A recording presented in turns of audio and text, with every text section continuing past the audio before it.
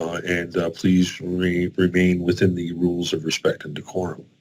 We will be getting started here shortly. Thank you for joining us this evening, and we look forward to a good council meeting with our new council member, Ms. Sonia Wilkins. Thank you very much, ladies and gentlemen.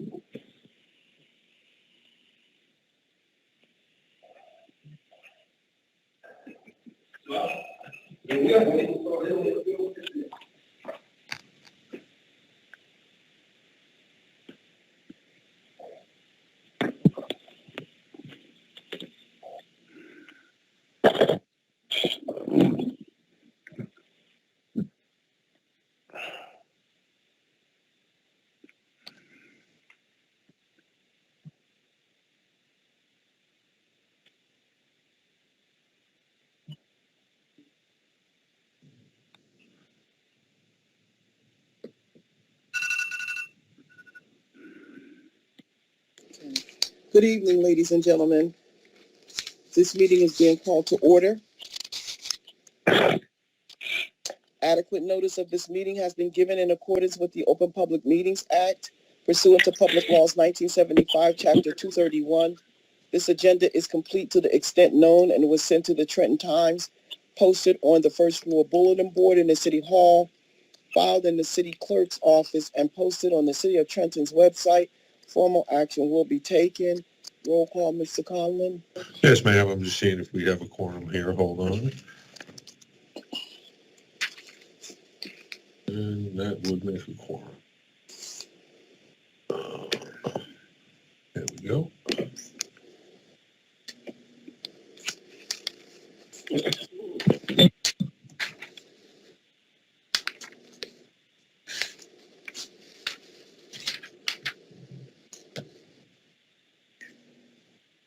Mr. Michelle, are you present, sir? Yes, I am. Okay, I just wanted to be able to identify the phone line so I can move that up front so I can see it. Councilman Harrison. I have you here, sir. I'm taking care of a couple of administrative things. Okay, ladies and gentlemen, Ms. Caldwell-Wilson? Present. Mr. Harrison? Present. Mr. Michelle? Present. Mr. Rodriguez? Present. Ms. Vaughn? Ms. Wilkins? Present. Council President McBride? Present. City Clerk Matthew Conlon is present. Legislative Counsel Edward Kaloji is present. Council President would like me to call the directors. A quorum is formed. Please. Mr. Cruz? Good evening, President. Mr. Cherry? Mr. Cherry? Good evening, I'm present. Thank you, sir. Mr. List? Mr. Conlon, can you identify the source of the instance? Mr. Liston? I'm present. Thank you, sir. Mr. Bridges?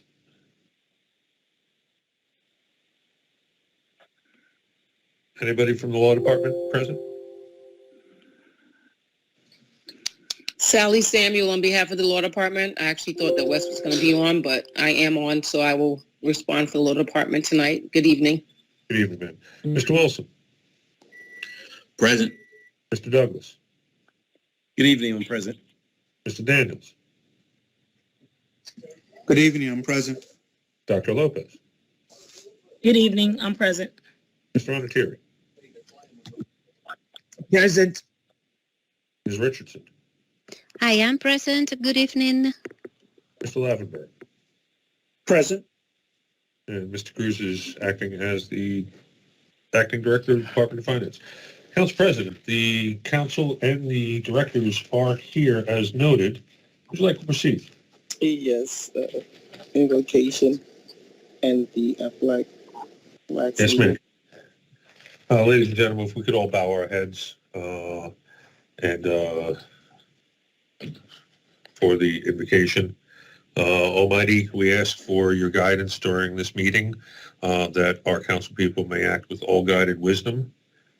We also ask that you remember the number of police officers throughout the country who have been killed in the line of duty this week, and that you remember their families and law enforcement officers everywhere. This we pray in your name. Amen. We could all rise for a flag salute.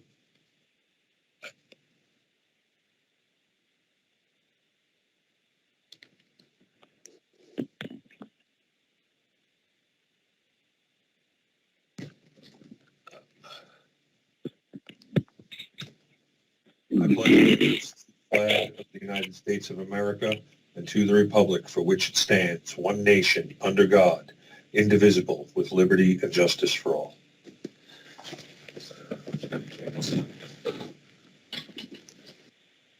Council President, there are no communications, petitions, and reports. We will get them caught up once we get restaffed. The ordinances, we have 3 public hearings this evening. Would you like me to start the public hearings for the ordinances, ma'am?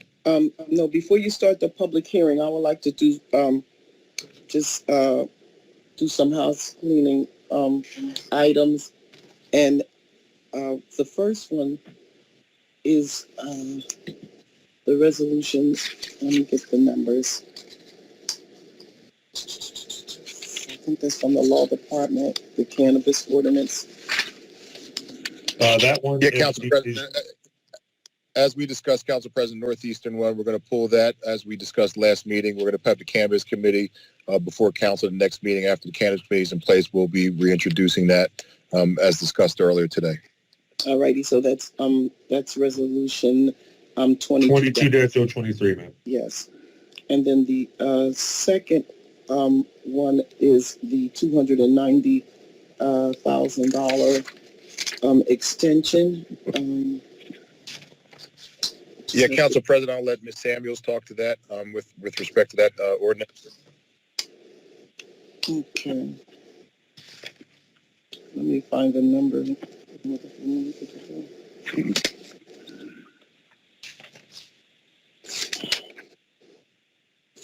Ms. Samuels, do you have the resolution number?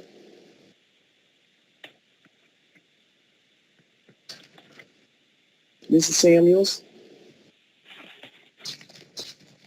She may not be on. I do not have the resolution number in front of me, but I did have a conversation with her. Maybe Director Daniels can articulate his thought with respect to that resolution specifically.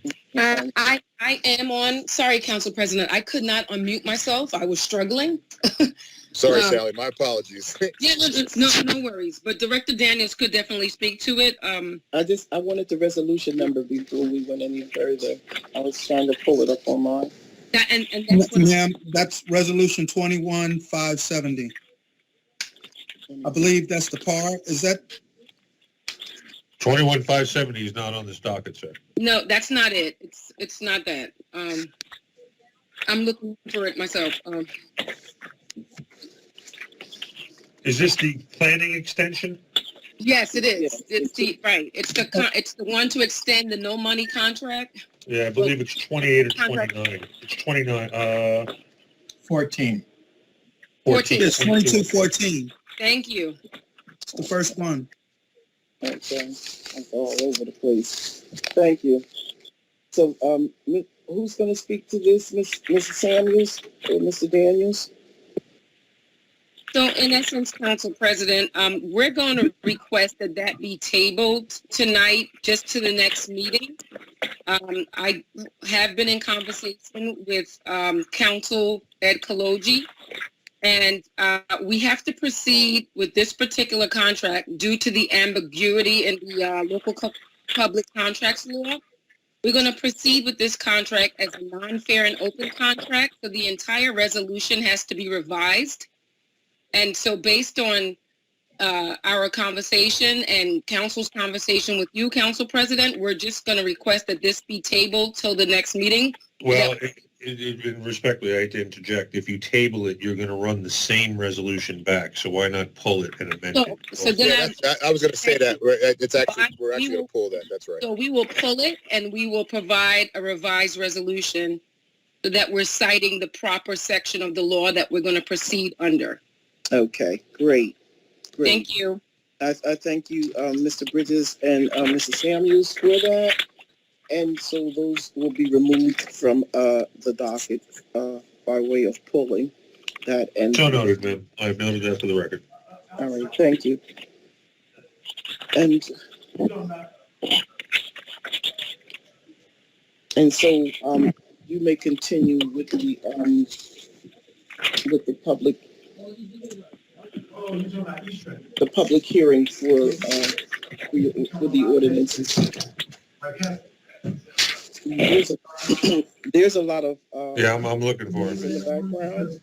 You talking about the one writing question?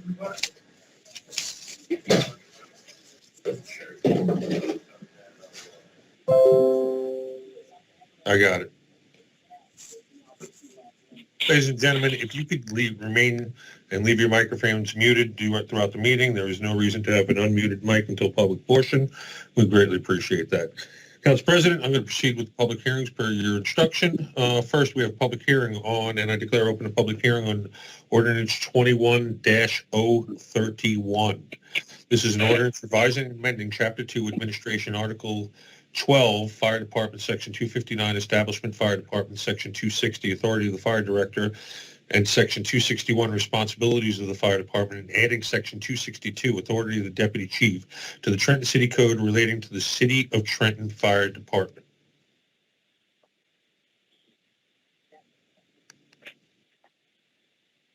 Ladies and gentlemen, if you... Hold on, I do have to open the floor to the public, sir. This is a public hearing. The public hearing is hereby declared open. Ladies and gentlemen, if you would like to be heard on Ordinance 21-031, please seek recognition now from the chair through me. Council President, we have Ms. Sherry Garrett for the public hearing. Go right ahead, Ms. Garrett. Ms. Garrett? Thank you, Council President McBride and the council body. I asked on Tuesday if we could hear, the public can hear, as well as council, the fire director. And has he made any input, or has he even seen this ordinance? Because it was a circus around this ordinance. You know, we were initially informed that everybody was on board with it. It had the support, and then there was some backlash. So where are we with this? Because I would like to hear from the fire director. Council President? Yes, Mr. Is that Mr. Douglas? Yes, it is, Council President. Can I speak? Yes, go right ahead, Mr. Douglas. Okay, thank you. First and foremost, thank you for the opportunity to address this ordinance. I'm glad to have the opportunity now, as I didn't have before. For what I surmise from this ordinance, first and foremost, it holds no merit. I read through the entire ordinance as it relates to the duties and responsibilities of the fire director and the deputy chief. First and foremost, it's not something that the administrative actually put out, to say the least, as it relates to my performance. If there was an issue with the performance of my duties and responsibilities since I've been confirmed, I think the administration would have an issue if they had a part in changing the ordinance, but that wasn't so, and they're in full disagreement of this particular ordinance. Secondly, the deputy chief's duties and responsibilities are that of already established by New Jersey Civil Service Commission.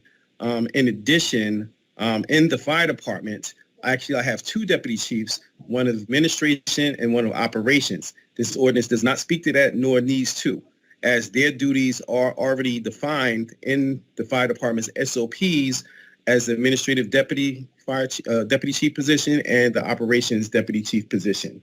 So for that, on that note, in addition to that, the fact that this ordinance it contradicts and conflicts the duties and responsibilities of the fire director and the deputy chiefs, as some of the wording is equal and the same as it relates to what they are responsible for. Overall, the director is ultimately responsible for the day-to-day operations and SOPs, rules and regulations, administrative and part operation duties as it relates that can effectively affect the fire department in general. But this ordinance, the way it speaks and the way it's worded, it throws conflict in the two positions. So on that note, is my suggestion to have this ordinance removed. It is already causing distinction in the department. In addition, it has no merit, and the duties are already laid out, not just only by Civil Service Commission, but their duties are already laid out by the SOPs that's already established in the fire department.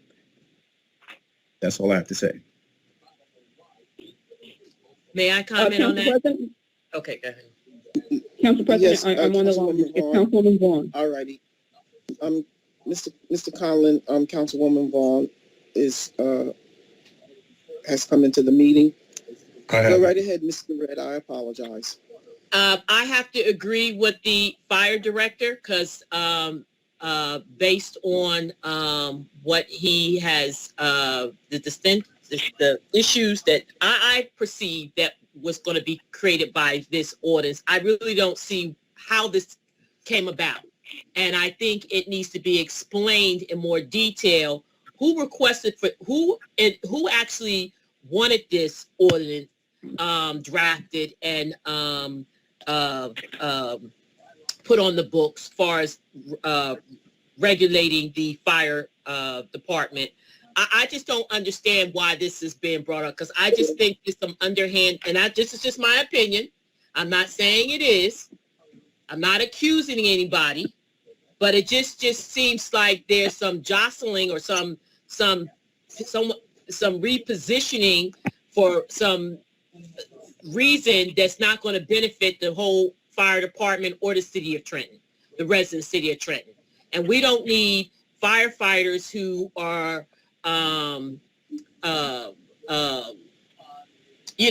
low morale, coming out and not really doing the best and not being able to perform their duties because they're stressed out on their job because of this ordinance and any other thing that changes the rank and or the authority of the structure of where it is now. So that's my concern. And I agree with the director. It just needs to be either tabled or removed off the docket.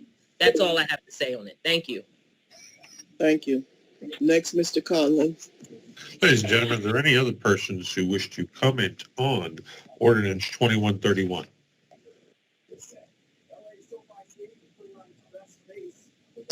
Mary Horn.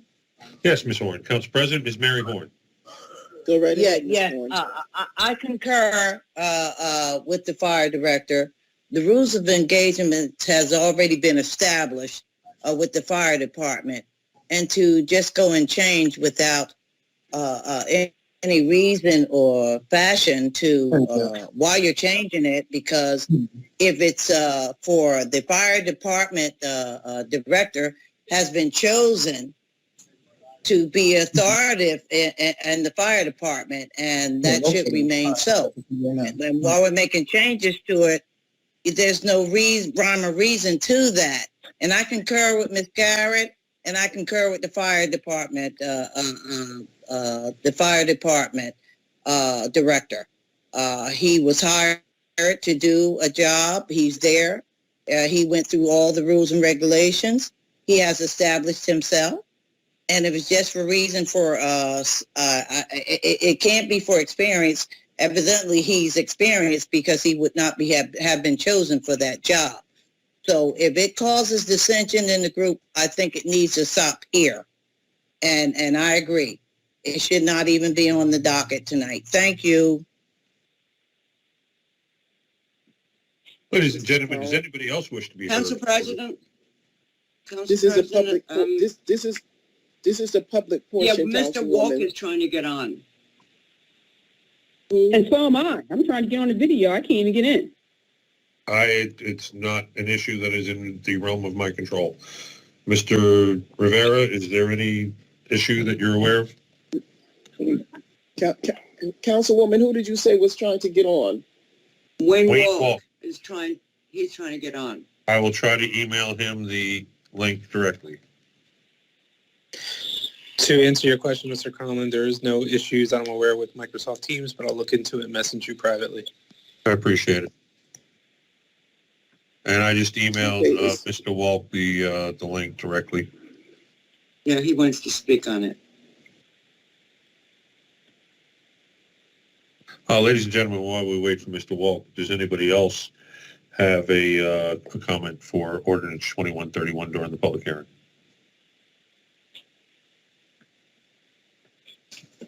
Hello? Yes, sir. Yes, this is Wayne. It's just very hard to hear you.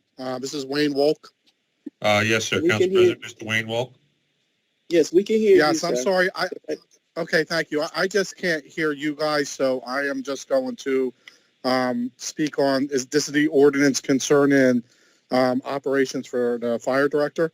Yes, sir. Yes, it is. Okay, may I speak, ma'am? Yes, go right ahead, Mr. Wolf.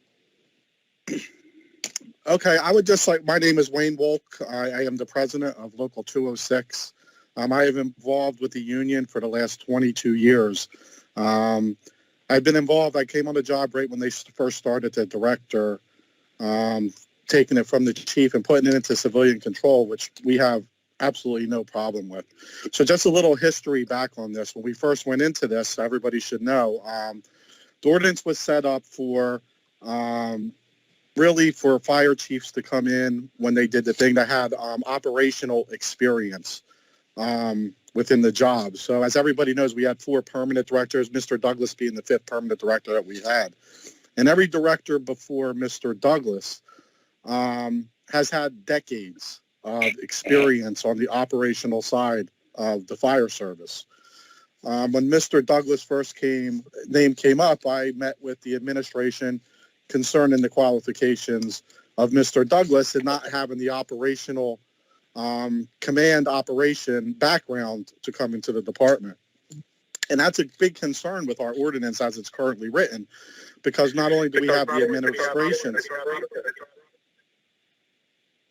Hello? Am I still here? Yes, sir, you are. Please continue.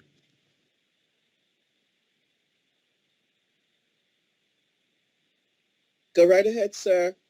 Can you hear me?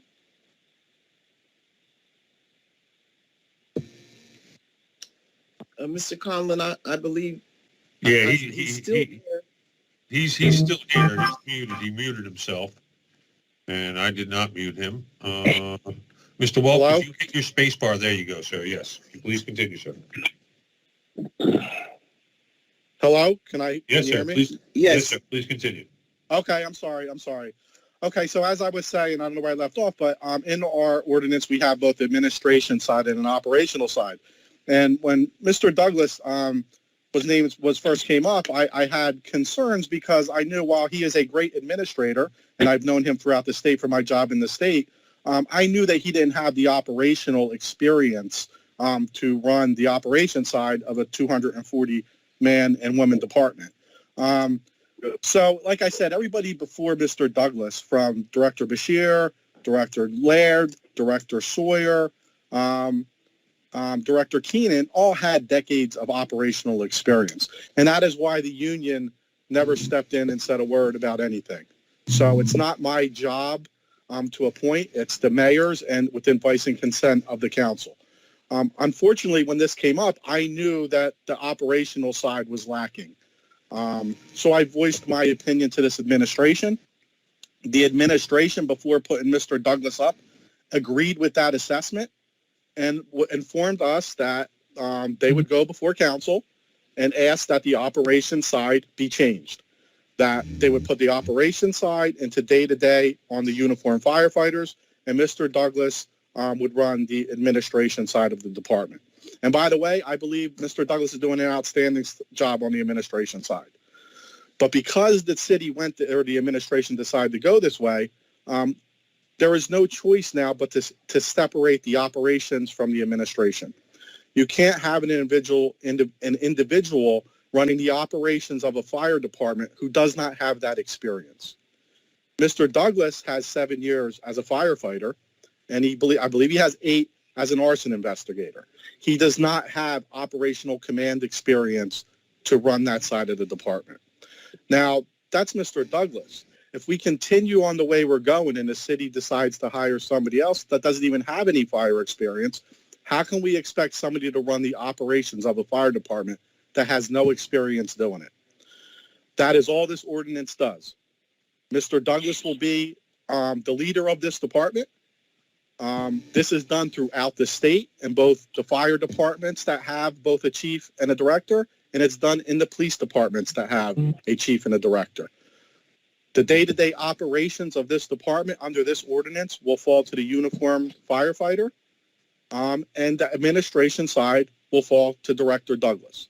That is the only change here. It's not a slight on Mr. Douglas. It's nothing like that. We have to look at it. And if we all sit back and say, listen, it's either you have the experience to run the operation or you don't. And it comes down to Mr. Douglas, for all his great attributes on the administrative side, he does not have the operational experience. That is the only reason why this was brought up. As I said from the beginning, this administration agreed. They put out the mayor, along with the chief of staff, actually put out an executive order that said exactly what I am just saying. Not correct. That they would work with this council, I have a copy, okay, and I have it from the chief of staff who sent it to not only me, but a member of council, that he had the executive order was approved. Now, that is a fact. And I don't come on here today, I don't lie. That's not what I do, okay? And I can show this. And this is not against Director Douglas. It comes down to, I have to worry about what do we do after Director Douglas?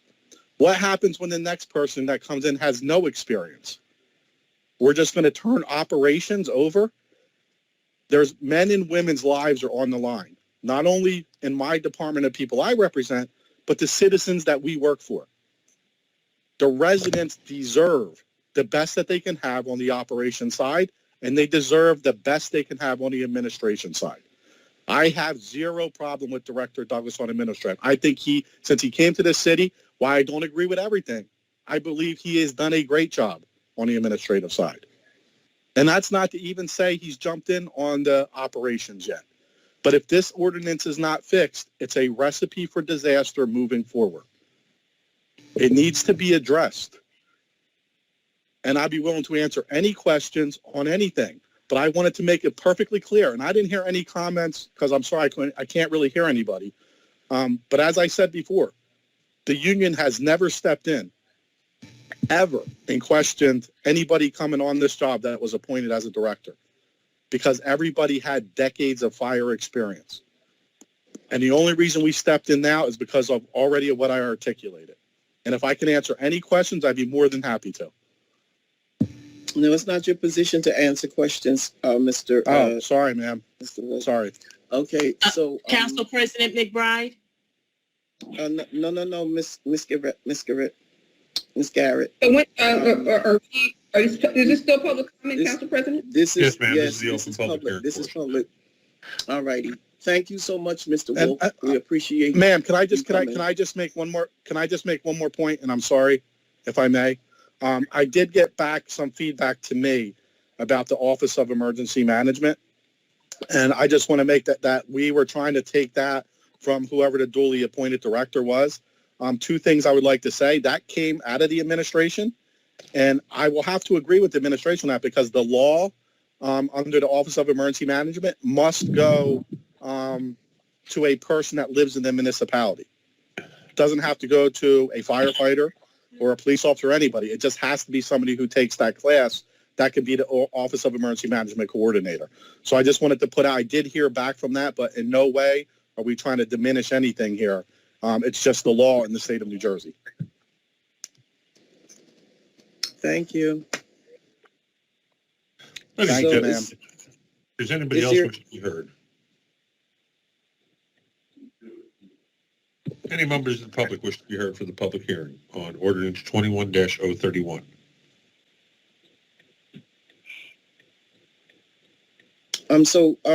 Before we open it up to the council, I would like for Mr. Cruz to weigh in on this, because the gentleman stated that you sent an email agreeing to the changes.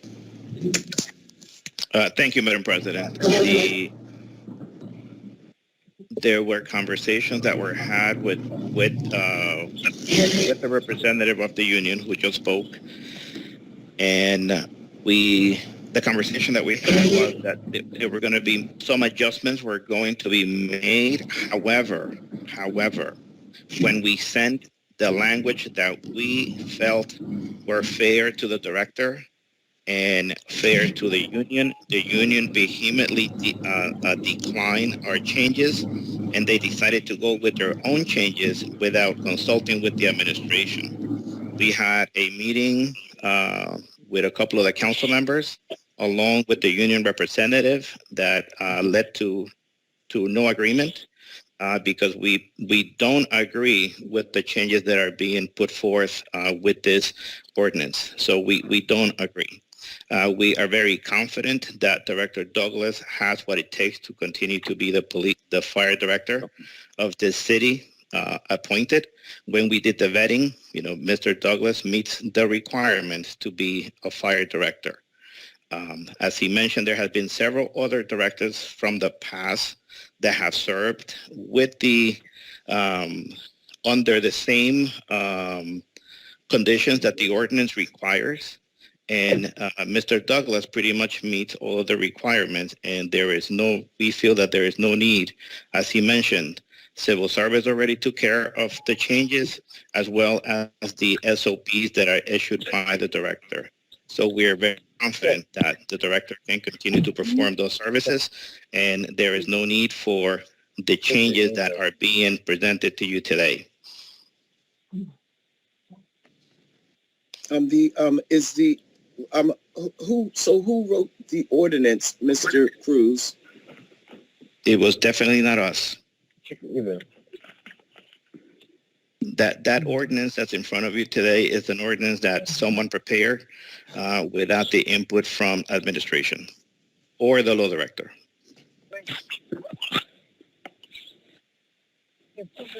Thank you, Mr. Cruz. So now, Mr. Collin, I would like to close out the public portion. A motion by Council President McBride to close the public portion of the hearing on public hearing on 21-031. Do I have a second? Second. I have a second by Ms. Vaughn. And Call the I roll, would please. like to open. Ms. Caldwell-Wilson, Yes. Mr. Harrison, Yes. Mr. Michelle, Yes. Mr. Rodriguez, Yes. Ms. Vaughn, Yes. Ms. Wilkins, Yes. Council President McBride. Yes. Public hearing is closed. Council President. I would like Council to open President, it up to the floor. Council Yes, President, go right Councilman ahead. Vaughn. Go right ahead. Please fasten passenger. I've disabled the Go right microphone. ahead. That's about the 5th time. So my apologies, Ms. Vaughn. Okay, no problem. So I am familiar with this ordinance. I had the opportunity to work with Mr. Wolf, the gentleman who just spoke. Some of the information that he's given, I mean, well, it's all consistent in what he had shared with me during our one-to-ones. He describes the position of a group of firefighters at the fire department, and I have met with the other side as well, majority of minority and black firefighters about this particular issue, and there seems to be a huge divide, and it's a concerning divide. And even further, introduced tonight to hear the comments from the administration, because on the onset of the introduction of this ordinance, we tabled it at one time so that each council member can provide some feedback and provide input. And I took a lot of time working through the ordinance and meeting with Mr. Wolk, and I even briefly had a discussion with Councilwoman Caldwell Wilson, who's introducing it tonight. And I'm very surprised about the comments coming out of Mr. Cruz, the business administrator, because I was told by Mr. Wolk, and hopefully I'm not misspeaking because that's not my intention to misrepresent Mr. Wolk's statement, but I thought that I was under the understanding that the administration knew about this, that they met with Councilman Harrison, they met with Councilwoman Marge Caldwell Wilson, the mayor, Mayor Reed Gussior, Mr. Cruz, and some other folks about this. So it's just astounding that Mr. Cruz says here tonight that this is not what the administration put forward. And I'm just going to say, because I'm going to sum up my comments. I had shared with Mr. Wolk time and time again during our conversations that I believe the onus belongs to Mayor Gussior. Mayor Gussior should be the one who introduced this ordinance. Mayor Gussior, Mr. Douglas, is his selection. This is his cabinet. This is his director. The council has given deference to the mayor each and every time he has introduced a director for advice and consent. And that's what most legislative bodies do. I explicitly told Mr. Wolk, I said, Mr. Wolk, I don't understand why is it that the union and the firefighters are even introducing this. If the mayor has concerns about his selection and the qualifications and background and experience of Mr. Wolk in the fire service, then he should have never presented him to council.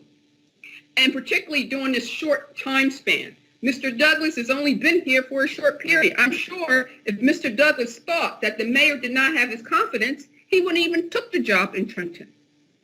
So again, I'm totally dismayed, and I point the finger at Mayor Reed Gussior for even wasting Mr. Wolk's time, the firefighters in the fire department, causing this divisiveness within the fire department between, quite frankly, the white firefighters and the black firefighters and minority firefighters.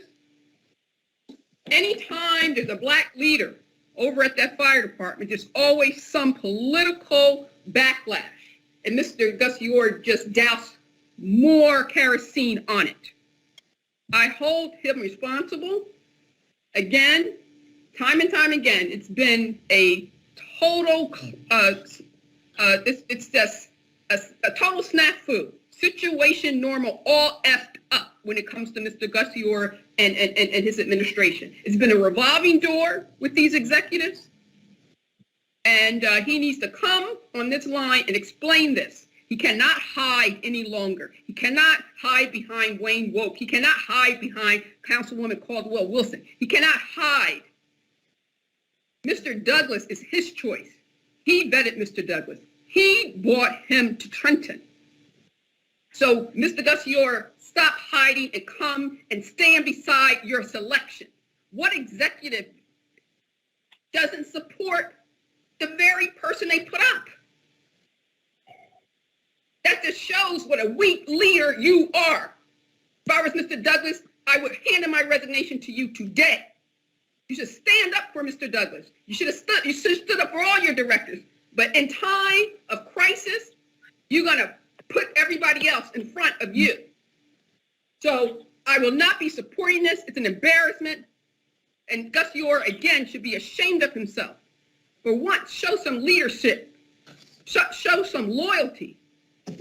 What manager, leader, doesn't support the very people he puts up? So I have confidence confident that, I mean, this is just a waste of time. We need to move forward and go on with the city, the business of the city, because clearly the people we got at the helm just aren't cutting it.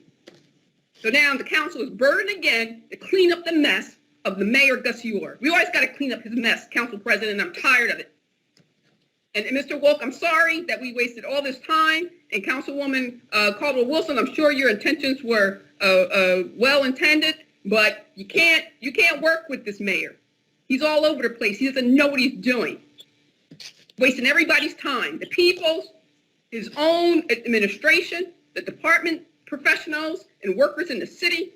It's a disgrace. I'm done, Council President, and I'm not supporting this. I'm not even voting on it. It's a no vote for me, and I'm done with it, and it's just sad. Thank you. I yield my time. Thank you. Council President? Yes, yes, go right ahead, Councilwoman Caldwell-Wilson. Yes, first and foremost, I would like to say when the director came before this body to be recognized for advice and consent, I raised this issue with the director, and he understood, and I said to him that I would be putting in an ordinance to adjust this ordinance, to amend it, to give him the authority to appoint a deputy chief over the operations, a deputy chief that has years and years of experience in operations. And he understood that. He also has had access to this ordinance. He's a part of the administration. He can go to the administration and get a copy of any ordinance and take a look at it. Mr. Harrison and myself had meetings with the administration, and from the very beginning, Mr. Cruz was a no on this. So he was speaking personally on this ordinance. And my concern is not so much about all the infighting in the firehouse. My concern is about the safety of our community. And to have someone in charge of fire operations that only has like 7 years experience, as opposed to a chief, a deputy chief, who has decades of experience in the operations of firefighting. And that does not take the director's authority away from him as a director. He appoints whatever deputy chief he chooses to run those operations and work with him. And I've heard good things about our director on the administrative level. I've heard other things too. So I would urge my colleagues to support this. I appreciate Ms. Vaughn. She did give some input, and I worked with her to put amendments in this, and for her to go back on her word, well, that's neither here nor there. But that's all I have to say. Thank you. Madam President.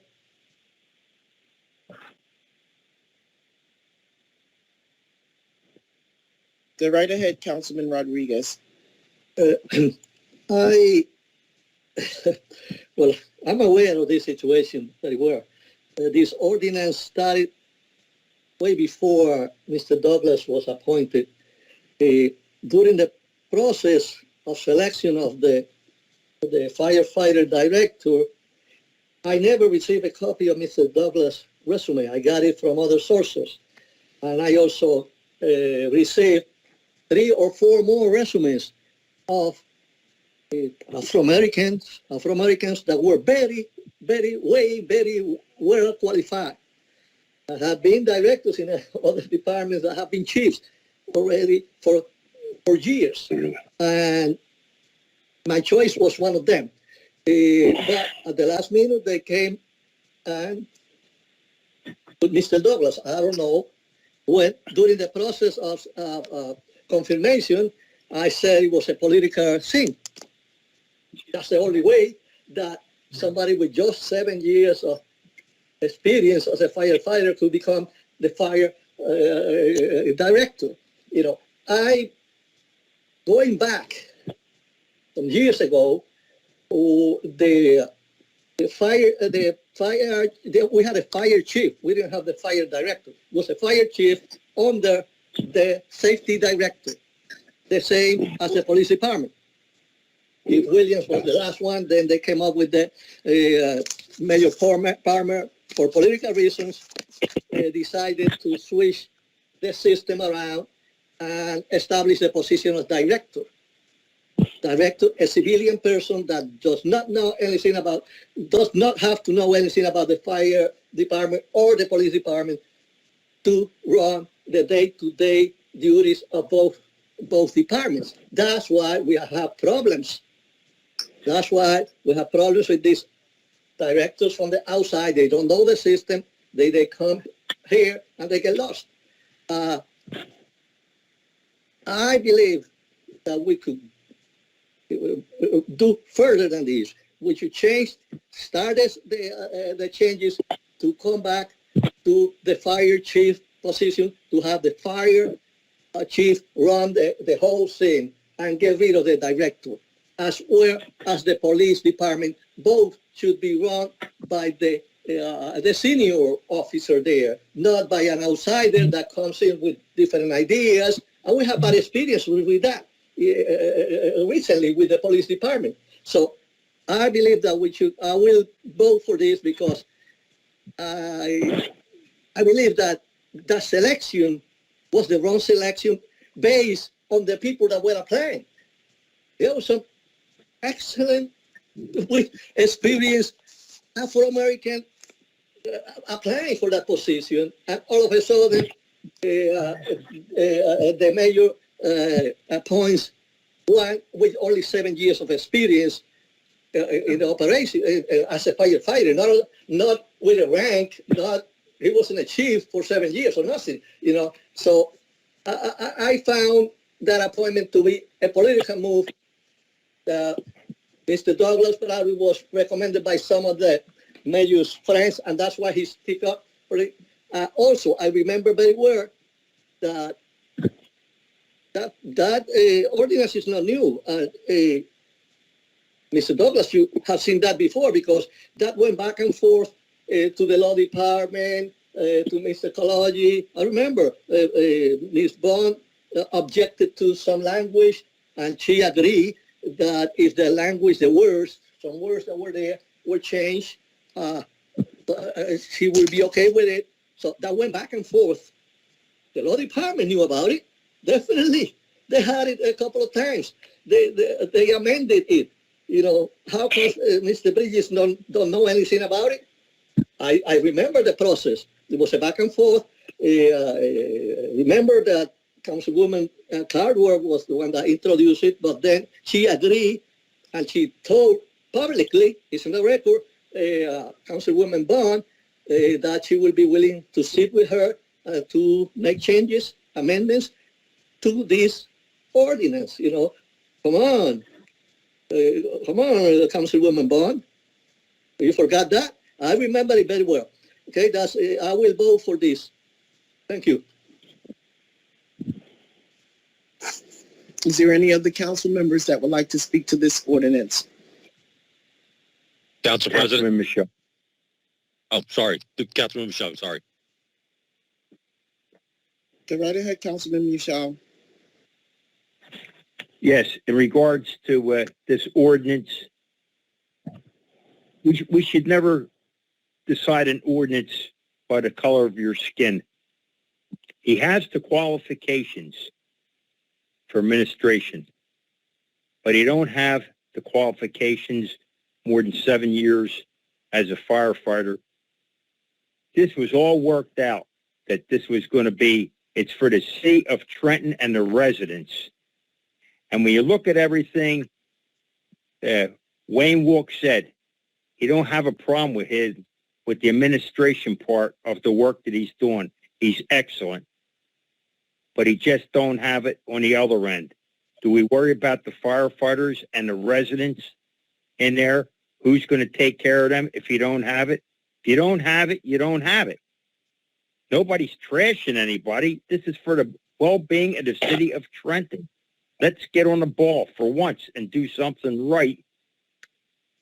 That's all I have to say. Thank you, President. Mr. Councilman Harrison? Yes, thank you, Council President. Like Councilwoman Caldwell-Wilson had said, during confirmation, we had brought this up. Mr. Douglas was aware of our concerns about this. We brought it up to each of our colleagues. They made different changes to it. So we were under that everybody had made their changes that they agreed with and that we'd be moving forward. I agree that Director is doing a wonderful job administratively, but I also agree operationally he does not have the experience. We brought that up during the confirmation. It's nothing against the Director, but at the end of the day, we said it during the confirmation. Councilman Caldwell-Wilson did, and so did I. So it's nothing against him. I think he's doing a wonderful job administratively, but I think this is the right idea, and I will definitely be supporting this. Thank you. If there's no one else that would like to speak to this. Council President, I just have one thing to say if I can. Yes, go right ahead. I just want to say that yes, I did, as I mentioned, I worked with everybody on this ordinance, and I can't say that for my other council members. They didn't provide any inputs, and that goes for Councilman Rodriguez.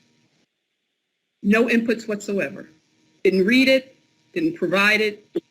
So as business as usual with certain council members in that respect. And they get on the call and vote blindly without doing their homework, as usual. So I did my homework, and I stood steadfast in my word. So, never met with Councilman Rodriguez on this ordinance. He never had anything to say, but he's going to come grandstand and try to challenge me and try to say that I am not being honest here. So, and I did call and contact Caldwell-Wilson on this ordinance, and she knows it. But I spoke with her briefly about it, but she directed me to Mr. Wolf. And I worked extensively with Mr. Wolf, on this. And he's the only person that I worked extensively with, not one of my council members. So, and I will say, if we want to talk about the qualifications of the fire director to take on operational duties, I just want everyone to be clear here, my council members, who did no research. If they read the description for civil service and for the deputy fire chiefs, nor do they have the experience either. So you're going to give. So I would like, and hopefully council, I don't know if council president would permit it, who has expertise here tonight? Is that Wayne Wolk? Is that Mr. Douglas, who could tell us the experience of, the background experience of the deputy fire chiefs to take on these particular responsibilities? Because the way civil service has it described, they do not. So, and that's a fact. So if Councilman Rodriguez would go onto the civil service website with his job descriptions for the deputy fire chiefs, they do not have fire chiefs experience. So when Santiago Rodriguez talks about, let's go to the fire chiefs, so he's willing to give the deputy chiefs this responsibilities when they never held the role of a fire chief either. So why the double standard for Mr. Douglas? So, and that's a fact right there. That I believe that the deputy chiefs do not have the experience to take on the operational duties of the fire service, and I'm speaking from factual data as per the Civil Service Commission. And the deputy chiefs are civil service employees, unlike the fire director is an appointed role. So I want one of my council members to challenge me on that fact. Thank you, Council President. Council President. Yes, go right ahead, Councilwoman Caldwell-Wilson. Yes, and I didn't want to bring this up, but I will. In the fire director's previous employment in the fire company, an arbitration case was brought up, and they took the responsibility of operations from him. Thank you. I would let Mr. Douglas, if you would like to make a comment, you can.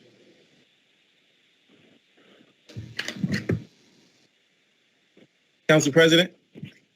Yes. Yes, to answer Ms. Caldwell Wilson's question, that's absolutely false statement. That is a no, at all. That's an absolute no. And as it relates to my experience, I was 7 years as a director before I became a director for the city of Trenton. So my experience is more than supersedes exactly what you think I don't have in operations. On top of the fact that my experience exceeds beyond 7 years in the city of Newark Fire Department. So if you read my resume, you'll see actually what's on there. I'm finished. Council President, I don't want to have a discussion on this. Council President? Yeah, yes, go right ahead. Okay, I kind of agree, but at the end of the day, when the confirmation was talked about, Mr. Douglas knew this, knew that this was going to be changed, but now he's saying he does not know that. I have a hard time remembering. We both brought it up. At the end of the day, we have two 20-year veterans with experience. So my thing at the end of the day is, I don't know, not sure now why all of a sudden we're not remembering, because when it was confirmation time, we had both brought it up.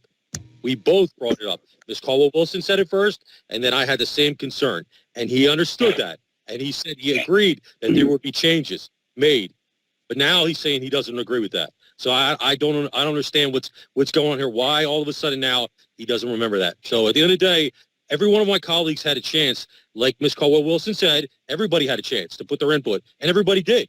Everybody did. But you're right. I don't think we should be attacking each other. And I think Mr. Douglas is doing a great job. I'm not trying to attack him. But at the end of the day, when you were getting confirmed, we had brought this up, publicly said it out to everybody that we had concerns. He understood that we had concerns, and he agreed that with our concerns.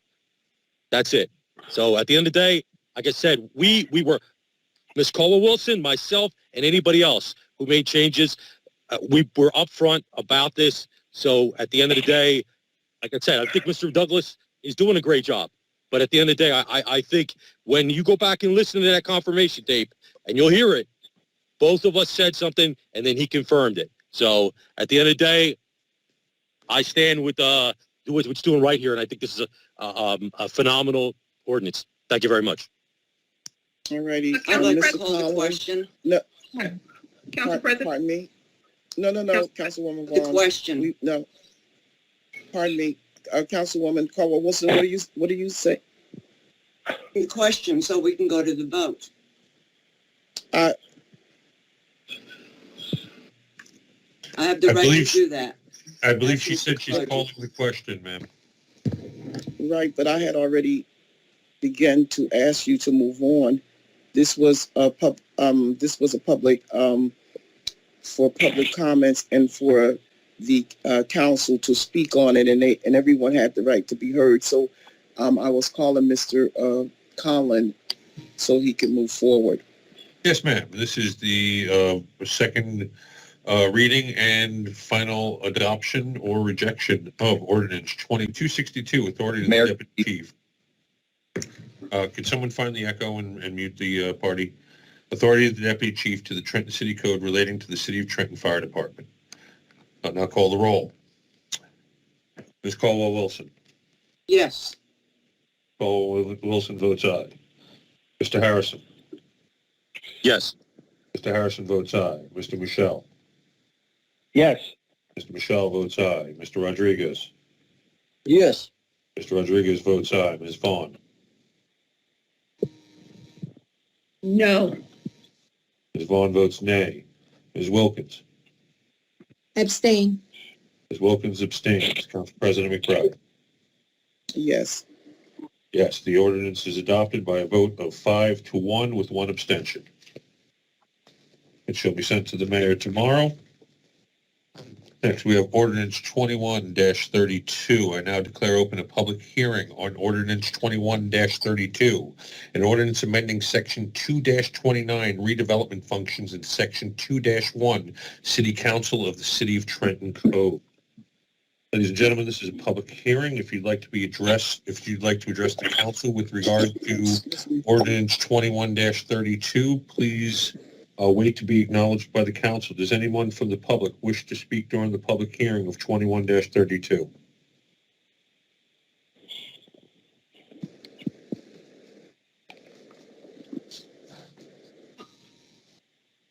Council President Kendra, and if Kendra, if you could identify yourself for the record for the public hearing.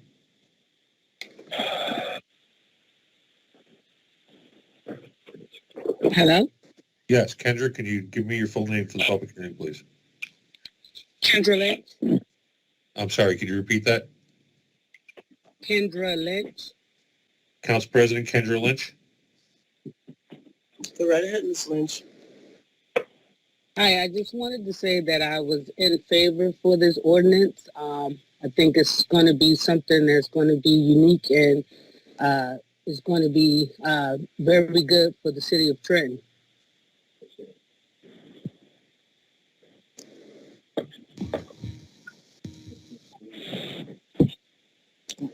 Mr. Collins, you may continue. Yes, thank you, Ms. Lynch. Ladies and gentlemen, Council President Ms. Sherry Garrett. Go right ahead, Ms. Garrett. Let me get this ordinance. Ordinance 2132, you know, I have spoke on this. Excuse me one second. I'm perplexed. I just, after this 2131 discussion and review, and listen to somebody say at the end of the day, I don't think that, and after the land use development ordinance presentation, I think we need to put pause on this, because when we start talking about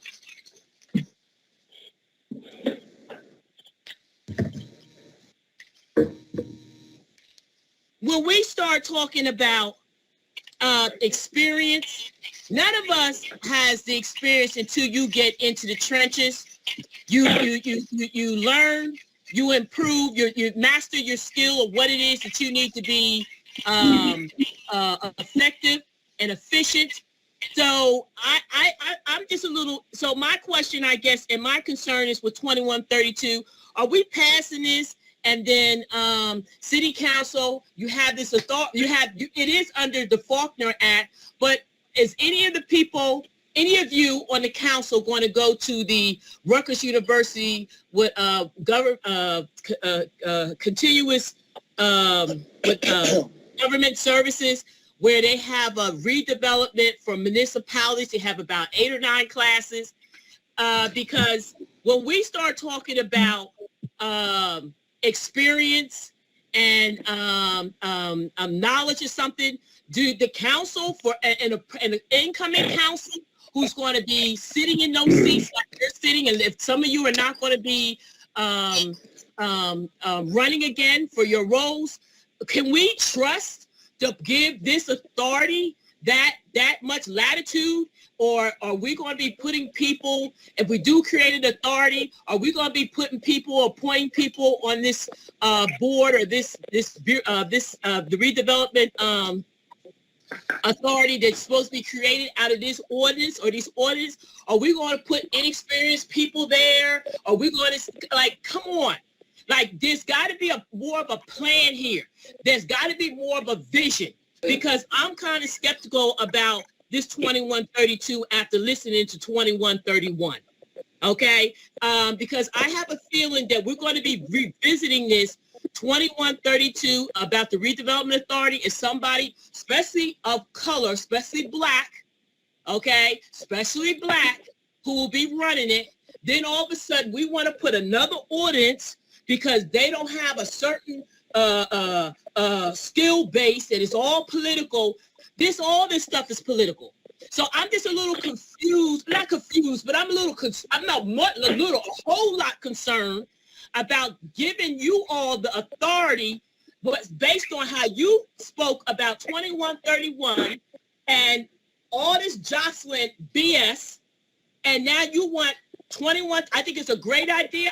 I'm looking for Trenton to grow, but I don't trust the people who are pushing this to be able to do the right thing and make the right decisions.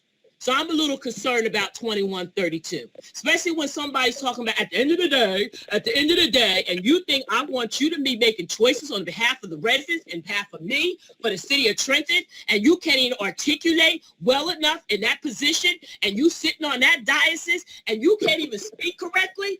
Give me a break. Thank you. Thank you, Ms. Correct. Okay, please find and mute that party. Disable their microphone, please. Ladies and gentlemen, does anyone else wish to be heard for the public hearing? Council President, Ms. Chowdhury? Yes, go right ahead, Ms. Chowdhury. Hi, thank you. I have a question, and it kind of continues on with some of Ms. Garrett's comments, and that question is, how does changing the jurisdiction of this department change the mission or the vision of this department? Public housing has for decades been, I don't know what I should call it, a challenge, close to a disaster in some areas. It's just led to concentration of crime, concentration of drug use, negligence through the, municipalities are supposed to be operating these programs. So my question is, what is going to be different outside of the jurisdiction? Is there a different mission statement? Is there any kind of different approaches? Is there any accommodation for that? Or are there going to be any roles that are included or implemented or initiated that can change public housing? Trenton doesn't seem to have the safest public housing, nor do a lot of urban areas throughout the nation. So if anyone could speak to that on the council or someone who has more experience than me in public housing, what are real actionable changes that happen with this shift? So, Mrs. Chowdhury, this ordinance is to formalize a redevelopment agency. Right now, the Trenton City Council is the redevelopment authority. And if you look around the city of Trenton, there have not been any rural development because there haven't been a plan, there haven't been a vision. So when you create a redevelopment agency, what you do is you bring in all professionals that have years of experience.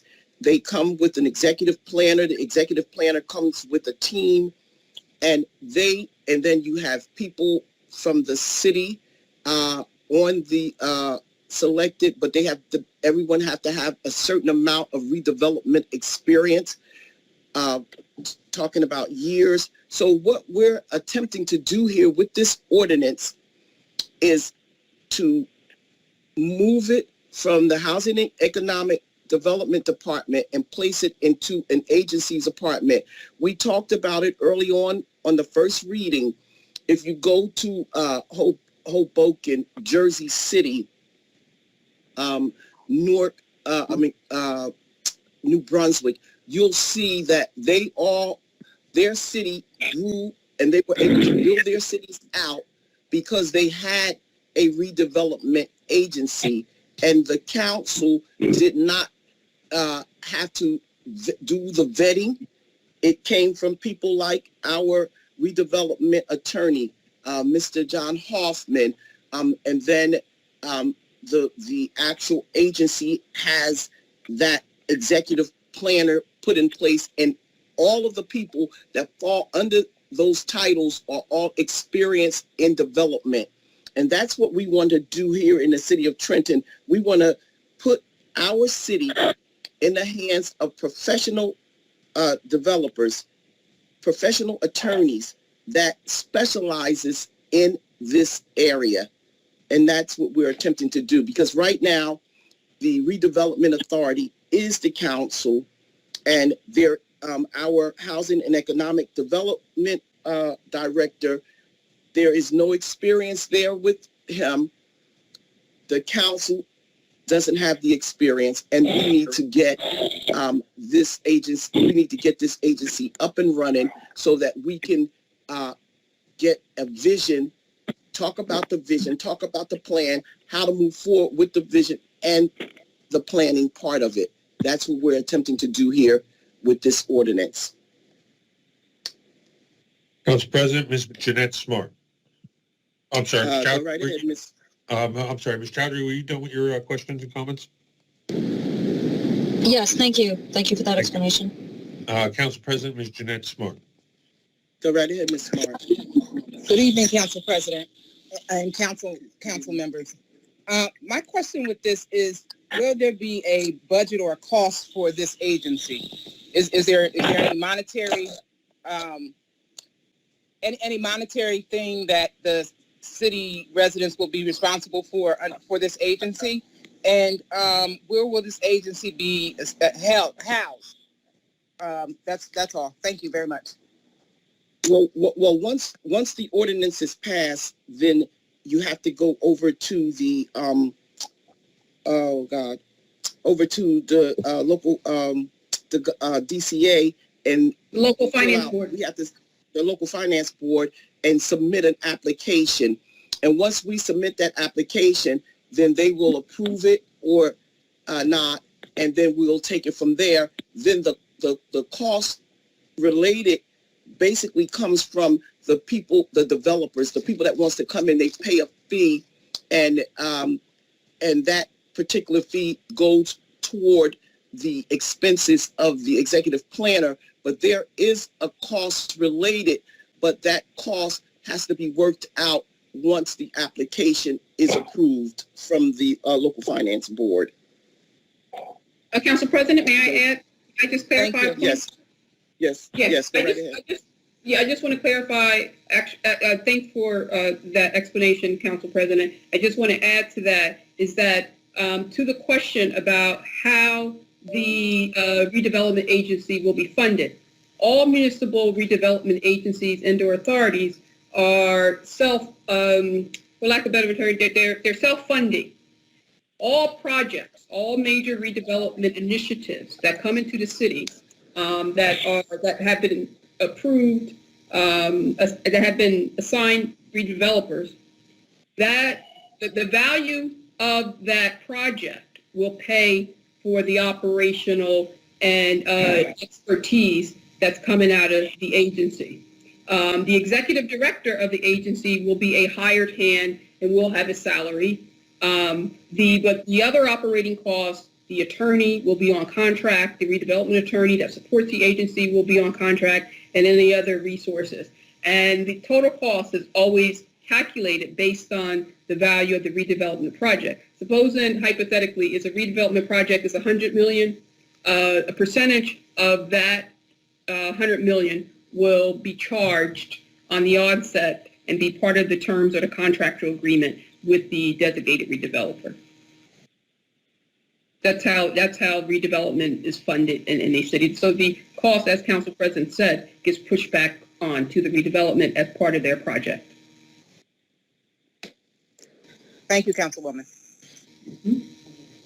Mr. Collins, anyone else to speak to this ordinance? Yes, ma'am. I just want to add, Council President, with no burden to the taxpayer, nothing. Thank you. Council President, Mr. Dan Fatton. Yes, Mr. Patton, go right ahead. Thank you, Council President, and thank you for your explanation of how this would be paid for, because that was a concern. I think the problem with the description of how this will work, though, is twofold. One, has any market analysis been done about Trenton's ability to have a $100 million project? In theory, yes, the cost will be borne out by the redeveloper.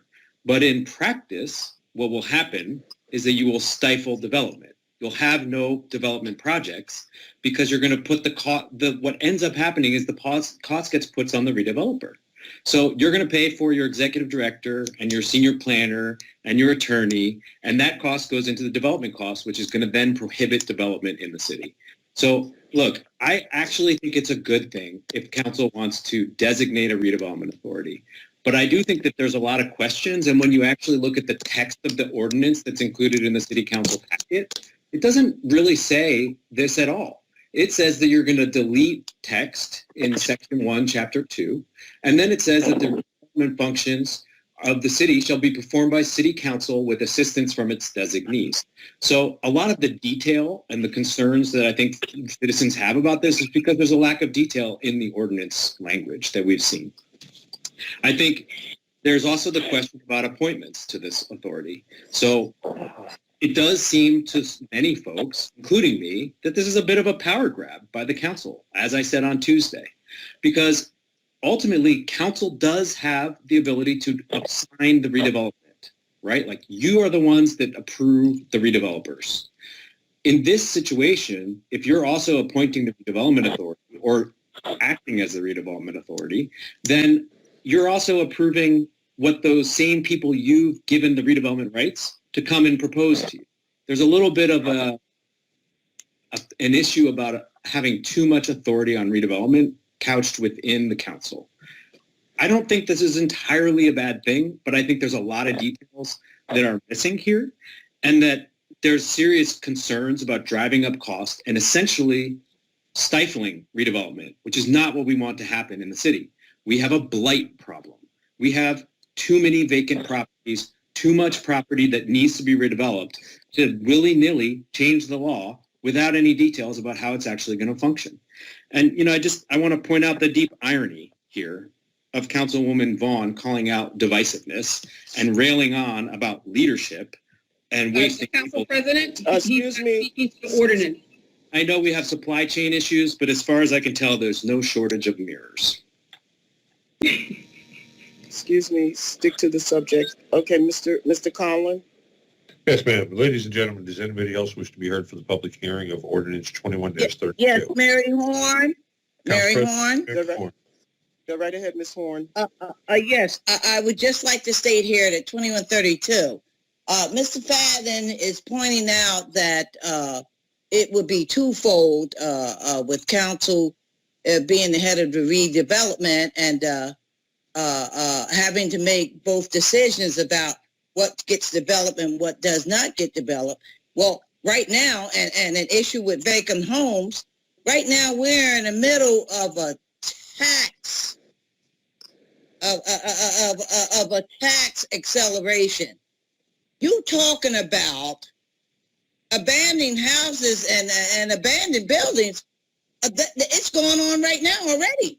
So you can't favor one over the other. What people may not even be given a chance. I'm going to try to stick to the subject. I'm going to go off on a tirade with that. But abandoned buildings, our tax acceleration is going to do that right now, just like Fannie Mae did with in the state of New Jersey. We had more homes and foreclosures than probably any state. I don't want to speak to that. I don't really have the numbers, but we were really up there. Okay? So I think this is a chance to make a change to something that's not working right now. I really do. I believe in it. So I'm all for it. Let council take the reins of it and let's do something different. Why keep kicking the can down the road and traveling the same road as we have earlier and nothing's changed? So why stifle? If this will make a change, let's give it a chance, because it's certainly not happening right now. So let's change the status quo. Let's do something different for the taxpayers in this city. Mr. Fadden, you come on here and you say things, and we'll talk about things down the road at this council meeting. But I think I'm all for 2132, and I think we should make it happen. And I hope the council will vote on this. Even though, council could have differences or different opinions on different ordinance or in a resolution, I really do think that you need to come together on this. This would be something to have a good start with. We're talking about the here and now, and anything in the future is unforeseen for anyone. So let's get this going. Thank you. That's all I got. Alrighty, so Mr. Collin, I move to close the public portion of this if there's no one else to Council speak. President, Mr. Wesley Bridges would like to speak. What? Mr. Bridges, this is a public portion, Mr. Bridges. He is a member of the public. He does have First Amendment rights, ma'am. But he serves as the law director. Incredible. That's incredible. Get out of here. That's never happened before. Wait a minute. Let me go to Mr. Kaloji because I'm like, I have to get a legal opinion on this. Mr. Kaloji? Well, the law does say any member of the public can speak, and Mr. Bridges is technically a member of the public. I'd like to hear what he has to say, if it has to do with the legality of the ordinance or what. I think it's a conflict. It is a conflict because he represents the Council. Well, that's right. And he represents. You don't know if it's a conflict until I talk. Well, I'm asking Mr. Please, sir, Kaloji. please let them have their discussion. Mr. Bridges. No, I'm telling you, it's not a conflict until I talk. Well, I want to see some statutes. Mr. Kaloji, better produce some statutes, Excuse Mr. me, Kaloji. Councilwoman. A point of order, Councilwoman Vaughn. Mr. Bridges, Mr. Kaloji said, as a member of the public, you are allowed to speak. I simply want to point out. I simply want to point out that this does not create a redevelopment agency. I think if there is additional conversation between the administration and council as to the logistics of this and the actual creation of a redevelopment agency, that would go a long way. But this ordinance, as it currently stands, places the redevelopment functions entirely in council's hands without any checks and balances, with unfettered discretion to do what they want. Similar to the opinion, the order of Judge Jacobson when this matter was before her and the redevelopment piece was there, it was very clear and explicit that the administration and the council have a duty and obligation to work with each other pursuant to the Faulkner Act to come up with a proper redevelopment process. I understand what council is doing, and quite frankly, I appreciate the desire to have a more robust redevelopment plan. However, this plan doesn't do that. This plan vests redevelopment entirely in council's hand without any checks and balances. And I would just suggest, as a member of the public and as a business owner who owns a business in the city of Trenton, that the council and the administration do what was ordered by Judge Jacobson, working together to create that redevelopment process and that redevelopment agency. But for that, I don't think that this is not only do I think it's pursuant to the Faulkner Act, but I think it goes against the spirit and understanding of redevelopment in every municipality, in every city, including Newark, including Jersey City, including Ewing Township. So I would just make my comment that I think we need to go back and look at the ruling from Judge Jacobson, who not only considered the briefs of administration, but considered the briefs of council, and was very clear that both administration and council have to work together to create a redevelopment process that's pursuant to the Faulkner Act. That's my only comment. Thank you for your time. We see that order, Mr. Bridges. You saw the order. It's online. You can grab it yourself. Grab it yourself. You know, you've seen the order. Sir, please Stop be lying. respectful, sir. Stop giving Ms. You don't have the order? You don't have Judge Jacobson's order? No, if you're going to speak on it, you should present it instead of misrepresenting what she wrote. You don't have Judge Jacobson's order? Yeah, I do, but that's your duty. You don't have Judge Jacobson's order? That's a different issue. No, it's not. No, it's not. For the law director of the city to get on here and give the council and this public erroneous, incorrect. Kathy, stop calling my name. I know my name. Yes, because you need to stop. The floor is not yield to you. Well, you seem to only know my name when everybody else is speaking. Yeah, but you're interrupting. Well, I'm gonna stand down, Council McBride. You go ahead. Well, come on now. Okay? So No. thank you, Mr. Bridges. Thank you, Mr. Bridges. Thank you, Council President. I appreciate the time. So, Mr. Collin, we can move to close the public session. Council President, I still have more people. I have Tracy Oh, Stack. okay, go right ahead. I didn't see you calling anyone. Thank you. Thank you, Council President. Thank you, Council people. Good evening. On reference to this ordinance of... What's your name? My name is Tracy Syfax, City of Trenton.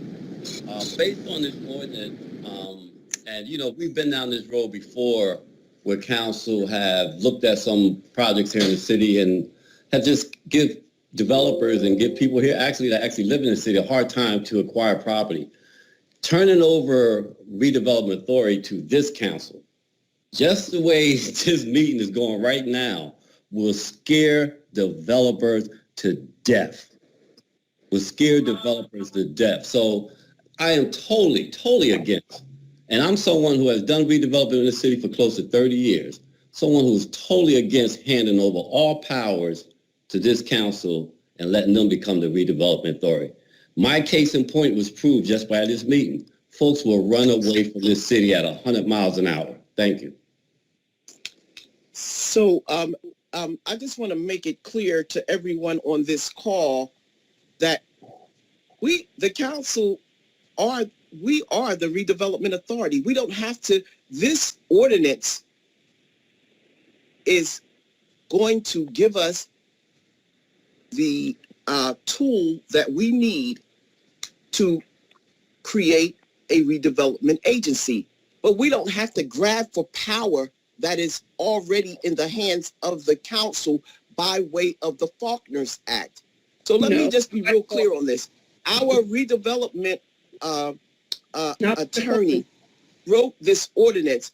Our redevelopment attorney and the attorney that won the case for the council that was brought forth by Mayor Garciora in the courts. So we're not grabbing for power. The Faulkner's Act automatically deems the city council the redevelopment authority. And that's the way that the law reads. And Mr. Kaloji, I would appreciate it if you would please come on this line and read that Faulkner's Act to the public. Can we get that done? What provision of the Faulkner Act, then? The provision that gives the Council President, may I speak? Pardon Council President, may I speak? We're still technically in public So, portion. my understanding is the redevelopment authority and agency is the municipal council, and that's across the state of New Jersey. It's not, as Council President said, this council is not, it ain't no power grab. The state statute already grants the municipal council as the redevelopment authority of the city, period. So all this grandstanding by some developer who made no footprint in the city of Trenton, you can just call yourself a developer. Let's stay to the. So all I can say is that the statute that we're looking for that grants the council, the municipal council, statutorily redevelopment authority over publicly owned property is the New Jersey local redevelopment and housing law. And that's the statute, Mr. Kaloji. So NJSA, I'm going to say the statute stated, it's probably in the ordinance. NJSA 40A:12A through 1. Oh, I'm back. So the local redevelopment and housing law grants the municipal council. So there's no power grab here. Actually, it is the mayor who is trying to usurp and grab the powers of the council. So he has no authority in the New Jersey statute to have any authority or any jurisdiction over redevelopment. It would be a conflict for the mayor to do that. It is appropriate for the council. That's the check and balance that the council has with redevelopment and contracts. The mayor can go out and contract redevelopers. It's the council who has to approve it. So everyone needs to educate themselves on the matter, and I would encourage everybody to read the New Jersey local redevelopment law before you come in front of your municipal council. It is the mayor. So Mr. Collin, can we move back to the public? Because I was asking Mr. Kaloji to cite some law here for me. Councilwoman Vaughn, she cited the state law, but can we go back to the public, please? Yes, ma'am. I have Kaja Manuel. Yes. Go right ahead. Hey, thanks, Mr. Collin. Thanks, President McBride. I don't even know where to start. I think some of the concerns that a few people who spoke before me are valid. But as someone who grew up here and spent the first 30-some years of my life poor, seeing blight, I drove down North Warren Street today, and there's literally a house standing on popsicle sticks, Chauncey and North Warren, or South Warren rather, not too far from Henry. What has the current way we do business done for the past 30 years? Since the time I was born to now, what has it done? I understand the concerns with, the way the current council has, had its, dysfunction and all that, but what has it done? Since the time I was born to now, nothing. I've seen nothing but violence and poverty, and most of it's because of economic development and the lack thereof. And I agree with Miss Mary Horn. It's almost like we're kicking a can down the road. At least now, if this does pass, one thing that will be different is the person in charge of economic development will be from the city of Trenton. It won't be somebody appointed who lives in Essex County. It won't be somebody appointed who lives 50 miles away. It'll be somebody that the people voted in who lives here. Who lives here, who grew up here, who worked for that vote. And I'm not speaking as a candidate. I'm speaking as a young professional man who came back, who couldn't even afford his first home if it wasn't for Uncle Sam. I had to go do that, sign my life away just to afford a home.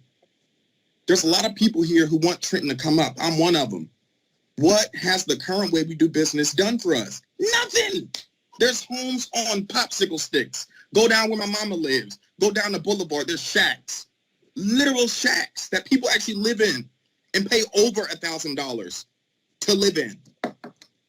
I understand people's reservations with how council is, but the current way we do business ain't working, and it hasn't worked for the past 3 decades. And I'm afraid that if we don't change this now, sure, great, we can pull this ordinance up after a new council's elected in, but we're still going to try it. We have 10 months until the next election. I think this is the right choice. Whether or not it's the right choice with this council, people can say yes or no. At the end of the day, they were elected. And at some point, the people elected them. And they already hold the power. It's in the Faulkner Act.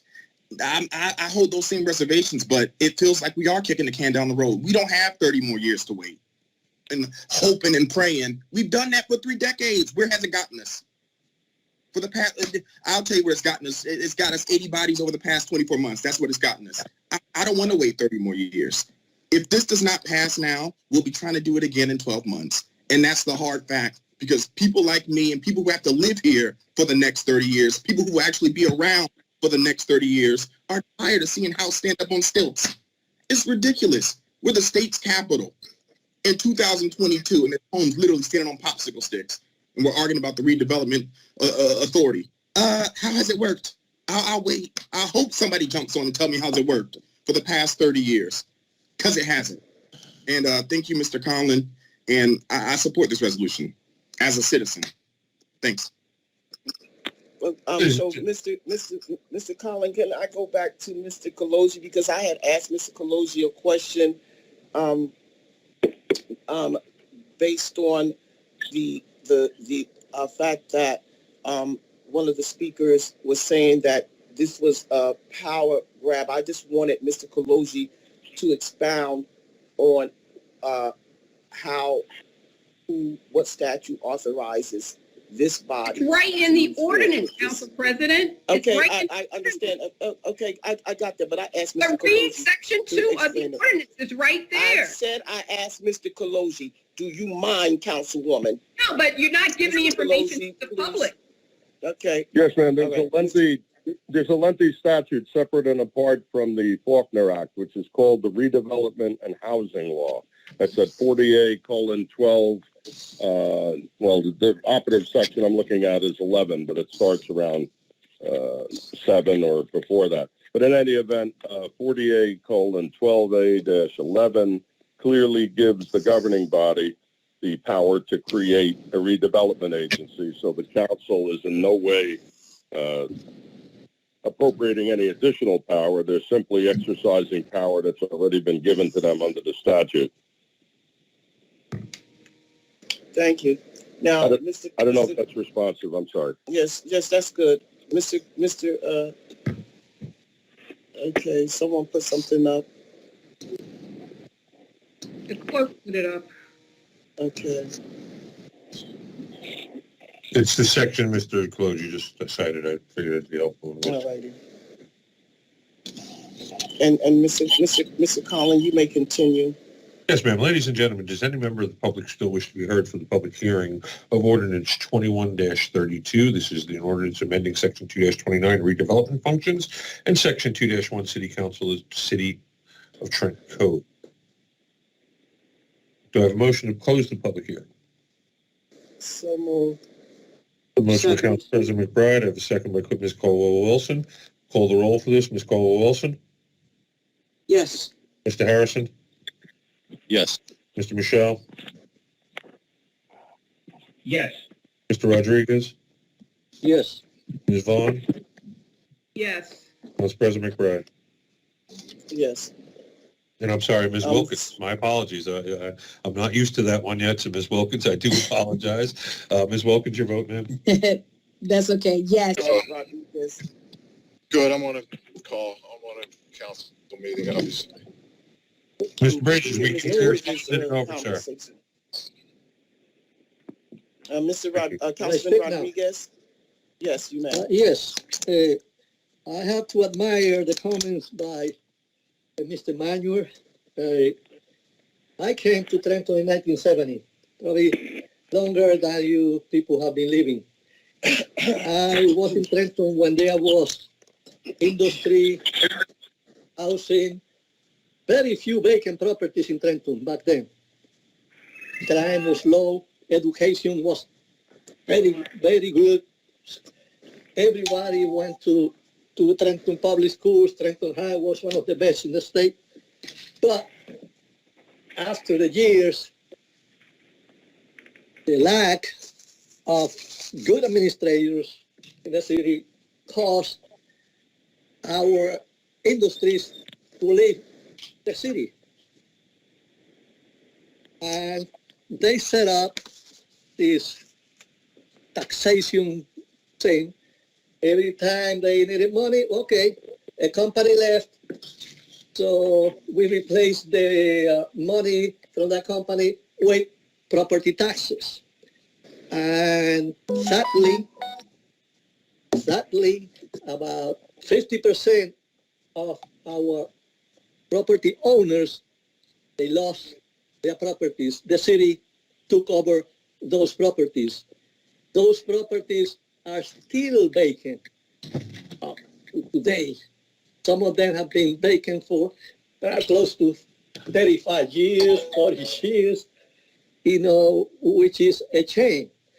And the administrations that have been running the city, well, they had come up, Mayor Palmer, he was very good, great at using that so-called RCA money. The RCA money comes from the Mount Ladder, they call it Mount Ladder law, that people sue the state because there was no affordable housing in some of the towns. And the people won, but there was a loophole in that law that they call that RCA, the RCA money, which allowed cities that didn't want affordable housing or low-income housing in their cities to give the money to another city that was interested. So our mayor, Douglas H. Farmer, he jumped at the idea, he got all that money, and the development that we have had, if you could call it development, was low-income housing, and doesn't pay taxes, we don't get much out of it, although yes, and I remember clearly that at that time I was working for Mercer County Board of Social Services as a social worker, and I used to see people coming from Maryland, from Camden, from Newark, from all the way Virginia, asking for money for the first month of rent and the deposit. That was an easy case for me, very easy. It was just a voucher, and that I got rid of that person. But I used to ask him, but how are you going to pay the rent from now on? Oh, no. And these ladies used to open their purses and show me, oh, I have a Section 8 voucher from Virginia, from Camden, from North, from Maryland. I say, wow, what did our beloved mayor did? So, our residents did not qualify or couldn't get a voucher, Section 8 voucher. They had to be on the list for years and years. And that was political. If they didn't have political connections, they never got Section 8. But we inundated our city with people from all the cities, other environments. Up to that point, crime was low in the city. But once we got invaded by all these people that came from outside, things changed. So that's the only development I can talk about. A few here and there. We have had rehabilitation programs, a couple of houses here and there, but then we get 2 or 3 rehab, and then we lose, as Ms. Horn said, 20 or 30, we lose them through these accelerated tax liens. People lose them. You know, the few property owners that we are stealing their properties. The city is doing that. We are taking away their properties with those tax liens and accelerated tax or whatever you call it. You know, I am supporting, and from the beginning, I've been pushing for this because I also remember the Bronx, New York. I used to hang around in Jersey City, Hoboken, Newark, Camden, Trenton boy. I used to go to those cities in the 70s and 80s. I used to, and they were slums. They were destroyed. The Bronx, New York was completely, looked like a war zone. I don't know if any of you remember that and drove by the Bronx when it was destroyed. And you know how they got, what they did, they created independence agencies, for redevelopment agencies. Jersey City has one, Newark has one, Bronx has one, Samboy has one, Camden has one. The only place where we don't have that is in Trenton. And that's why, if you see, you go to Newark now, you see the change. You go by New Brunswick, you go to Perth and Boy, and you see that there is development there because that the redevelopment is not through the administration or council completely, because it is true. Council right now is the redevelopment authority in Trenton, and we can, but the problem was that through the years, what we have mainly, except for a few, was what you call a rubber stamp council. They used to go around in a slate with the mayor, and once they won, they had to do exactly what the mayor wanted them to, vote yes to everything that came from the mayor without asking questions, because they were not allowed to ask questions because they were there because of the mayor, because the mayor was a powerful one, had the money, had all the connections, and he got them elected.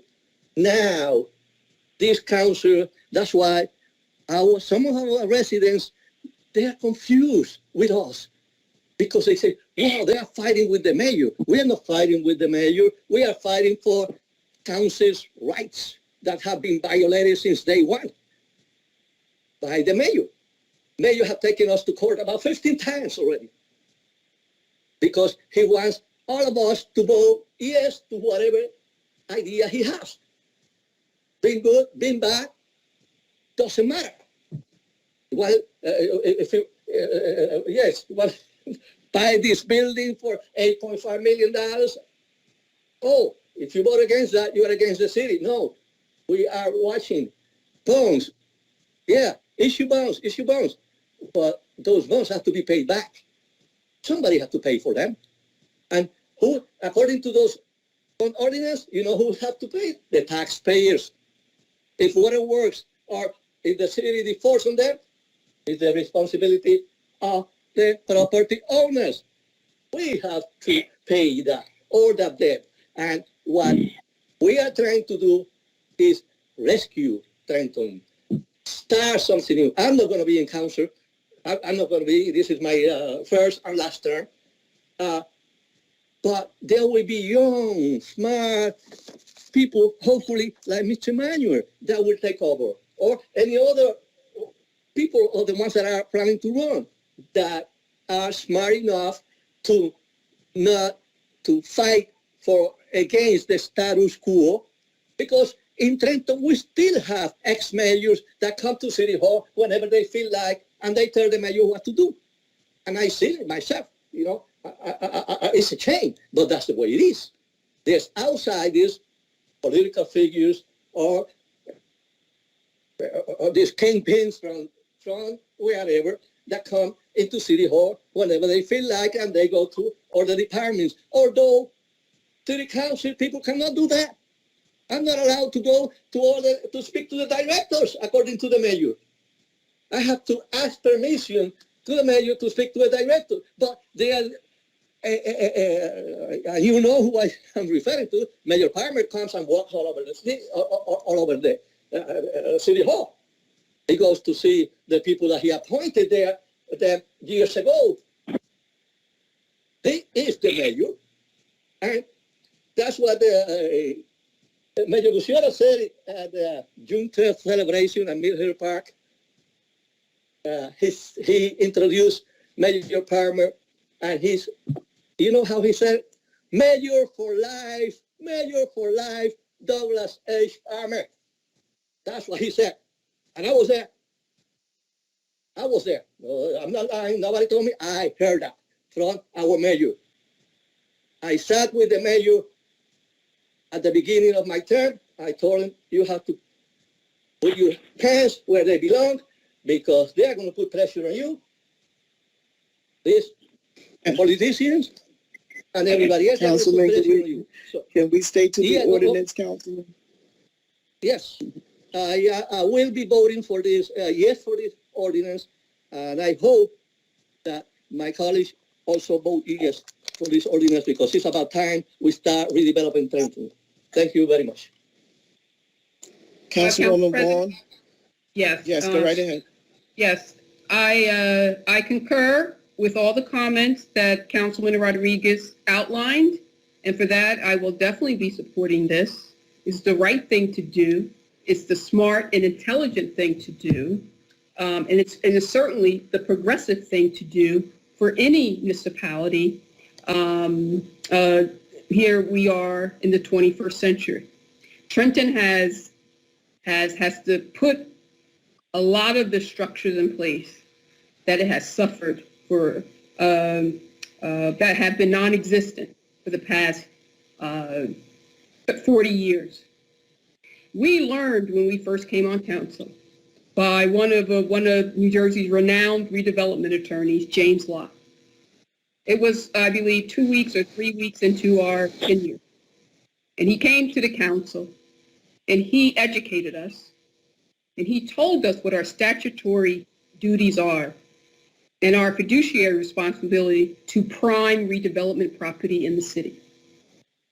A fiduciary responsibility obligation that all councils, because Mr. Collins, can you mute that person? Okay?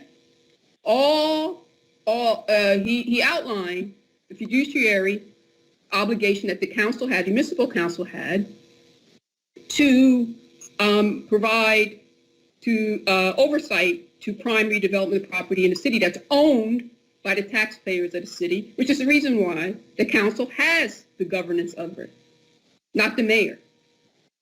He told us that the fact that council has not been told, prior administrations never even told the council of their statutory duties. Not only the prior administration, the mayor, but the law department, the law director of prior administrations never told the sitting council, the elected council, that they were the redevelopment authority of their city. They instead illegally gave that oversight to the mayor and gave that authority to the mayor. So the mayor, the reason we haven't seen the robust redevelopment that other cities have seen, like New Brunswick, Perth Amboy, Jersey City, Hoboken, Newark, Camden, Atlantic City, and so on, it's because Trenton still operates and transacts business in an archaic way. And this is going to put us on par with all the other municipalities in New Jersey. The other administrations took that responsibility away, and we see the outcomes. The mayor gives all redevelopment opportunities to his friends, his associates, party influencers, etc. And that's not the way redevelopment is supposed to work. Redevelopers are not supposed to go to the mayor and say, because of our relationship, because of our friendship, because we are a part of a political party, because we donated to the Democratic Party, then we should get, because I'm part of the Democratic Committee, because I'm part of the CCBC, now the CCABC, that I should get the redevelopment project. That's corruption. That's not competitive. When we put this redevelopment agency in place, it will halt all that. That's why the mayor is so against it. He can't just go to a friend and just give him redevelopment project. Give him a building. I remember in the last council, city council, it was under the president of Zachary Chester. They passed an ordinance, gave a developer, a building on Warren Street for pennies on the dollar. In a pilot that was out of this world. So under a redevelopment agency, things like that can't happen. So anybody who comes here to this council and rejects this type of progress, this type of legal framework structurally, putting an executive professional in charge of the redevelopment agency, putting a contracted attorney who redevelopment expertise that has the redevelopment expertise to give that legal experience, not a law director, the caliber of a West Bridges, who knows nothing about redevelopment. So all I have to say is I'm going to support this. It puts the legal framework for the city of Trenton, and it protects the interests of the taxpayers, the owners of the redevelopment properties that is there to bring this, to make this city fiscally healthy. We have to do this. It is our authority. We would be remiss as a council to not do it. After James Lott gave us the instructions that we are that authority, we hold that power, and if we don't take that power, we will be operating non-compliant with the law. And I would think that Mayor Gussior, who is a lawyer by trade, understands the law very well. And he knows that the authority belongs to the municipal council, being in the legislature as well. So I'm going to move forward with this. I just want to say that this ordinance is written very pointedly. It's the first step. That's why you don't see it laid out. But it's a three-step process. We got to pass this ordinance first, put the authority into the council. We got to take it back and put it into the rightful place. And then once the council gets this passed, you will see a couple other resolutions that speaks to, as Council President McBride said, the application to the local finance board that will actually create the agency. And then from there, we'll start building out the agency, putting out RFPs for an executive director to run it. We will recruit, as Mr. Manuel alluded to, the best and the brightest to run the agency autonomously, with a passive oversight from the council. That's what an agency is. Council will be the governing agency over it, but the agency will have some autonomy to operate on a daily basis, to vet opportunities, to engage potential investors in the city, to do outreach to investors across the country, to come into Trenton to make investments. So this pessimistic view that creating an agency will hinder redevelopment is small-minded thinking. and in a small-minded commentary to say that creating a redevelopment agency will hinder people from coming here. And if you're a true investor, if you're a true redevelopment, you're going to go where the opportunity lies, and Trenton has lots of opportunity, regardless who sits on the council. So whoever said that, man, doesn't know business. Opportunity is opportunity. Nobody cares. And profit, everybody's looking to make a buck. And Trenton has a promising future, and this will help Trenton on that road to prosperity once again, and put some of this old school thinking and small-mindedness to rest once and for all. Thank you, Council President. I will be supporting this, and more to come for further clarity as we create this most needed entity. Thank you. Is there any of the council members that would like to speak to this ordinance? Council President? Yes, go right ahead. Councilman Harris. I'd first like to say, yes, I would first like to say we have 3 members of council that have been on council for many years. The process we're going through the economic development was the process. If this council had wanted to change this, why didn't we do it in the first year? We're doing it in the last year. We're doing it in the last year of an election year. This is a power grab. Anybody can see that. We have had multiple stuff that was put on the docket over the time that's pulled off. It's unbelievable to finally see the Roebling Block 2 on the docket when it's been pulled off multiple times. Judge Jacobs said that the council and the administration should be working together. That's what the people want us to do. Work together to move the city together. Tonight, we've attacked Tracy Sypak, Mayor Palmer, Mayor Gusiora, the public. So how is this benefiting anybody, the people who want to call in on here and give their point of view? At the end of the day, I think this is a huge mistake because if anybody could see, nobody to this day still explains how we had that executive session about the Art All Night building. Nobody explains where that came from. Nobody knows where that came from, where that happened, But then again, it just seems to be this council. We should be working on redevelopment. We got a lot of buildings in the city we should be redeveloping, but majority of members on this council, their answers, no. So, I see this ordinance was put up by the council president. She's been on the council for many years. Why didn't this come up the first year? Good question.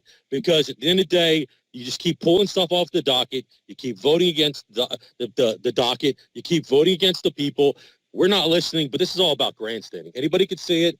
At the end of the day, I could see some people, look, I've been going to council for a long time. I've agreed with Mayor Palmer, and I've had disagreements with him. But you know what? At the end of the day, I don't think we should be just belittling anybody because they might want to see the city of Trenton move forward. Because Tracy Sypak was right.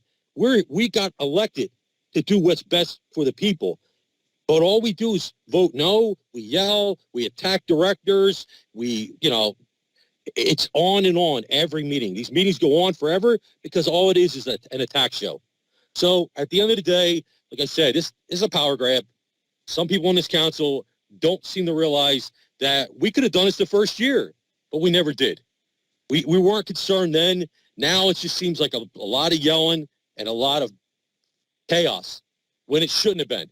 You got elected to work for the people. Judge Jacobs said that this council should be working together, but we don't. We don't want to work together. We just want to yell, grandstand. And at the end of the day, the only ones it hurts, it's the people of the city, the people that want to see these properties get knocked down.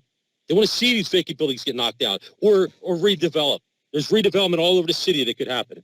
But at the end of the day, it is what it is. You guys will take the vote and go vote at your conscience. But I know in my heart, I do not agree with this. I think this is a big, huge mistake. And like other people have said, when the council is attacking the public on the phone, there's a major problem. I think the public should be able to call on here, and people can say whatever they want to say. They have the right to say whatever they want to say. But let me tell you something. I agree with Ms. Garrett. I'll be honest with you. I don't think members of this council have the experience on here. Because if we did have the experience on here, for us to say that the people that are in economic development who've been working there many years, in that development and trying to move this city forward. We should be working together to get things moving forward. But it doesn't seem to be that way. It's just been angry, angry, angry. And at the end of the day, people don't want that. People want us to see, look, we could agree to disagree, but, you know, all this is just a lot of bickering, blaming this one, blaming that one. Hey, we're here right now. We're here today, and we should be considering about why we haven't for 3 years haven't considered doing the rolling 2, which miraculously now appears on the docket today. 5 times it got pulled off the docket. Kind of weird how that is. But at the end of the day, I understand. We understand how there's people in this council who just don't understand it. People walk by these buildings and they see it and they should be upset. Just remember come November that these buildings could have been addressed the first year. We could have been doing things, but we didn't. We didn't. It's just been a lot of anger and a lot of hostility and a lot of pointing the fingers at somebody else. At the end of the day, we should only concern about the public. The public wants to see things addressed. That's it. Thank you very much. Thank you. Is there any other council members that would like, any other council member that would like to speak to this ordinance? Yes, I would, Councilwoman, Council President. This is Councilwoman Sonia Wilkins. I heard what everyone has said. Oh, I'm sorry. Go right ahead, Councilwoman. Okay, thank you. I've heard what everyone said with regards to this ordinance.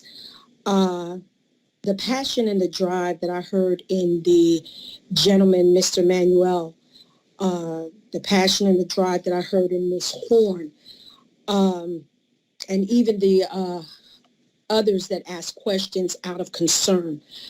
I stand stating that I will support this ordinance, but first and foremost, a major part of the reason is because I have just become certified in the New Jersey Local Housing Authority and Redevelopment Agency training program through Rutgers University.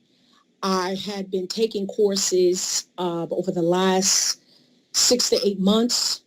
I believe this is something that the city definitely needs. Redevelopment is a must. We must turn our city around, get rid of this blight, get rid of the filthiness. It brings up the morale of the people when they live in better conditions, in clean conditions, in newer conditions. I remember back in 2000, I believe it was early 2000, when all of the massive redevelopment was going on, when I was a city employee, and it built the morale of the people. People like to know that they can possibly have somewhere nice to live. All Trentonians deserve that. We deserve a major, major quality of life, and we're dealing with a major quality of life issue. It is so important that we move forward. We have to be concerned about we're not all going to agree. We will not all agree on every issue, but it is important that we begin to repair, rebuild, and restore this city. Thank you so much, Council President. Yes. Is there any other council member that would like to speak to this ordinance? I would just like to say that I agree with the fact that we need to move forward with this ordinance. In order to begin to build and to beautify and to bring in the type of redevelopers that we need in Trenton, you have to have a vision. You have to have a vision. We have the Delaware River sitting at our front door. Beautiful. We need to develop that. We have prime real estate here in this city. This city is not poor. It is rich. It is rich with its historical landmarks. It's rich with the property. We need to build it out. And this is the first step into building out our city. I would hope that my colleagues would support this. I think it's the first step in many to build out our city, the great city of Trenton. And thank you all for your input. And Mr. Collins, I will make a motion to move to the vote. Second. I have a second, a motion, a second from Ms. Brian Wilson. This is the public hearing and final adoption of Ordinance 21-32 and Ordinance amending Section 2-29 redevelopment functions and Section 2-1 City Council of the City of Trenton Code. It's hereby, actually don't have to read it into the record. I'm going to call the roll now. Ms. Caldwell-Wilson. Yes. Mr. Harrison. No. Mr. Michelle. No. Mr. Rodriguez. Yes. Ms. Vaughn. Yes. Ms. Wilkins. Yes. Council President McBride. Yes. So ordered, the ordinance is adopted by a vote of 5-2. Road 21. But this is actually Ordinance 22-033. This is calendar year 2022 ordinance to exceed the municipal budget appropriation limits and to establish a cap bank under NJSA 40 cap A 4-45.14. Ladies and gentlemen, the public portion of Ordinance 22-030. I'm sorry, this actually was, this was Ordinance 21-033. This is from last year, so it carried over from last year. So the public hearing is actually open. Ladies and gentlemen, does anybody wish to be heard for Ordinance 21-033?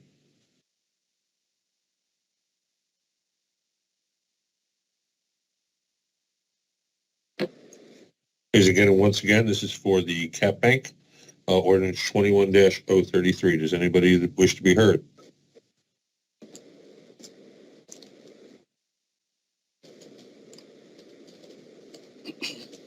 I have a motion to close the public hearing. So moved. A motion by Council President McBride to close the public hearing. Do I have a second? Second. I have a second by Ms. Wilkins. I'll call the roll. Ms. Caldwell-Wilson. Yes. Mr. Harrison. Yes. Mr. Michelle. Yes. Mr. Rodriguez. Yes. Ms. Vaughn. What is this for, to close the hearing? Yeah, it's just to close the public portion. Yes, yes. Oh, hello? Ms. This is Sherry Garrett. I apologize. May I speak? No, Mr. No, Sorry, you may not, Mr. Red. We are into, go ahead, Mr. Collins. Ms. Wilkins Yes. and Council President McBride. Yes. Ms. McBride, did you want to allow her just to speak alone and that be the last person, or did you want to move forward? You can. Okay, Ms. Garrett, she is going to allow you to speak for the public hearing. This will be the only speaker because nobody else stepped forward. Public portion is otherwise closed. You are being allowed to speak at the Council President's discretion. Please make your public comments. Yes, thank you very much, Council President McBride and the council body. Again, I just hope we, like we just discussed the other two, one ordinance, or both from an ordinance here, both ordinance, and this one here about the cap bank. I recall when the retired director of finance and the chief financial officer, she had a dual role, and I recall that she said it will be a while. I think it was, I'm not sure, she said 5 or 10 years before we would have to raise this cap again. And the reason that you raised it at that time, which was 2 years ago, was so that there was the payroll for the city employees. It wouldn't affect them. They would not be a deficit in the payroll for a while. So now we're back 2 years later, asking to increase the cap bank. And my question, I guess I would like the council or someone on administration to explain why this wasn't taken in account, the increase in this in the contract for the rank and file, for the union contract to increase their wages, their raises. So I'm just a little concerned. And two, did this administration submit a cap bank calculation to the council body to show if they increase, including all the revenues and debt and it's a form that they have to fill out to show that it would be solvent for the to increase it and determine, because I think it's 3.5% increase. I think that's what it is, the max that you can increase it, because you increased it 2 years, 3.5%. But was there a cap bank calculation submitted to the council that so you can really look at this, and was a cap-based calculation form submitted to you 2 years ago? So I'm just really concerned because, as I stated on Tuesday, it's just excessive. Money's going out. There's no accountability. We don't know what's going on. And in regards to this spending, I know you have approved the temporary budget, calendar year temporary budget, before the budget was introduced. So, and now the budget hasn't even been introduced yet. So now we're doing an increase, a 3.5% increase in appropriation spending. I just want to know if this was thoroughly looked into and making sure this is the right decision based on what's going on in the economy, what's going on in the world. Because from my understanding, that we're no longer going to be receiving transitional aid, just the aid in lieu of taxes, which is the $10 million that was passed a year ago or so by Verlina, the Assembly woman, and the other Assemblyman last year or the year before that. So it's just there's so many moving parts. Was this really, looked into? Did every council person do their due diligence before you increase this again so soon? Thank you.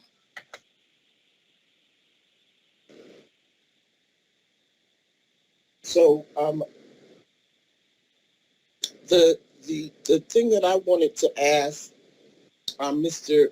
Cruz, if he could chime in for this public speaker, was in reference to the salaries, the employee salaries, because as I was under the impression that every year that they didn't pass, they didn't have a agreement with the union, that we had set aside millions of dollars. Every year they would come and say, we need to set aside 1.2, 1 point whatever, in case we settle the union contract. So when they come and say, we need this cap passed in order to pay the union employees, I'm a little perplexed based on the fact that we were setting aside dollars for the workers. And if the contract had been settled, if they had reached a settlement, that money was to cover that. And so I would just like to ask Mr. Cruz to chime into the resident in reference to the cap bank raise, and why is it that the employees are coming on saying that it's for the employees when we set aside money for the employees every year? If he could speak to that. Yes, Madam President, thank you for the opportunity. As you can see on the city ordinance, what we are asking for is not as mentioned by the public speaker, we're not asking for an increase of 3.5%. What we are asking for is a 1% increase above the normal 2.5% cap that every municipality has in the state of New Jersey. Anything above 2.5% from the previous year's expenditures, anything above the expenditures from last year from 2.5%, must then come in front of council and we are permitted to go up to 3.5%, which will equate to $1,169,846.84. That's what the 1% actually represents. That extra 1%, and the reason why we're asking, Madam President, is for salaries and overall expenditures. And you are correct when you say that the city had mentioned to this body that there was money being put aside. That is actually factual. We are not saying that we don't have the money. We have the money. And when we introduce the budget, if permitted by council to pass this cap, you will also see that the municipal tax portion of your taxes will also stay flat to compared to last year's. For the last 18 months, the city has introduced a zero tax municipal tax increase, a zero tax increase. So we have the money to do that. We have the money for the increases. We have the money for this increase in cap. This money, if you can recall, Madam President, every time that we don't have the need for it, we bring to council a resolution every year to bank the additional money so that we have money for this year to then be able to pull it from that special account that we have in the city to then have money. So we don't need to increase taxes. We have the money for to pay for the salaries, but what we need is the availability for us to be able to take that extra 1% from the money that we already have in our account. That is all we're asking for.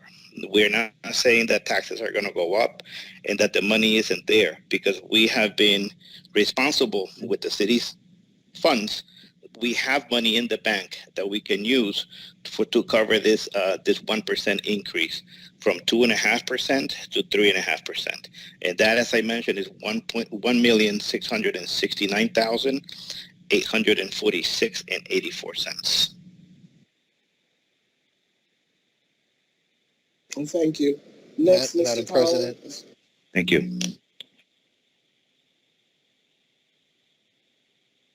Yes, Council President. is there anyone else from the public? Actually, public portion was closed after Ms. Correct. This would be Okay, all right, okay. this would be council's portion, ma'am.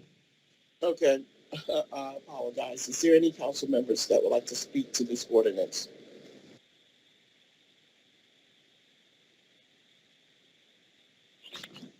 If there's no council members that would like to speak to this ordinance, Mr. Collins, you may move to the vote.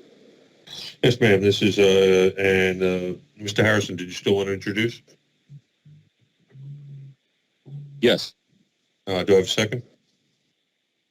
Second. Second. Second by Ms. Caldwell-Wilson. I'll call the roll. This is the second reading and final adoption of Ordinance 21-033, calendar year 2022 ordinance to exceed the municipal bank appropriation limits and to establish a cap bank under NJSA 40 Cap A: 4-45.14. Call the roll. Ms. Caldwell-Wilson. Yes. Mr. Harrison. Yes. Mr. Michelle. Yes. Mr. Rodriguez. No. Ms. Vaughn. Absolutely not. No. Ms. Wilkins. Abstain? Council President McBride. No. Second reading fails by a vote of 3-3 with one abstention. I am going to ask Mr. Kaloji, though, there is a rule about abstentions in certain cases counting as ayes where there's no conflict. I'm just going to ask for you to look up, because you mentioned that to me once before in an email. If you could look that up and just make sure that 3-3 in the scenario doesn't fall into that case where an abstention would count as an aye, I'd appreciate that. So, but at the current moment, I believe it does fail. Council President, that is the end of old business. If you'd like me to move on to new business, we can do so. Yes, please. Okay, first we have a consent agenda, and I'll read the consent agenda with your permission into the record, ma'am. Yes. Consent agenda is comprised of 22-024, 22-026, 22-038. Do I have a motion to approve the consent agenda? So move. A motion by Ms. Caldwell-Wilson to approve the consent agenda. Do I have a second? Second. I have a second by Mr. Harrison. I'll call the roll. Ms. Caldwell-Wilson. Yes. Mr. Harrison. Yes. Mr. Michelle. Yes. Mr. Rodriguez. Yes. Ms. Vaughn. Yes. Ms. Wilkins.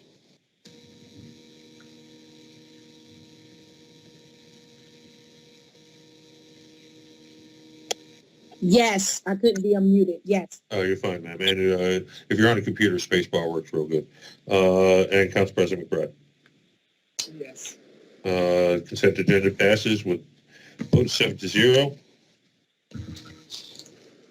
Now move to the resolutions. We already had 22-022, which Ms. Wilkins became a council member. Congratulations again. This is resolution 22-023. This is actually pulled by the administration late this afternoon. So we'll move on to resolution 22-025. 24 is on the consent I thought agenda. that was food also.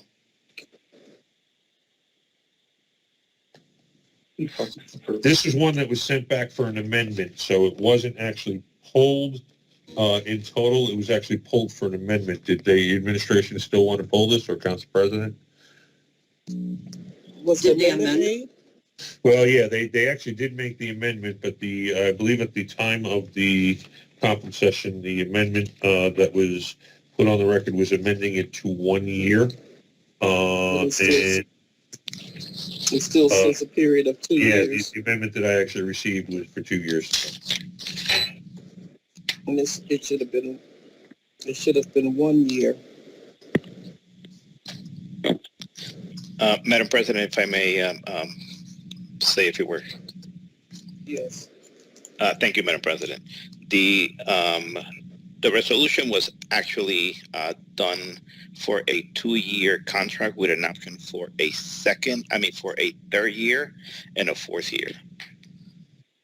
It's just that the language on the resolution had to be cleaned up to reflect that, and we double checked the RFP, and the RFP was actually in fact bidded out for 2 years for award, and with an option for a third and a fourth year.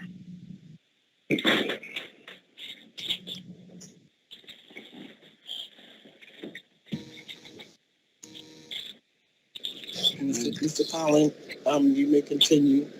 Yes, ma'am. This is resolution 22-025, a resolution accepting a bid and awarding a contract to J3 Electronics Incorporated, 25359 Mount Pleasant Road, Columbus, New Jersey, 08022 for the repair of burglar alarm, closed circuit TV, and access control systems installed from the time of award to December 31st, 2023, in an amount not to exceed $100,000, $50,000 per year through bid 2021-71.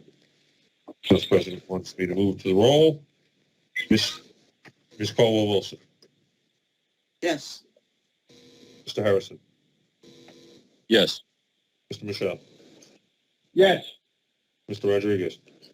Yes. Ms. Vaughn. What is this? This is resolution 22-025, a resolution accepting bid and awarding contract to J3 Electronics Incorporated for the repair of a burglar alarm, closed circuit TV, and access control systems installation and maintenance for a period of 2 years. This is at the waterworks? I'm not exactly sure where this is for. Who's introducing this? This is from the Department of Administration, ma'am. Yeah, but and where are we doing this electrical work? I don't see it. President, if I may. Go right ahead. We are, okay. Councilwoman Colin Cherry, Assistant Business Administrator. This contract is an as-needed contract, Councilwoman, and we call this company out when it's necessary to repair any of our alarm systems throughout our city buildings. So it does apply at times to water buildings, but it also applies to City Hall, 218, or any other city building, the street yard. This company performs the installation of cameras, the maintenance of cameras and security alarms, our door control systems. But isn't that a all of public that stuff. function? Isn't that public works that the security systems fall under? This contract has been always run out of the IT unit within the Department of Administration, at least as long as I have been with the city, and this is just a continuation of that practice, Councilwoman. Because I'm confused. So when I'm confused, I can't support it. No. Ms. Wilkins?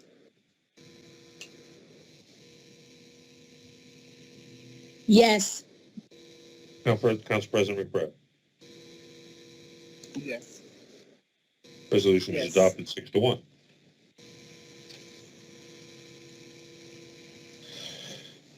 Next, we have Resolution 22-027. 26 was on the consent agenda. This is a resolution authorizing an emergency contract with Trenton Animal Rock for an additional 3-month extension to continue to provide animal welfare services from January 1, 2022 to March 31, 2022 in an amount not to exceed $93,930 at $31,310 per month. Do I have a motion? So moved. Second. Madam President, Second, Councilman Harris. I got it, sir. Go right ahead, Councilman Rodriguez. I thought that we were going to switch this to an emergency contract because there were questions about extending what contract. We don't have a contract to extend. So that was finished in December, supposedly. Was it switched? Isn't it? They changed it. Yeah, they did amend it.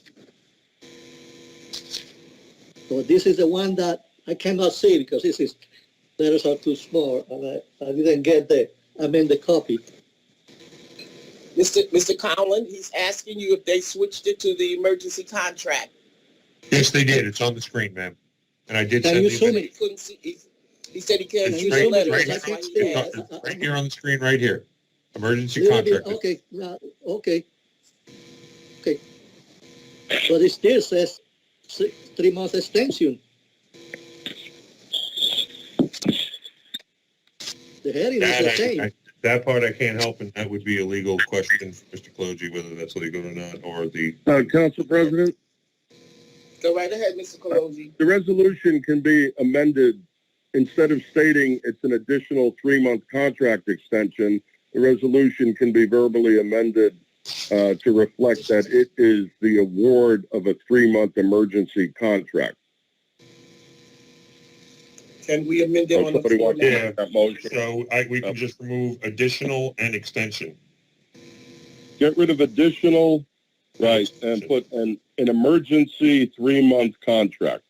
Yeah, it's I actually, got it would extension and read, additional, correct. it would read resolution authorizing an emergency contract with Trenton Animal Rock for 3 months to continue to provide animal welfare services. So the change would be remove additional extension, add an S to months, and remove the word extension, and that will be the new title. Let me just go through the verbiage here real quick.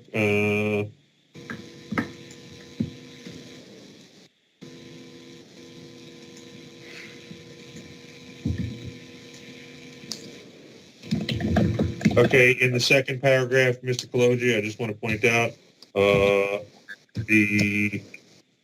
the 1, 2, 3, 4th line, I'll show it to you on the screen here. In the second paragraph, it says, I'd like to also remove an additional here as well, add S here and extension there, and remove extension there, just the same way as it is in the title. Yeah, I'm sorry, I don't have it I can't see it on the screen because Yeah, I'm it's called. it's the same line as the title. I'd just like to amend that second paragraph to reflect Yes. this. The motion would be to reflect that the contract amendment is to award an emergency 3-month contract, and the clerk would be authorized to make any necessary changes in the resolution to reflect that.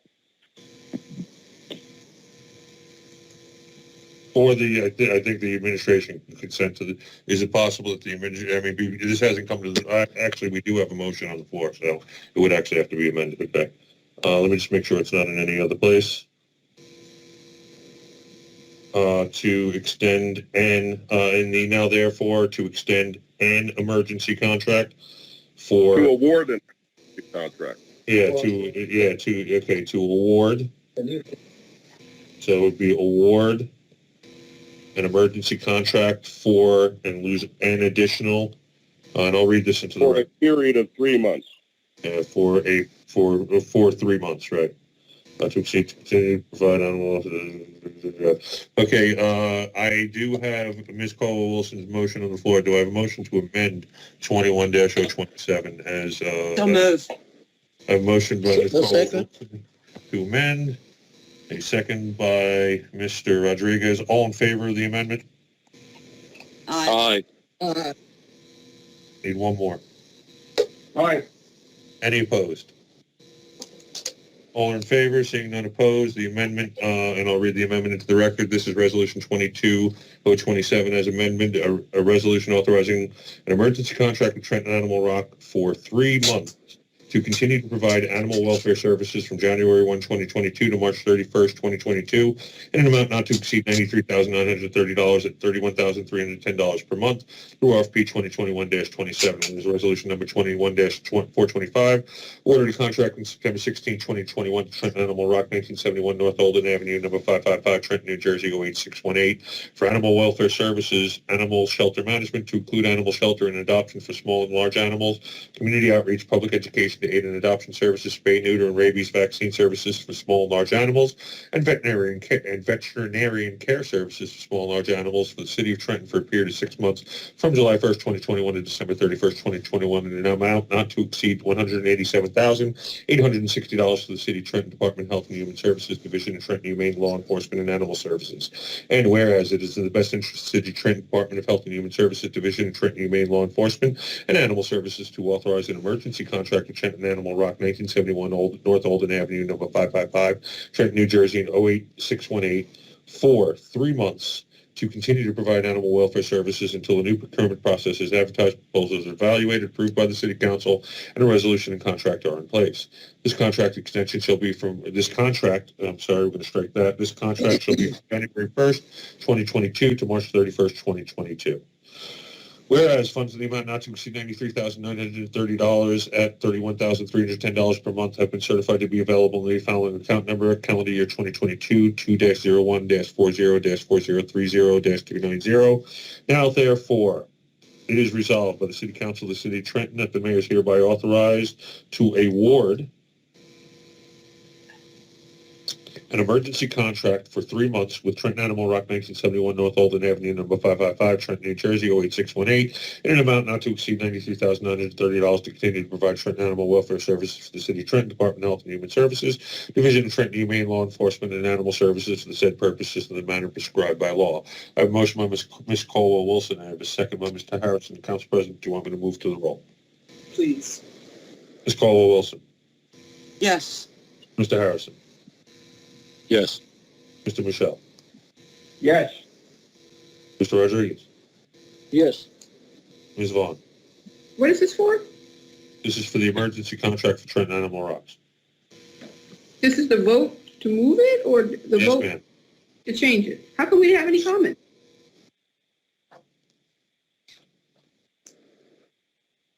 Because I wanted to say something. Did you want to allow Ms. Vaughn to comment?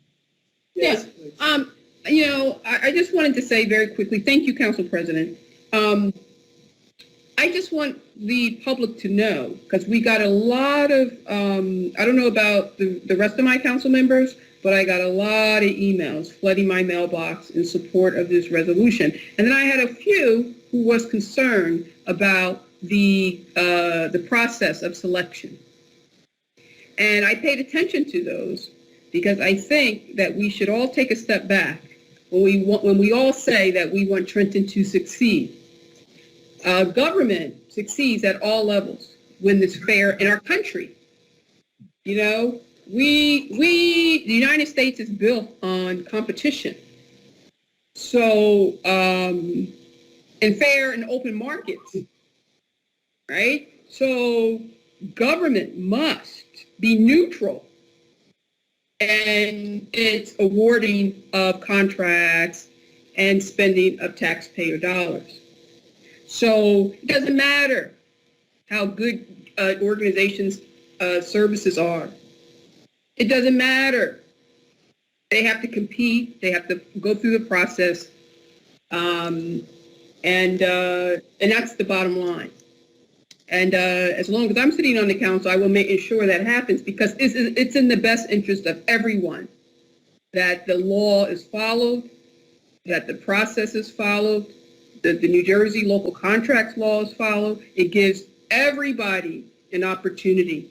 There are other animal services organizations out there that deserve and are entitled to have access to our government, to have access to those contracts, to this contract. Not just one, not just Animals Rock, but there are 3 or 4 other local animal services organizations who they're also interested. So I just want folks to know that Trenton is a fair and open, competitive government, and we follow the New Jersey contracts law. So that's all I want to say, and in that vein, I will vote for this, and I can't wait to see the RFP that's going to be put out by Dr. Lopez. Hope is cast, a wide net, and we get a lot of interest in the work that she's doing over at the Trenton Animal Shelter. And we welcome any business that can help grow out that animal shelter and ensure that animals are treated humanely. Thank you. And I would say vote yes. Ms. Wilkins? Yes. Council President McBride? Yes. Resolution carries by a vote of 7-0. Next, we have Resolution 22-028. This is a resolution rejecting proposals received for animal welfare services from the Department of Health and Human Services Division of Trenton Humane Law Enforcement and Animal Services. The sole proposal received substantially exceeds the contracting unit's appropriation for the goods and services through RFP 2021-53. Do I have a motion? So moved. So moved. Motion by Council President McBride. A second by Ms. Caldwell-Wilson. Council President, will you call the roll? Please. Ms. Caldwell-Wilson. Yes. Mr. Harrison. Yes. Mr. Michelle. Yes. Mr. Rodriguez. Yes. Ms. Vaughn. Yes. Ms. Wilkins. Yes. Council President McBride. Yes. Note for the record, earlier in the evening, we pulled Resolution 22-014. Next, we have Resolution 22-029. This is a resolution establishing procedure for City Council to consider reconsider redevelopment proposals of the Roebling Block 2 property. Do I have a motion? So moved. So moved. So moved. I have a motion by, Second. I believe Mr. Harrison was first. I have a second by Mr. Michelle. So I just believe that this resolution should be tabled until we get that redevelopment agency in place. I don't think that we need to be shelling out and doing any redevelopment at this particular time. And so I won't be supporting this to move forward because I do believe that the certain things need to be in place. And I don't even know if Mr. Hoffman even vetted this particular redevelopment piece here, and I have a problem with that. the administration not giving us the information to send to Mr. Hoffman, and Mr. Hoffman gives us a legal opinion on how to move forward. That's a problem for me, and that seems to be occurring so often. I'm seeing redevelopment, and we don't even get the information to send it to Mr. Hoffman to get his guidance. And I just think that this resolution had been pulled twice by the administration, but when they pulled it, they brought it back with the same wording, and it had to be pulled again by them. But we never heard anything from them about us getting this to Mr. Hoffman. That is a problem. Mr. Hoffman is our eyes and ears when it comes to redevelopment. He guides us, and that's what he's hired for. But we don't get a chance to exercise that because we're never giving these resolutions to take to Mr. Hoffman. That's all I have to add to that. Is there any council members that would like to speak to this? Yes. Council President? Okay, Councilwoman Caldwell-Wilson. Yeah, I'm not quite sure. This is a little confusing that the administration is giving us a resolution to establish a procedure for city council. So, Mr. Daniels, could you explain that? Good evening, Council President, Council Vice President. Basically, all we're doing here is establishing parameters. As set forth in the whereas, the city has been contacted by two separate parties, as spelled out, Mercer Management and Ajax Management, to develop the parcel known as 670 Clinton Avenue, also known as Roebling Block 2. So we're simply coming to the council to ask council that if you were to pass this, we would like for these entities and any other entity that might want to enjoin themselves in Roebling Block 2 to present their plans to council. Council would then vet and pursuant to whatever remedy that you want to come up with, or as proposed, come to an end resolution, and in the end, pick a developer. You mean my? Excuse me. Oh, okay, I got you. Yeah. I got you. Who was that? Who was that? Mr. Collin, that's Edmund. Could you mute him? No. I'm sorry, I was on another call. Okay. So, Mr. Daniels. Yes, ma'am. I don't believe we need a resolution for this because it's the responsibility of the administration to contact council to have these companies go on the agenda to make a presentation to us and to submit their applications to be the designated developer. So I don't understand why we need a resolution for this.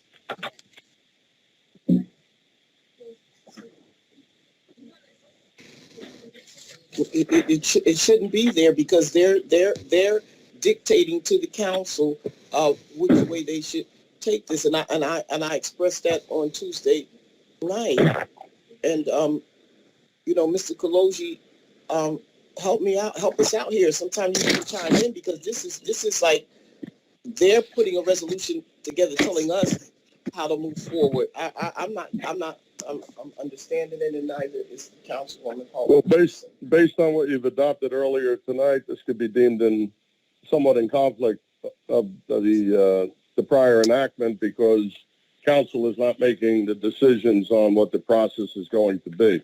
They're going to basically adopt what's been provided to them. If council's in agreement with the procedures, that's one thing. If they're not, they want to consider their own procedures, they're certainly free to do that.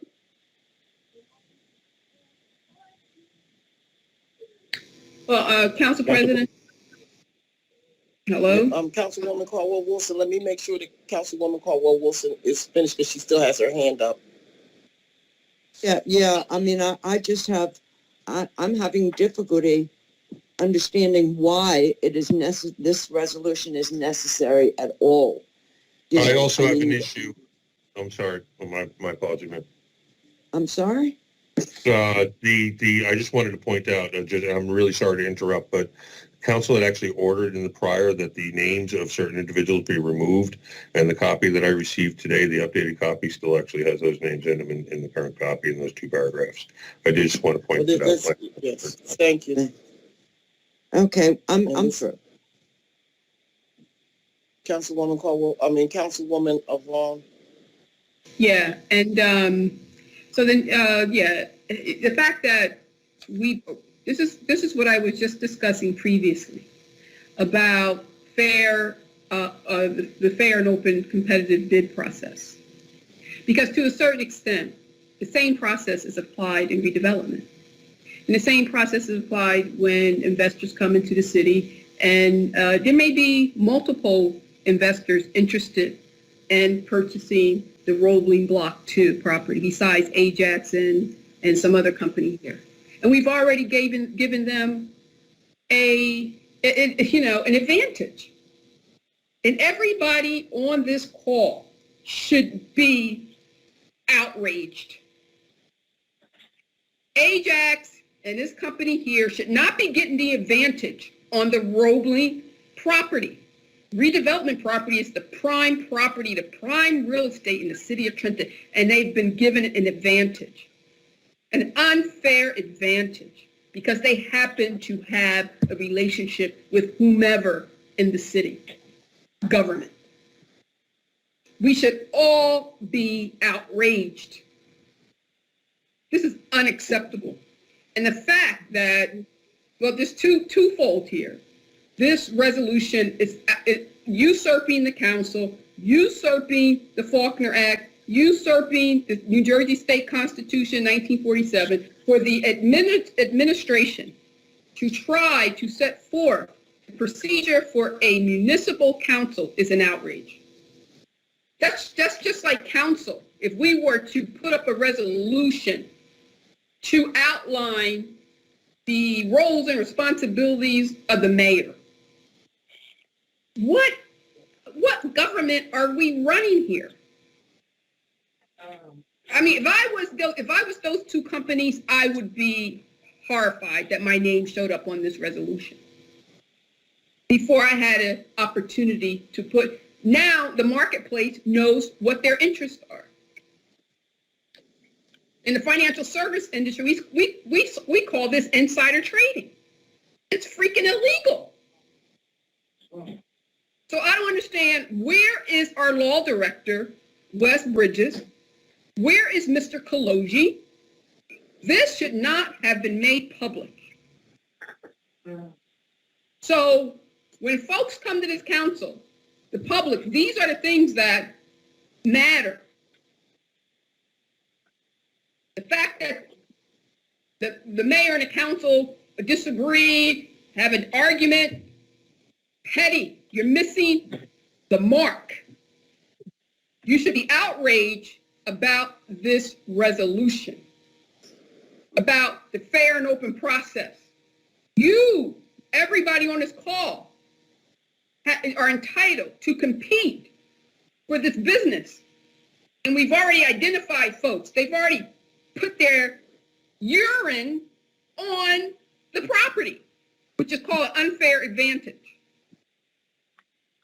And I don't even know what to say. I'm just disappointed in our law and the lack of legal advice we've gotten here. This should have never been made public. All bids, all interested parties who are interested in redevelopment property, their bidding, their indication of interest should be made private until which time council puts up a resolution to assign their designation. So I don't even know what to say here, Council President. Mr. Kaloji, do you want to chime in on this? I don't know, but this is unacceptable. as I said a few moments ago, you just adopted an ordinance making it clear that council has all the authority, which is vested in it by statute, to handle redevelopment. And council's also indicated there will be subsequent ordinances creating a redevelopment agency. This resolution essentially recognizes that there were two redevelopers that wanted to give a presentation to council.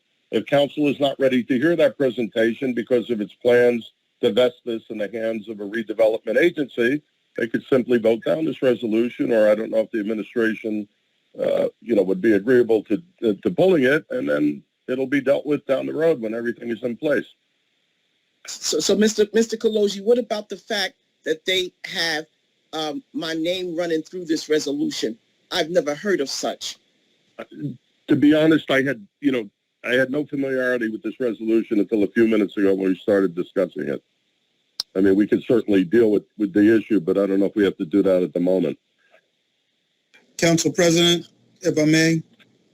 No. Council President, could I move to table this indefinitely? Council President?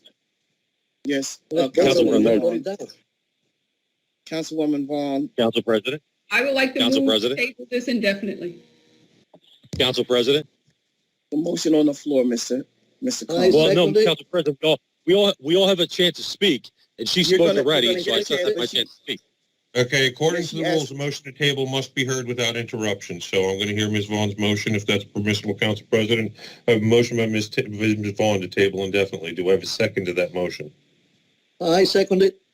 I have a second by Mr. Rodriguez. I'll call the roll for the motion. There's a motion to table indefinitely. Ms. Caldwell-Wilson? Yes. Mr. Harrison? No. Mr. Michelle? No. Mr. Rodriguez? Yes. Ms. Vaughn? Yes. Ms. Wilkins? Yes. Council President McBride? Yes. 22-029 is tabled indefinitely. Next, So we now have... I get my chance to speak? Now I get my chance to speak? Yes, go ahead, Councilman Harrison. Okay. So there was two offers that were out there. Why, like Councilwoman Caldwell spoke, why wasn't it ever put on the docket? Council President? Was it on the docket before? I'm asking you. I'll let Mr. Cruz answer that. Mr. Cruz, you want to answer that? My apologies. What is the councilman asking? I'm asking what there was two offers. Why was this not on the docket there was two offers. How long have we had these two offers, Mr. Cruz? How long have we had the two offers? Has it been today, yesterday, a week, month ago, 6 months ago? How long? This is an answer that has to be given by Director Daniels or Sally from the attorney working for economic development. And Mr. Okay. Cruz. Can I get an answer then? Mr. Cruz, Thank you. Mr. Daniels does not come to the review. Mr. Daniels does not sit in the review, Mr. Cruz. Now, I'm asking you to answer this question truthfully. And if you can't, I'll answer it for you. But I was giving you the benefit of the doubt to answer that. Council President, I'm not asking you for your opinion. I'm asking, you asked me to ask Mr. Cruz. You asked the question that I felt like Mr. Cruz and you're trying to change my question. You're trying to change my question. But you asked me, and I was giving Mr. Cruz the benefit of the doubt to answer this question. And he's trying to kick the can. And I don't answer the question. I don't have a problem with it. But I was trying to give Mr. Cruz the benefit of the doubt.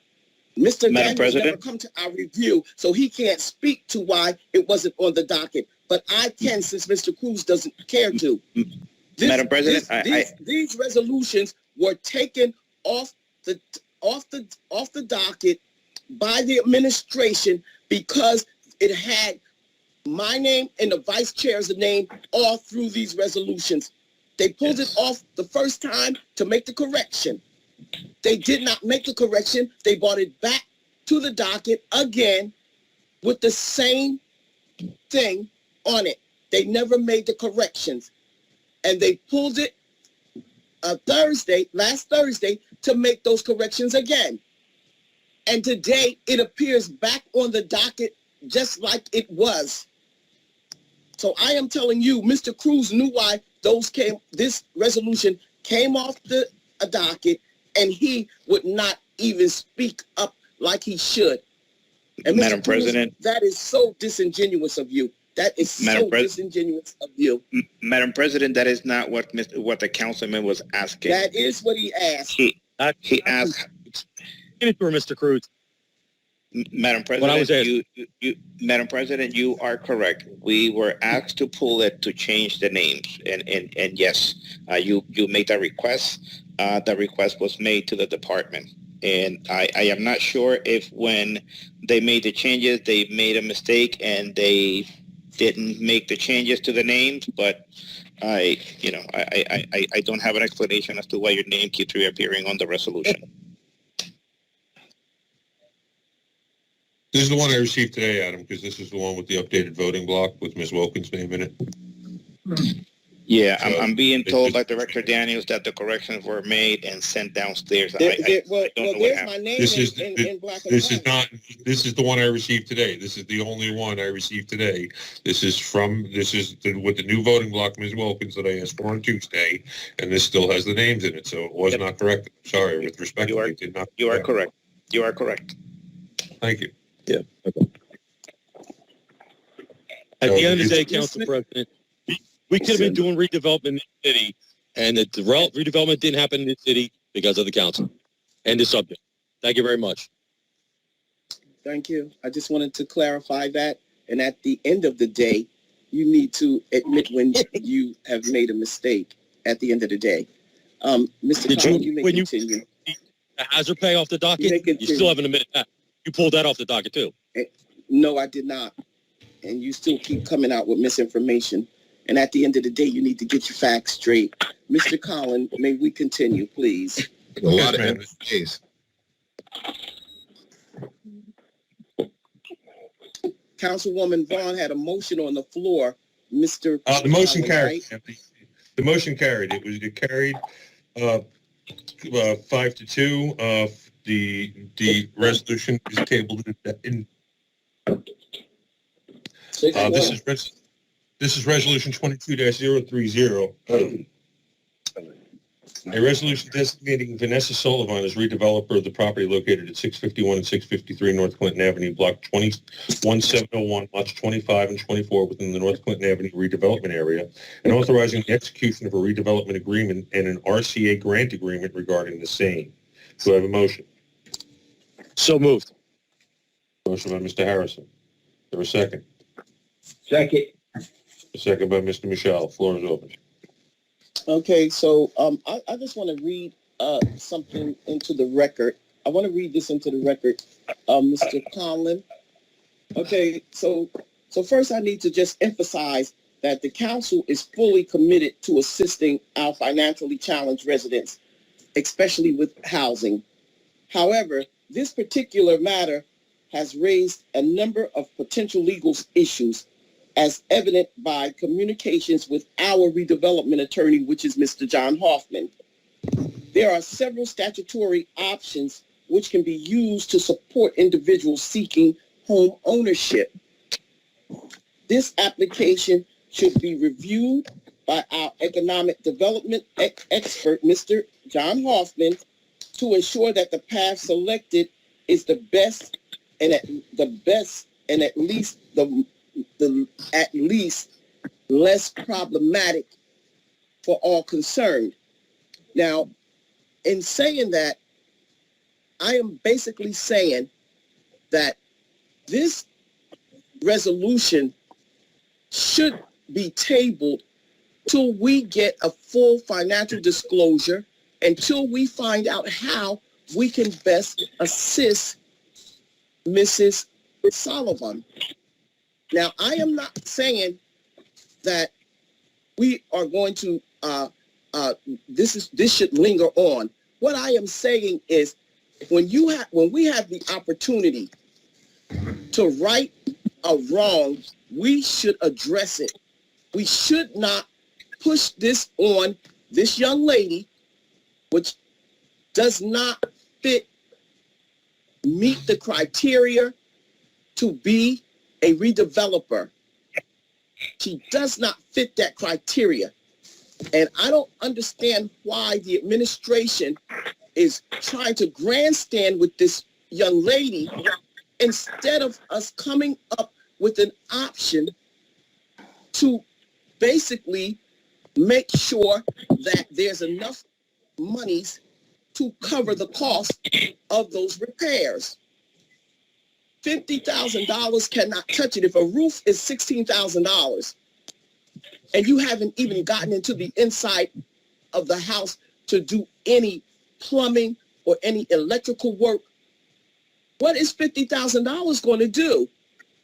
And so before we stick her out there like that, we should at least try to determine how we can get the cost, a detailed cost of what it's going to be to renovate this property.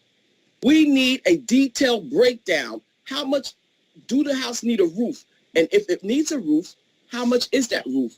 If the house needs to be completely rewired, how much is that service going to cost? If it needs to be plumbing throughout the structure of the house, how much is that plumbing going to cost? The sheetrock, the installation to insulate the home, how much is that going to cost?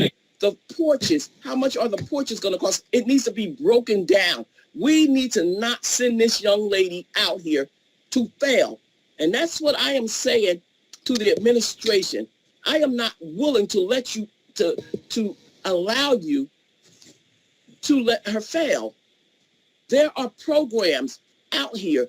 And if we have to come up with dollars to get matching dollars, we need to do that. We cannot send this young lady out to fail. This is failure waiting to happen. And I think that the council needs to be very, very cognizant of that and don't let this happen. It's just too much. Council President? Madam President? Yes. Santiago can go first. Yes, Councilman Rodriguez. What I suggest is that we amend this, putting what you comments, what you said, that the administration will be responsible for whatever extra money is needed after the $50,000 or $55,000, because she's going to put $5,000. That's what should be included in this resolution.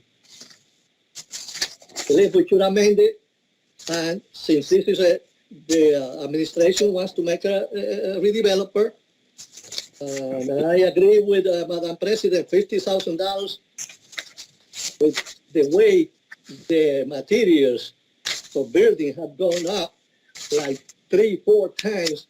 $50,000 is just going to be the beginning, and that contractor supposedly he says that he's going to do it. It's supposed to be 90, but he's going to do it for 50. I don't know.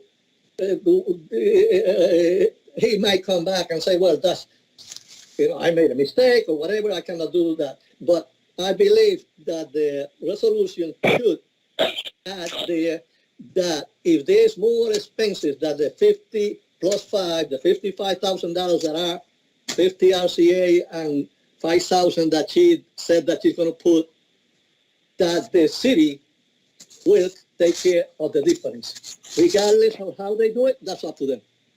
And we got that amendment. Council President?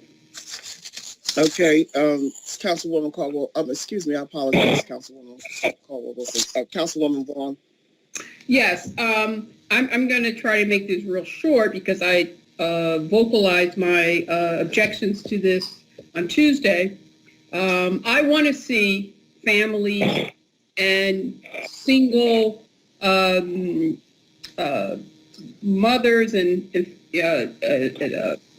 of color, Black and brown, low income, with limited resources to become homeowners, to be able to transfer out of public housing and dependency and become a homeowner.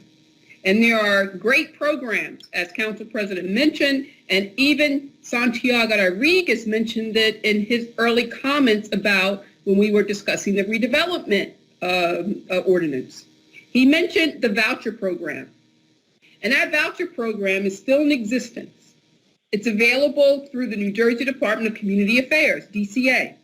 Section 8 Housing Choice Voucher Program. It's eligible for this, people are eligible for that program who are low income and perhaps have the characteristics and attributes of Ms. Sullivan. Ms. Sullivan does not belong in the redevelopment space. She belongs in the HUD program that's offered through the New Jersey Housing and Mortgage Finance Company that allow folks that of her income level to be able to become homeowners through the Housing Choice Voucher Program. And I would like the Housing and Economic Development Director, he should have, in good conscience, in good ethics, directed her to that program. To put her in as a designated redeveloper. She does not qualify. She's not eligible. So I'm just going to quickly read an email from Mr. John Hoffman, the Trenton City Council redevelopment attorney at the Willents Law Firm. He wrote on June 7th to Julie Murray, assistant city attorney. He said, redevelopment of 651 North Clinton Avenue. I have reviewed the information you sent me, including the application, financial information, and the redevelopment plan.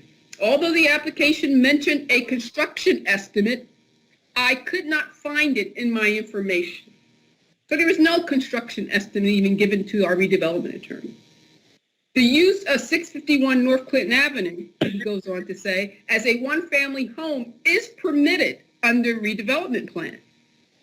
There was no information as to how the applicant, meaning Ms. Sullivan, would finance the rehabilitation of the home and the construction start and completion date, which is no plan, which Council President just asked about. There's no start and completion date. So when will this work be done? When can this home be available to Ms. Sullivan? This, and Mr. Hoffman goes on to say, this information is required in order to determine whether the applicant meets the requirements to be a redeveloper. And he just goes on and says, if you have any questions, please contact me. Now that's very important because there's no indication or information that says this family, Ms. Sullivan, even meets the requirements to be a redeveloper. And we all know with redevelopment, even the most seasoned redeveloper with the resources have issues and challenges in completing these type of projects because there are big money pits. So how can the mayor or the director in good faith want to put a person who is in public housing, is deemed to be low income to or such a challenging project, even for the most seasoned contractor or redeveloper. So I would say that we should champion or ensure, council should raise a resolution to compel the mayor and Mr. Daniels to contact DCA immediately, and the mayor has the power to do it. He can have call over to DCA. Actually, the person who's head of the New Jersey Housing and Mortgage Finance Agency is now Melanie Walters. She used to be our director. So mayor needs to call her up immediately tomorrow morning and get Miss Sullivan a voucher, a Section 8 Housing Choice Voucher Program, and get her into get her into homeowner status. That can happen now. She doesn't have to wait for this crappy redevelopment project to happen with $50,000, which will never materialize. I guarantee you that. So let's do that. And we can raise a resolution in council to compel the mayor to do it. Get over there to DCA, get this woman, the New Jersey Housing and Mortgage Finance, get her the voucher that Mr. Santiago Rodriguez discussed. They still in existence, and that can make her transfer her immediately out of the Donnelly homes, out of public housing, into home ownership. She qualifies, and that would be points for all of us, the mayor, the council, the administration, to make this woman a homeowner immediately. And I believe Council President is aware of a lot of homes that the city, that a lot of these nonprofit organizations, et cetera, East Trenton Collaborative, New Jersey Community Capital, have already built in the city that this Section 8 voucher can purchase and make Ms. Sullivan a homeowner. Thank you, Council President. So I won't be supporting this, but I would love for Mr. Daniels to produce a resolution to get Ms. Sullivan a Section 8 Section 8 Housing Choice Program voucher. Thank you. Council President. Council President. Go right ahead, I have my hand up. Harrison, and then Councilwoman Wilson had her hand up. I can wait. Thank you very much. I didn't see her hand, and I still don't see it, but go ahead, Councilwoman. Thank you.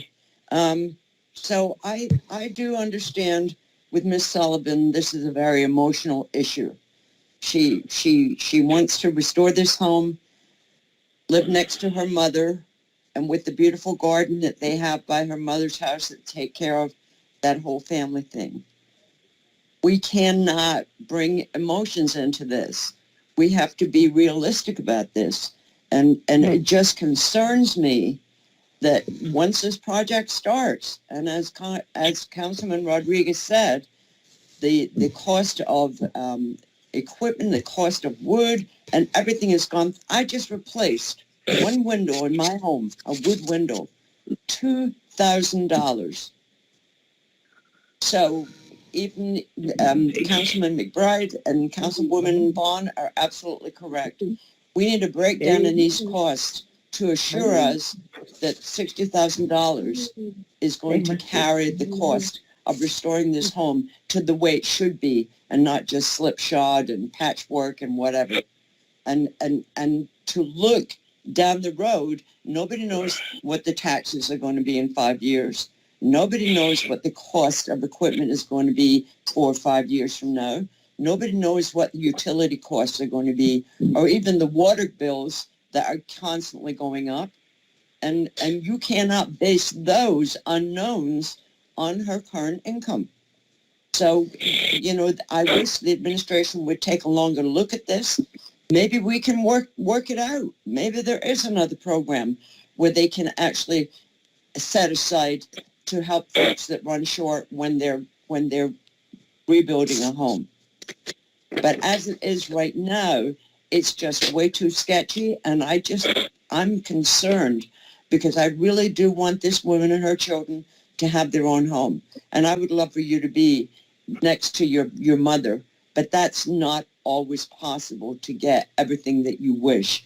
And I wish Ms. Sullivan would sit down with a financial advisor and let them talk to her about this. I mean, we could table this until we get all those parts in place. Thank you. I would like to move to table it, Council President, I want to speak. Oh, I apologize. Yeah, but I want to apologize. Yeah. Go ahead, Councilman Harrison. I apologize. Okay. We brought up Mr. Hoffman's name tonight. There was a second email from Mr. Hoffman that was dated June the 30th on a Wednesday. That wasn't. Council President, I'm speaking. It wasn't from Mr. Hoffman, though. It came from June. Yes, it is. I'm reading Mr. Hoffman never. It says from John. Never sent that. Do you see? He never sent it, Mr. Councilman. First of all, Council President, when you were speaking, I didn't interrupt you. Now you're saying that Mr. Hoffman said no.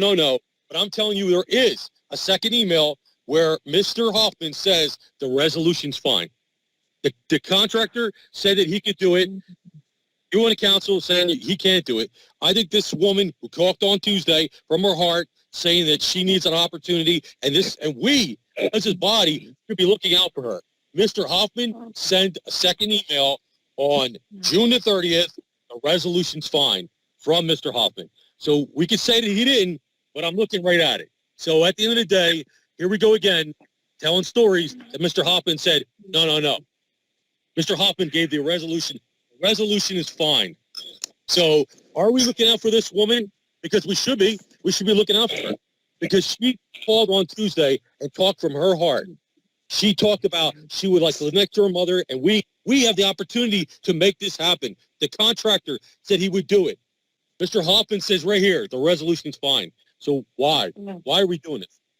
I don't agree with this. I think it's a huge mistake because I hope the people in this city remember there's a lot of Miss Sullivans out there that need opportunities. So when are we on this council going to start listening to their blight? Because they need the help. They need help. And we should be listening to Mr. Hoffman, what he said. And I heard from her heart. And if that didn't touch anybody on this council, I don't know. She talked from her heart and said from her heart, and now we're just going to do what? Say, no, go away. I think it's a huge mistake. We got elected to help the people, and this is not helping the people. This is a huge mistake, and at the end of the day, Mr. Hoffman said resolution's fine. So we don't move forward. That's on based on the council. You guys can do what you want to do. If you vote against this, it's in your heart. Go ahead. Vote against it. I'm not going to vote against a woman who spoke from her heart about her children and about how you can hear the tears in her voice, how she spoke from her heart. Hey, that's on you if you want to do that. I'm never going to do that. I'm going to vote and help the less fortunate, and I'm going to help a woman who needs an opportunity that we on this body can do. So if you don't want to vote for it, go ahead, vote for it. Don't vote for it, vote no. Because at the end of the day, I heard Ms. Sullivan, and it hit home with me. So at the end of the day, do what's in your heart is. I will be voting for Ms. Sullivan because I heard it. I heard from that passion in her heart, and I got the email here. So you guys are going to tell me no, but there is. But at the end of the day, vote your heart then, because I'm going to vote my heart. I'm going to vote for Ms. Sullivan because I believe in her, and I believe in her children, and I believe in moving the city forward for opportunities for a lot of less fortunate people in this city, and that's what we should be doing. Thank you very much. Madam President. Thank you, Councilman. Thank you, Councilman. Councilman Rodriguez. Okay, you wanted. Yes, I propose an amendment and it was disregarded. We vote on my amendment. Well, you would have to make a motion, and then there would have to be a second to the motion. So I make the motion to amend it. I do have a motion before yours, so I have to hear. I'll second it. Okay, I do have to hear Council President McBride's motion first, though. So Council President McBride stated, I want to make a motion to table. And Mr. Conlon, my whole situation is this. I want Ms. Sullivan to get the proper help, assistance from us. And I just don't think assigning her as a redeveloper is the answer to getting her the help that she needs. And so I think that we need to go back to the drawing board and see how fast we could either execute more money, where the money is going to come from, and just insist that the administration agrees to putting a bigger dollar amount in this resolution, because $50,000 is not going to get her where she needs to be. It's just not going to do it. And so, so is it a motion to table for a feasibility study for the grant?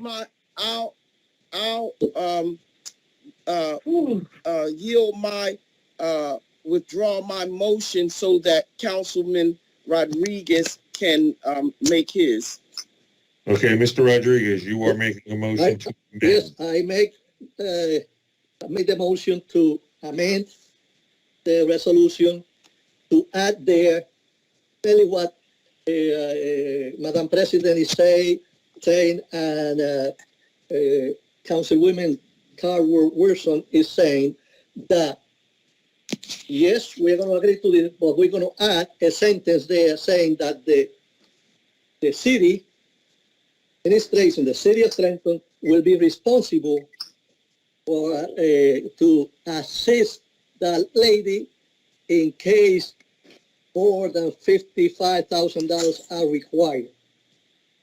Monetarily, the city will find the money from wherever.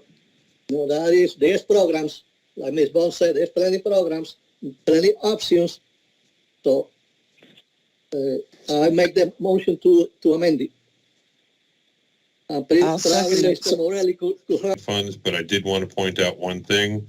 In the actual grant agreement between Ms. Sullivan and the city, it says that the city,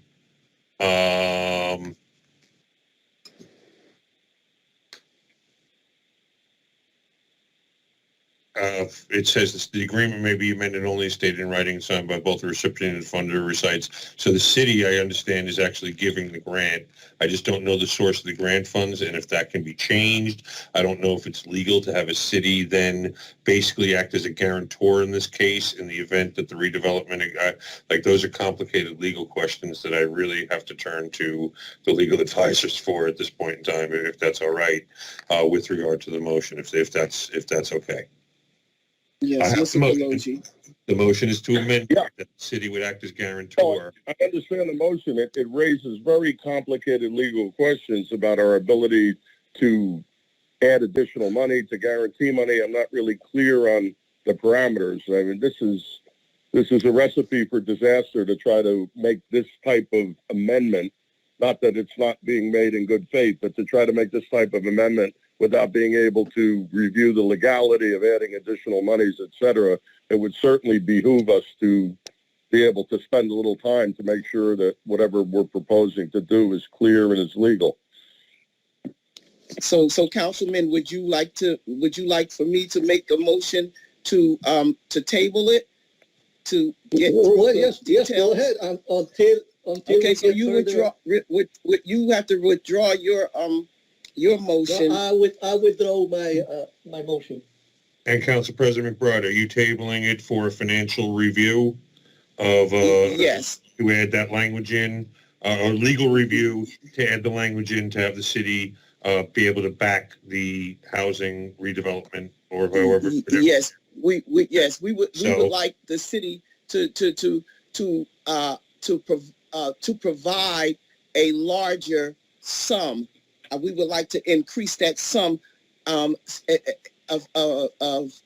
financial assistance from whatever trust they got that money from. We don't. I think they said RCA funding, and I think they said there was 1.9 in there. So I just would like to make a motion that the administration increase that amount based on the breakdown of the repairs to the house, so that she, and subject to legal review is yes, definitely. And Council President. Definitely.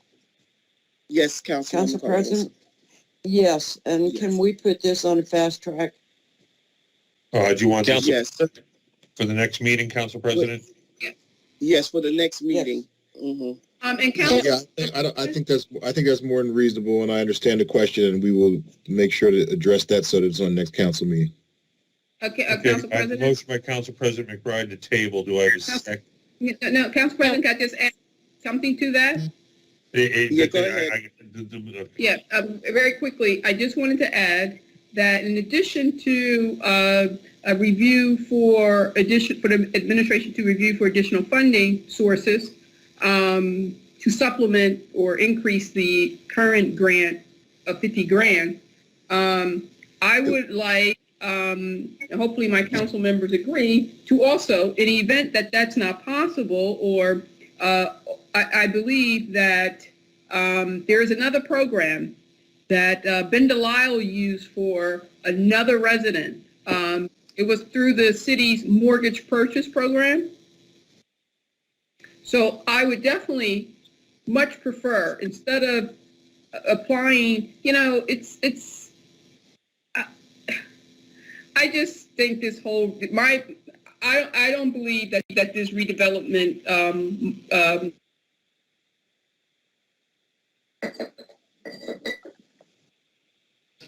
Council President. Well, the mortgage, well, yeah, a review for the more other programs above and beyond, adding additional revenue, but it should be sourced through the mortgage purchase program, funded through there. I guess the city will have more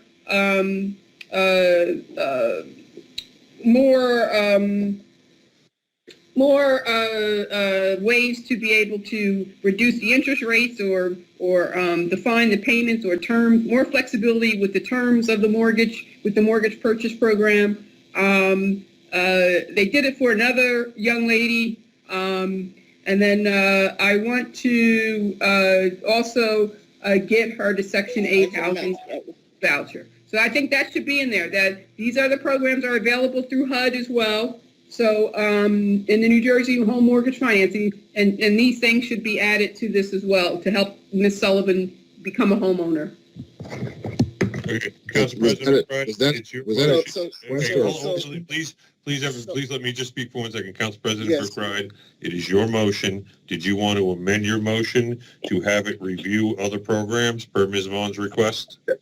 Council President, can I suggest we're going off in 8 different directions here? Can we table this pending legal review, review for optional programs, and any other issues that may arise? Because we're going to have so many different contingencies on this motion. I'm not even sure what it's going to be. Thank you, Mr. Kaloji. So that's what the amended, the motion is for Mr. Kaloji's suggestion. Gotcha. To table it pending legal review, Review for other option options review, and any other issues. other programs, and any other issues. And we want to bring it back on the next, we want it back on the next docket. We want to fast track this. For next docket. Gotcha. I have a motion by Council President McBride to table the next docket for legal review, for optional programs, and for any other issues that may arise in that review. Do I have a second to that motion? Second.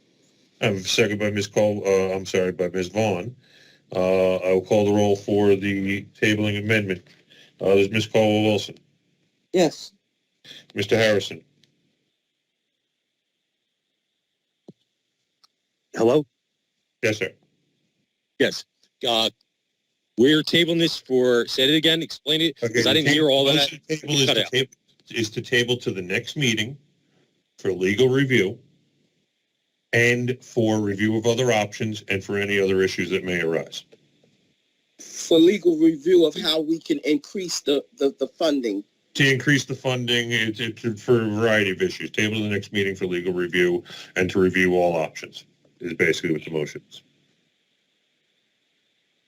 So, but it will come back next meeting, no matter what. It will come back to next meeting. Yes, no matter what. Exactly. If Ms. Sullivan's going to get the opportunity, yes. Mr. Harrison votes yes to table the next meeting with the other with various reviews. Mr. Michelle.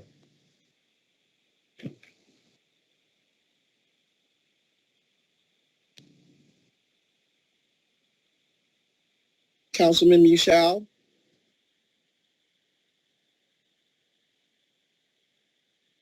Come back to Mr. Michelle. Mr. Rodriguez. Yes. Ms. Vaughn. Yes. Ms. Wilkins. Yes. Mr. Michelle.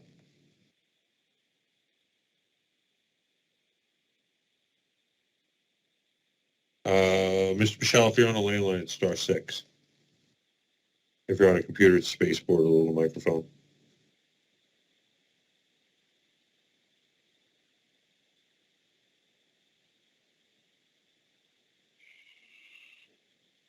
Mr. Michelle is apparently having technical difficulty. I'll note that for the record. Council President McBride. Yes. Motion table to next meeting carries for legal review and review of other options. Next, we have Resolution 22-031, a resolution authorizing a payment for a contract with J. Vinch & Sons, awarded for demolition services in the city of Trenton for structure removal of a 2-wood frame structure with openings in wall areas located at 334 North Montgomery Street in the amount of $34,750. Do I have a motion? So moved. A motion by Mr. Rodriguez. Do I have a second?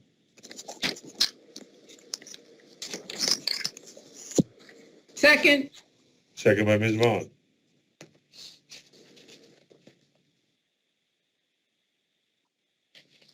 Council President, would you like me to call the roll? Yes. Mr. Michelle has exited. I'm assuming he will come back. Ms. Caldwell-Wilson, Yes. Mr. Harrison,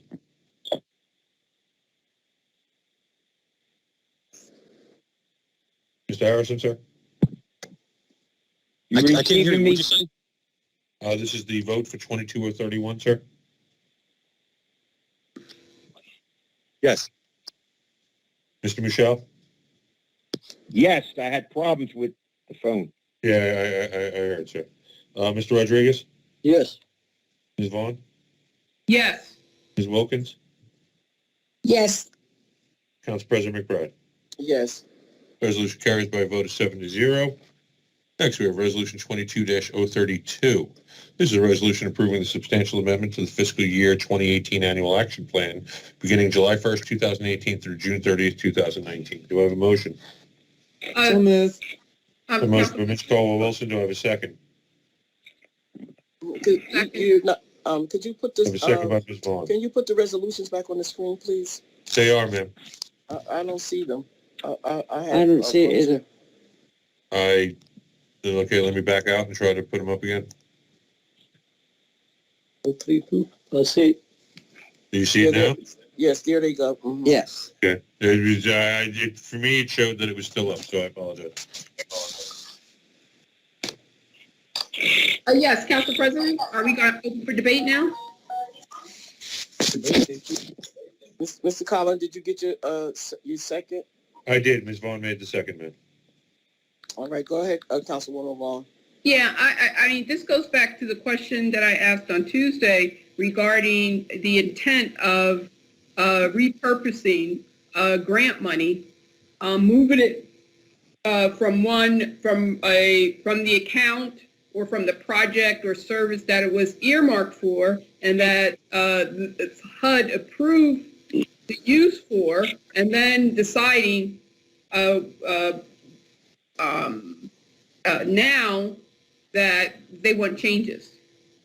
So the same group, Miss G and Mr. Daniels in the Economic Development Department approved this plan that was presented and vetted and scrubbed by the previous Economic Development Director. And they approved what the appropriation was going to be, how the funds were going to be allocated, what they were going to be used for. That now, here we are, they want to revise that plan. Now, I just want to see some documentation to make sure that Ms. G received the approval from HUD that she can repurpose these funds. And I don't see that letter from HUD with that approval. Mr. Daniels, have you received a letter from HUD, or have you submitted an application to repurpose these funds?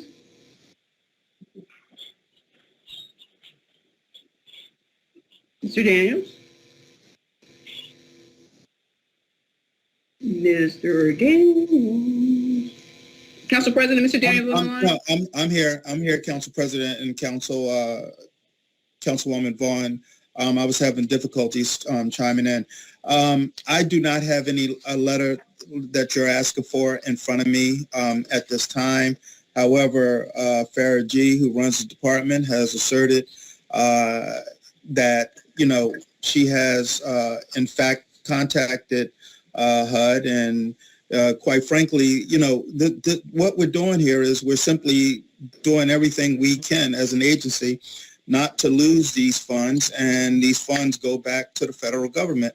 All right, Mr. Daniels. Ma'am. Go ahead. No, go ahead. I was listening to you. Yeah. This predates you, but we had our CDBG grant money frozen for this type of stuff, that we weren't following the procedures, we weren't following the guidelines, we weren't properly and timely using the money. We didn't have the expertise, project management skill sets in-house to be able to facilitate the use of the money and facilitate the projects from initiation through to implementation. So that's the reason we got shut down. So the funds were finally released because the mayor negotiated and given HUD the confidence that going forward, these dynamics were going to change. But here we are again. The dynamics have not changed. We're still operating willy-nilly. We don't have the expertise in-house, the project management skill set, the program management skill set to facilitate the execution of these funds. So now a deadline is coming up and you say, oh, we didn't use them.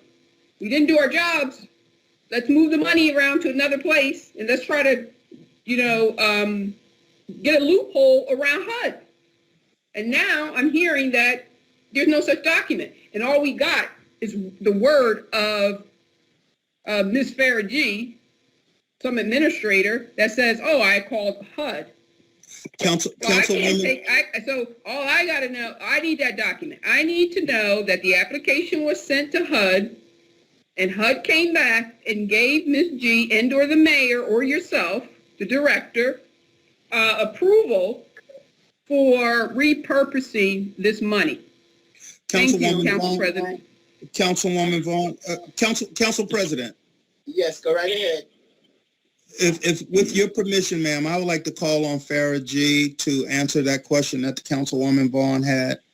Will Ms. Farah G be submitting the documentation? Because that's what she's asking for, the documentation from HUD saying that they have allowed your department to repurpose the money. Will she be producing the documentation? Ma'am, what I would like to do is ask her if she can assert that she can produce. Okay, go right ahead, Mr. Daniels. Farah, are you on? Ms. G? I mean, if I... Okay. Hi. Thank you. Hi. Okay. There is no document from HUD that we received in advance of submitting a substantial amendment. I just want to refer people back to our citizen participation plan, where it refers very specifically to the process of a substantial amendment. HUD recognizes the fact that every year a program might not proceed the way you thought it would. That's why they give us 7 years to spend the funding. We should be doing these amendments at the end of each year. If a project didn't move forward or if there are proceeds to a project, we should be reallocating these funds on an annual basis. And that's what we're doing here. Having this resolution is a part of the substantial amendment. It's been on display. We need council to vote for it. And then we submit this to HUD and then we receive an approval. We don't ask for permission in advance. Well, I know differently. Council President, may I speak? Yes, go right ahead. What I do know is that, okay, very quickly, what I do know is that there is an application to HUD you can't just use the funds however you want to. So there is an application and to notify HUD that you are now repurposing those funds for other. Can somebody stop being rude? I'm looking for him, ma'am, and please, if you find, disconnect their mic. Mm-hmm. So there is such a process. So I would like to table it so we can confirm that, in fact, what is the appropriate way forward? Because we don't want to be presumptuous and take the wrong and then reappropriate these funds and find out that we're not in compliance, and then HUD comes in and shuts it down. I second it. So I want to table it, and Ms. Faragee come back to us next council meeting with the information and confirmation. Okay? Can I please speak? Council President? No. Can I please speak? So I'm going to table this for next meeting until we can go to HUD and get the appropriate information. Can I please speak? Why are you interrupting me? Who's that?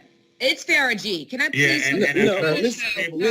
Excuse me. Motion to table must be heard without interruption, ladies and gentlemen. Yeah, I have a motion to table next meeting by Ms. Vaughn. I have a second by Mr. Rodriguez. I will call the roll. Ms. Caldwell-Wilson. No. Caldwell-Wilson votes nay. Mr. Harrison. No, we're going to lose millions of dollars. This is dumb. Mr. Harrison votes nay. Mr. Michelle? No. Mr. Michelle votes nay.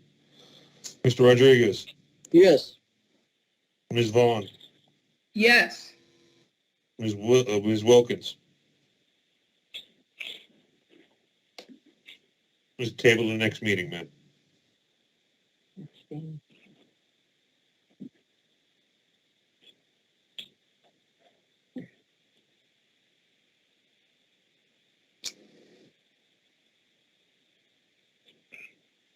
Ms. Wilkins? What is going on here tonight? Nobody seemed to be able to get on. Oh, she's here. Ms. Wilkins, if you hit the space bar. She has to unmute herself. She has to unmute herself. Yeah, but if she can't, just exit and re-enter the meeting, ma'am. You wanna, I've Star 6. want to move to my vote, Mr. Collin. Yeah, but if it in a 3-3, I would have to, Ms. Wilkins is here. She's, ready, willing, and able to vote. I can call her and get her vote over the phone. She's texting. I just got unmuted. Thank you. unmuted. This is the, to table, correct? To the next, Yes, to the ma'am, next. meeting. Yes. Ms. Wilkins votes yes to table to the next meeting.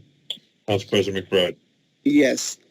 Council President McBride votes table to the next meeting. 21032 is table to the next meeting. If you could provide some sort of information to the council with regard to the request, would be appreciated.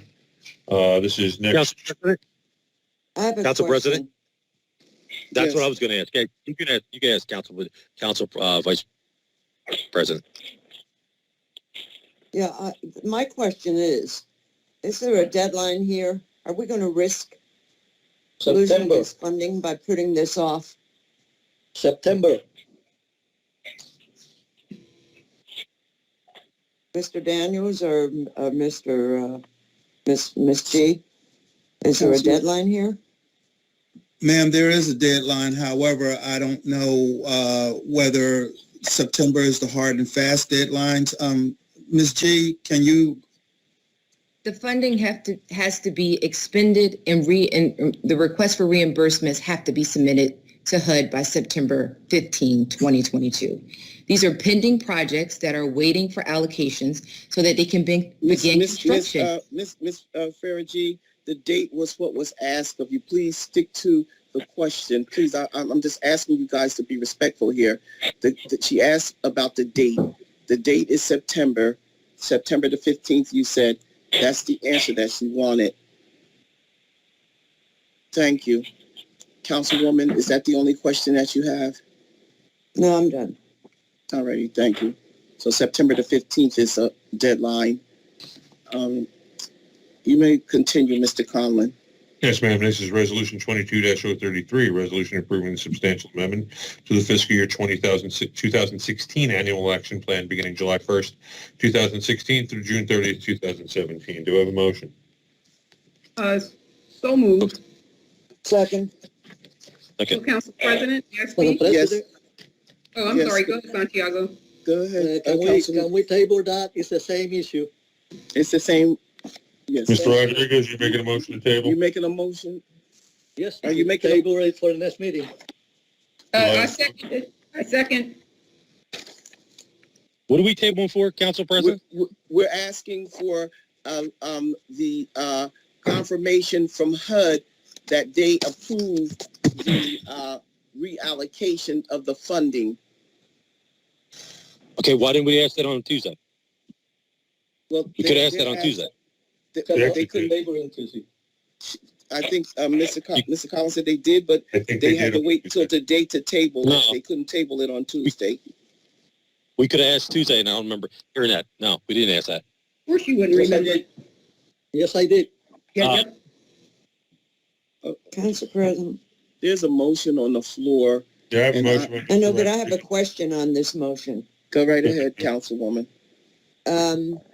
It's my understanding that we don't get the approval until we submit the resolution authorizing them to move that money. So aren't we putting the cart before the horse? Of course. Correct. I don't think so. When the mayor and I went down to Washington D.C. when that money was frozen, the problem that we incurred was that they were moving money, and then they were moving some without the authorization of HUD, and then they were moving it slow. Then there were no paper trails of what they had done. And the paper trail was the most important thing, that when HUD came into the Housing and Economic Development Department, they could not find any letters from the HUD office, any letters from certain contractors, any letters pertaining to what was going on with the funding. So to ask for something from HUD is not out of the question. It's a safe, and if they don't provide it, they will gladly give us something on their letterhead stating that the HUD department does not require this. But for what we're asking for is not out of line based on the how that money was frozen prior to Mr. Daniels and Mrs. G coming on board.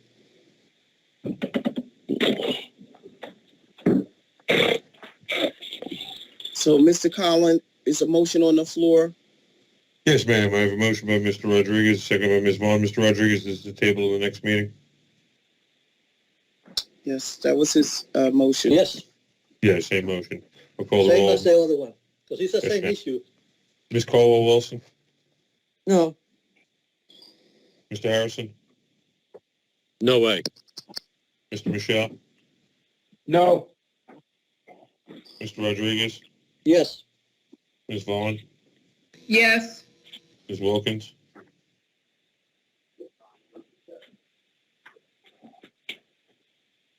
he's muted again.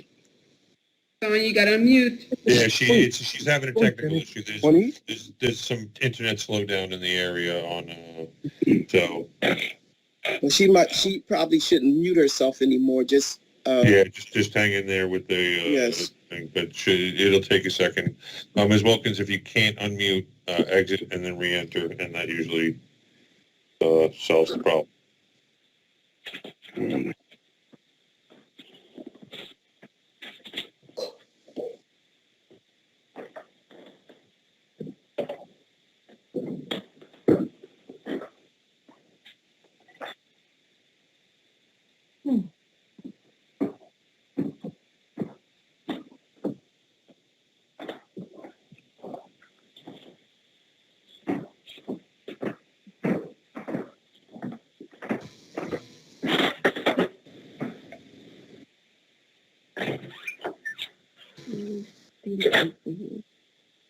Ms. Wilkins? Still muted. Can Yeah, she let me- call? Can Yeah, she call it? I'm actually gonna call it in. Let me call it.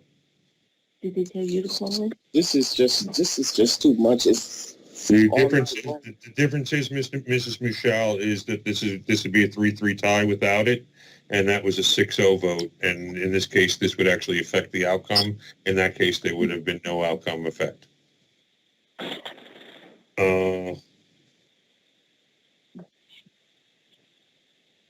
I'm unmuted. Thank you. There you go. I vote excuse yes. me. Stay unmuted. Yes, ma'am.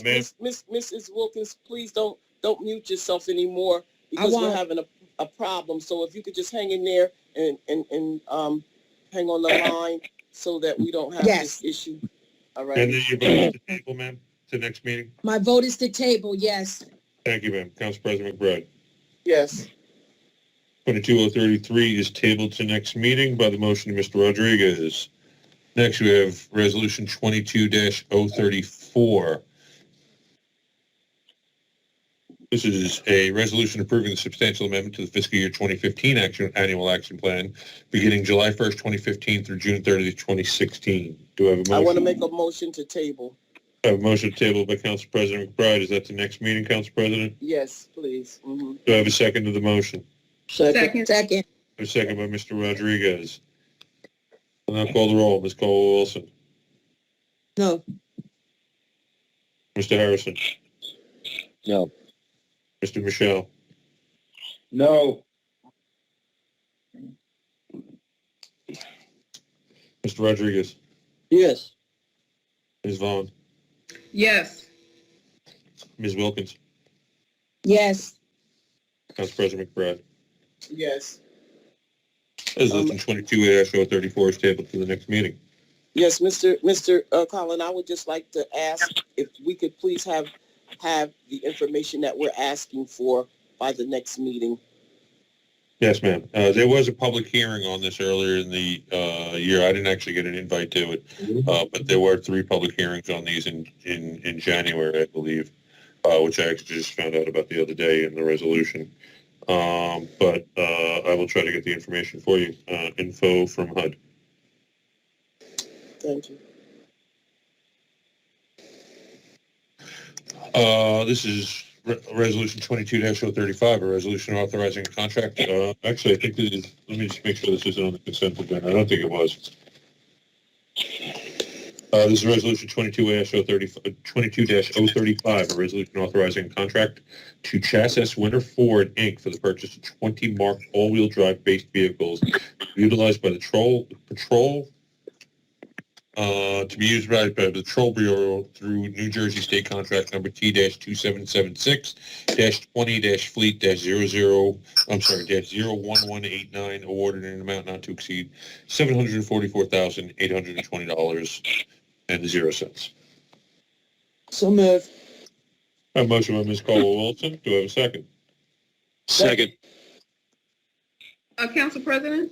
Second by Mr. Harrison. Council President, I have a quick question for Mr. Wilson. Go right ahead. I learned today, I was at the deli down the street from my house and I saw some police officers. I don't know their names, but so we were talking about the radio room and the upgrade. And I was told that, some of the radios are still on the county, are going to the county system. I just want to be clear before I vote for this. I'm happy to vote for the new trucks, the SUVs or whatever.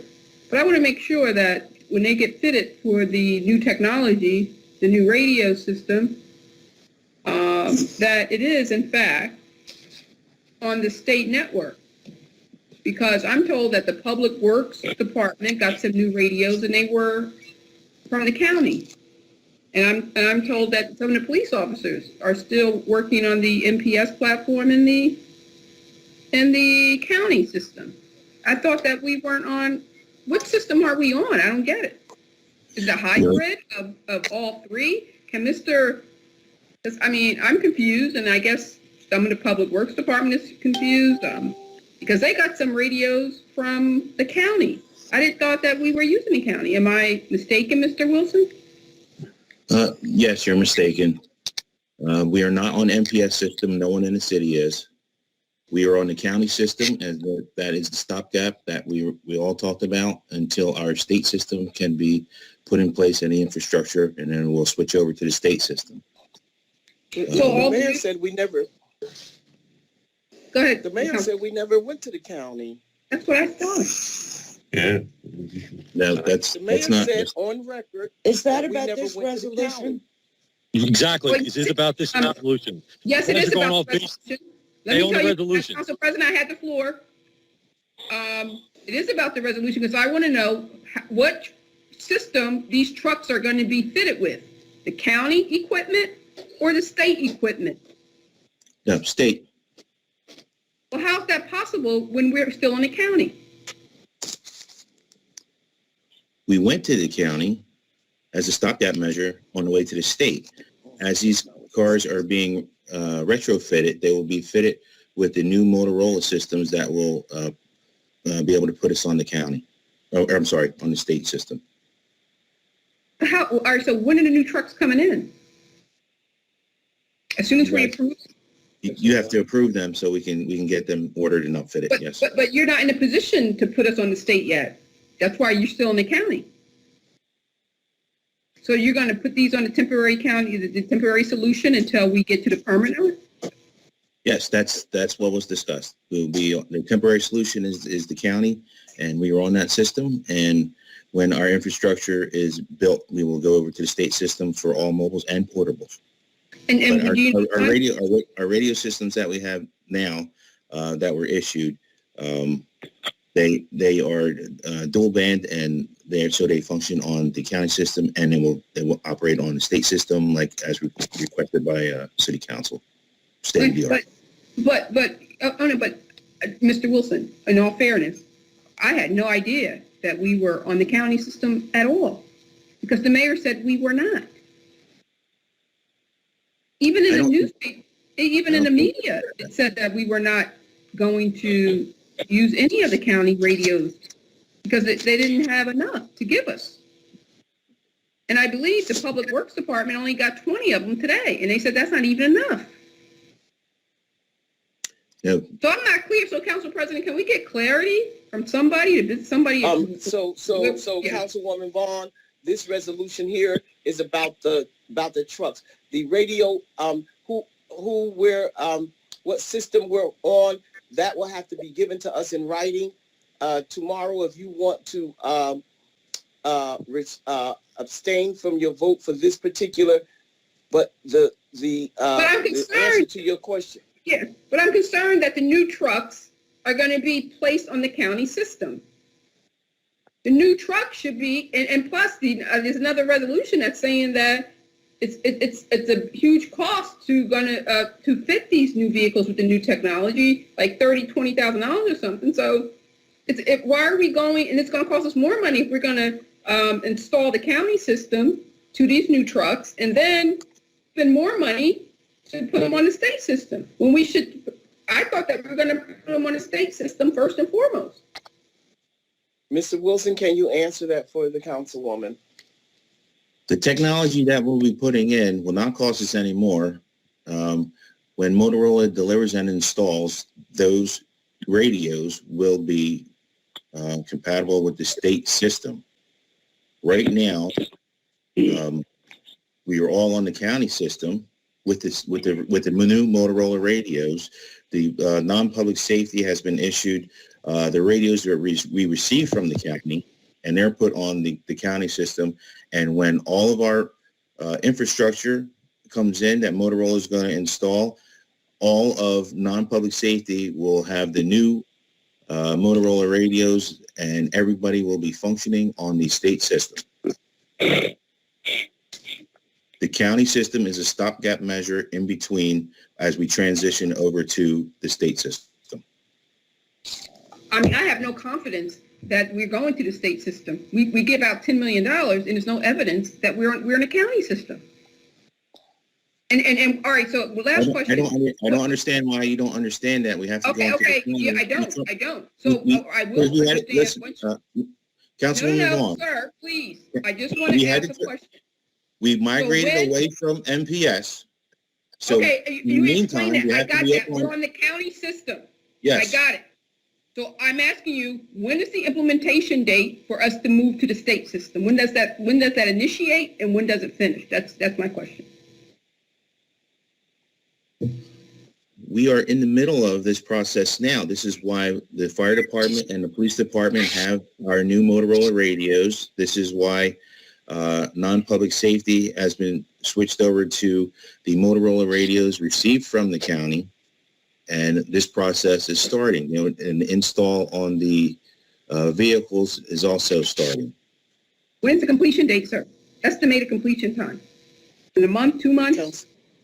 Councilwoman Vaughn, you have to go back to the resolution. It's not in there, Council President.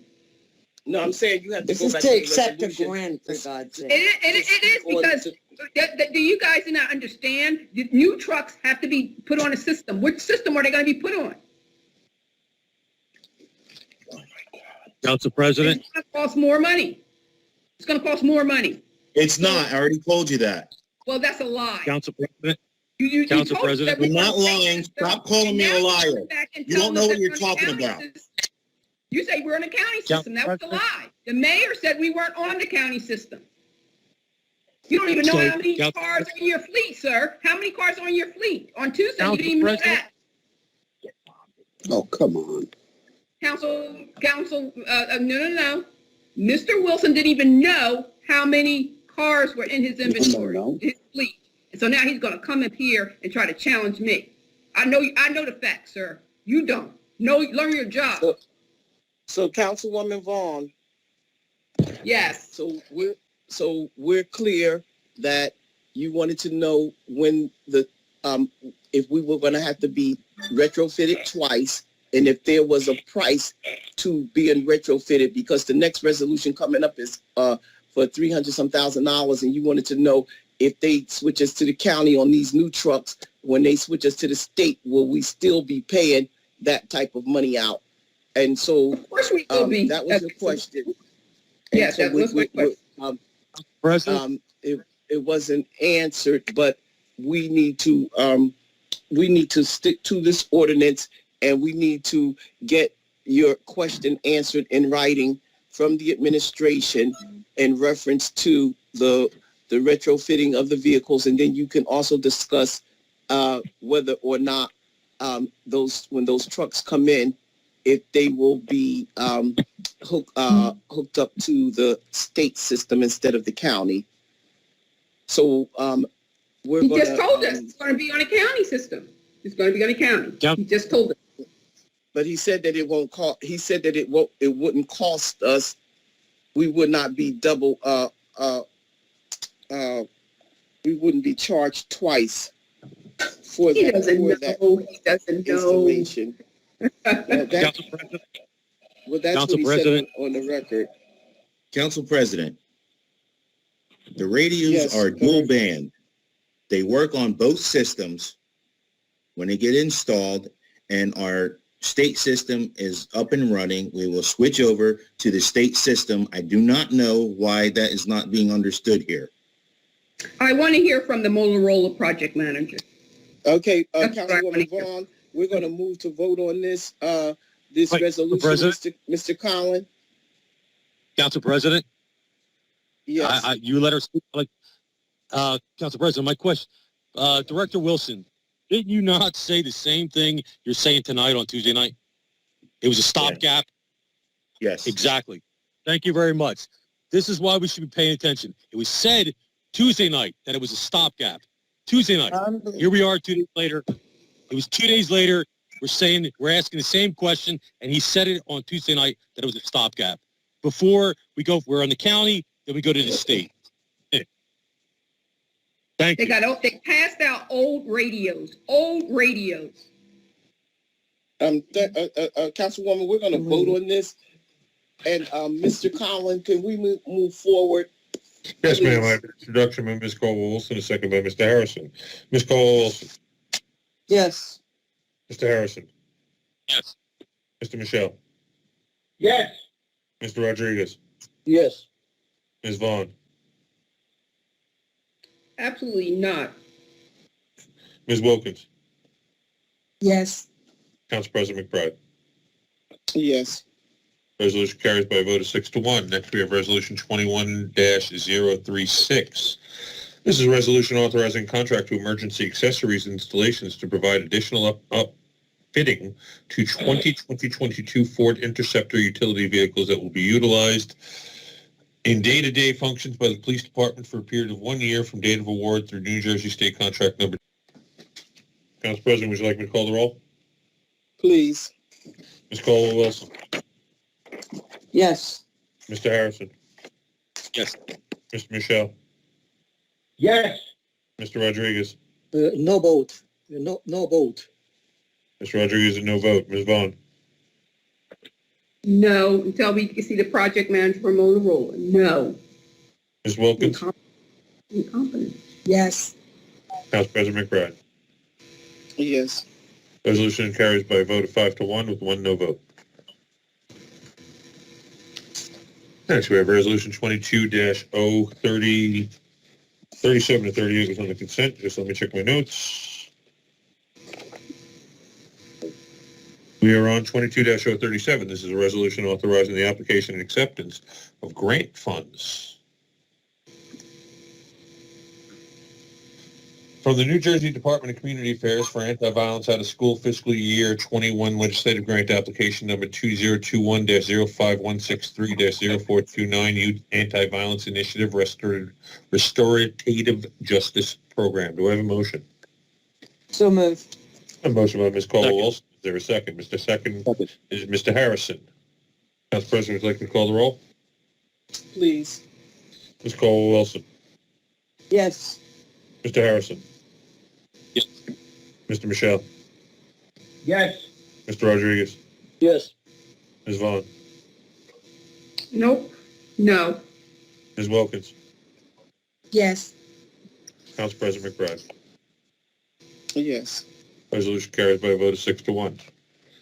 Resolution 22-038 was on the consent agenda. Madam President, Yes, Councilman Rodriguez. at the beginning, we had a vote that was 4-3 for the cap. And we're supposed to get the legal opinion from the psychology because that vote could make the difference. Well, it was actually, that one was actually the cap bank ordinance failed by a vote, or I believe it failed by a vote of 3-3. But I had received a memorandum from Mr. Kaloji sometime back, and it's probably going to take some research just to make sure about, in some cases, that abstentions would possibly count as yes votes in certain situations. Yeah, as I said, let's not go down that road. We've talked about this in very abstract terms. It was never meant to be discussed publicly. Sorry. Procedure then that abstentions count as nothing, and only the votes that have been cast are counted. I'm going to ask that we embody this in a formal ordinance at the next meeting, so this way we're totally clear and totally protected on this issue. It's been bouncing around for several years, and the best thing would be to just put it in ordinance form, that an abstention is a nullity, it doesn't count either way, and only the votes that are remaining count. In that case, the cap bank ordinance failed 3-3 with one abstention. Okay, thank you. Council President, we have the introduction of ordinance 22-04. Would you like me to proceed? Yes, could you put it up on the screen? Yes, ma'am. Ladies and gentlemen, this is the introduction and first reading of ordinance 22-04, an ordinance to approve amendments to the Central East Redevelopment Area Plan to include a mixed-use district. This too should be tabled because it has to do with redevelopment. All of our redevelopment is going under the agency. So I would move to table this so that our redevelopment agency could be formed and we could deal with all of this at one time, and especially with the advice of Mr. John Hoffman, our redevelopment attorney. So I would like to table this. Table it with time, ma'am, or indefinitely? Indefinitely. Motion to table indefinitely by Council President McBride. Is there a second to the motion? Second. Second by Ms. Vaughn. I'll not call the roll. Ms. Caldwell-Wilson to table. Yes. Caldwell-Wilson votes yes. Mr. Harrison? No. Mr. Michelle? No. Mr. Rodriguez? Yes. Ms. Vaughn? Yes. Ms. Wilkins? Yes. Council President McBride? Yes. Ordinance is tabled until such time, or indefinitely. Council President McBride has the onus to bring it back. Motion carries by a vote of 5-2. Council President, that is the end of new business. Would you like to move on to public comment? Before we move on to the public comment, I just would like to highlight the fact that we have not been able to get in touch with Motorola for them to do a presentation. I don't know how many times you have reached out to the company. And I did get an email from them late today, actually, if you'd like me to go over the details of that.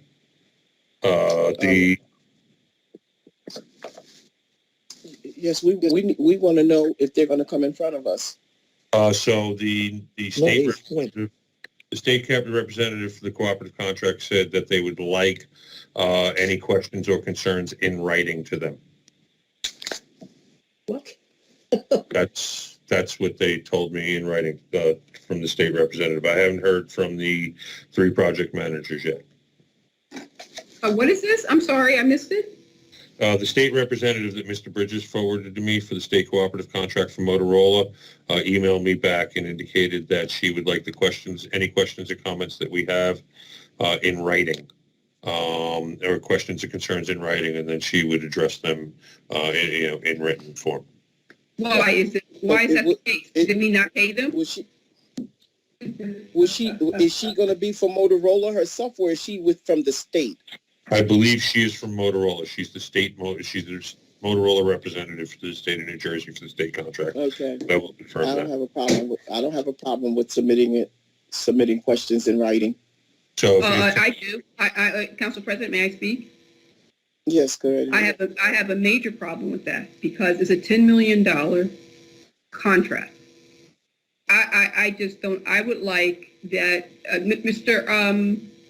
Collins, do you speak to her personally?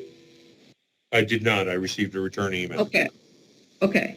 I cannot believe that any Fortune 500 company that has an account manager or assigned program manager to a contract of this size will not want to come to us in person because of the potential of more business coming their way. So I would know. And if they did say that, we would be remiss giving them our taxpayer dollars for $10 million. They don't think that we are worth their time to come and talk to us in person. So somebody, Mr. Bridges and/or Mr. Kaloji, need to send Motorola a letter demanding that the city of Trenton will not tolerate them dismissing us in this manner. This is not a $100,000 contract. It's a $10 million contract. They need to send 3 people to come talk to us. So please, they're not going to brush us off that way. They better come and talk to us and answer any questions we have. So for $10 million, please. Hey, at one time when I was young, I bought a Mercedes. If I had anything asked about that car, they come to my house, get the car, and do everything for me. For that type of price tag, $10 million, and that was on a $50,000 car. So Mr. Bridges need to write Motorola a letter. If they don't get their butts into this council and give us a presentation and answer our questions, hey, we want our money back. So I don't understand that at all. We're in a $10 million contract. There's a service level agreement. There's a customer service level agreement. There's a warranty. I just can't.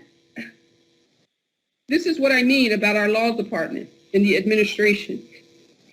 They don't fight for Trenton. They don't stand up for us. Not for the city, not for the residents, not for the taxpayers. You give a company $10 million and you don't think that they're going to tell us that we're going to send questions in? F out of here. Okay, so GTFOH. Council President.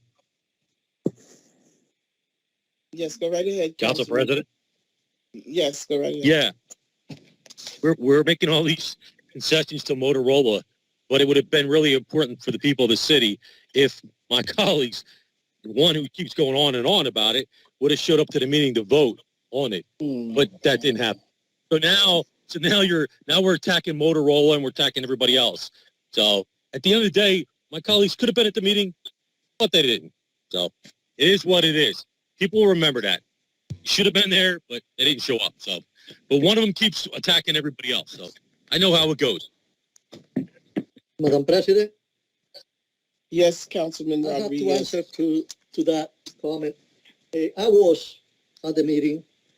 I believe that 3.5 years ago, when I first heard about the radio problems, I was the one that was inquiring because I was very concerned about the type of function that MPS, what they were doing in the city. I was concerned. So it's not attacking Motorola. I voted for the $10.5 million. and I demand the explanations from them. It takes only 15, 20 minutes, and they don't have it to move from their office.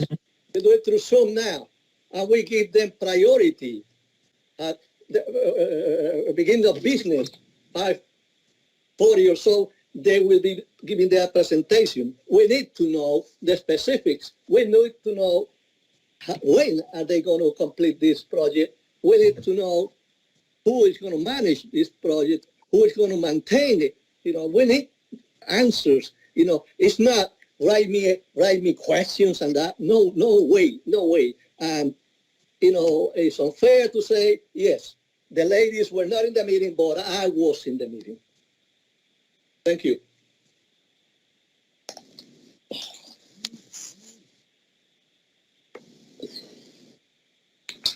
So, yes, Did you want to go to civic comment, or did you want to? yes. Ladies and gentlemen, I'm sorry, not civic comment, public comment. This is a public portion of the Trenton City Decorum, and you have 10 minutes to speak. And Council President, first, Mr. Dan Fatton. Yes, I'm going to let Mr. Fatton speak, but before I do that, I want to tell Mr. Gonzalez from the Department of Community Affairs, this is the council's meeting, and you don't have the right to shout out any of your concerns. You can bring them to me personally, or you can call the clerk and voice your concerns with the clerk, and he will forward them to the council. But you don't have the right to holler out in this meeting. Thank you, Mr. Collin. Mr. Fatton, you may voice your civic public comment.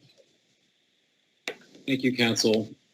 I want to speak to the redevelopment issues that we discussed tonight and just point out that Hoboken, Jersey City, Newark, the reason those cities redeveloped and have had a boom of redevelopment has nothing to do with having a redevelopment agency or authority.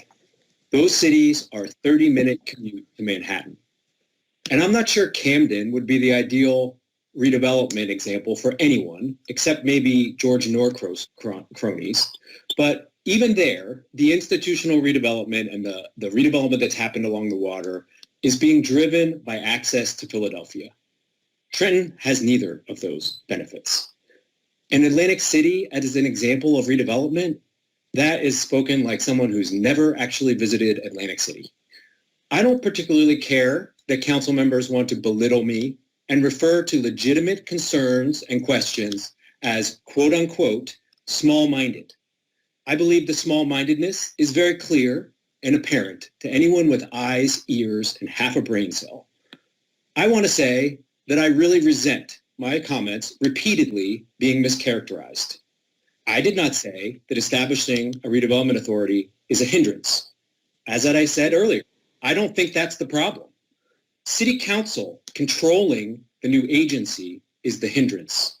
The lack of clarity about who will appoint the members to the new redevelopment agency is the hindrance.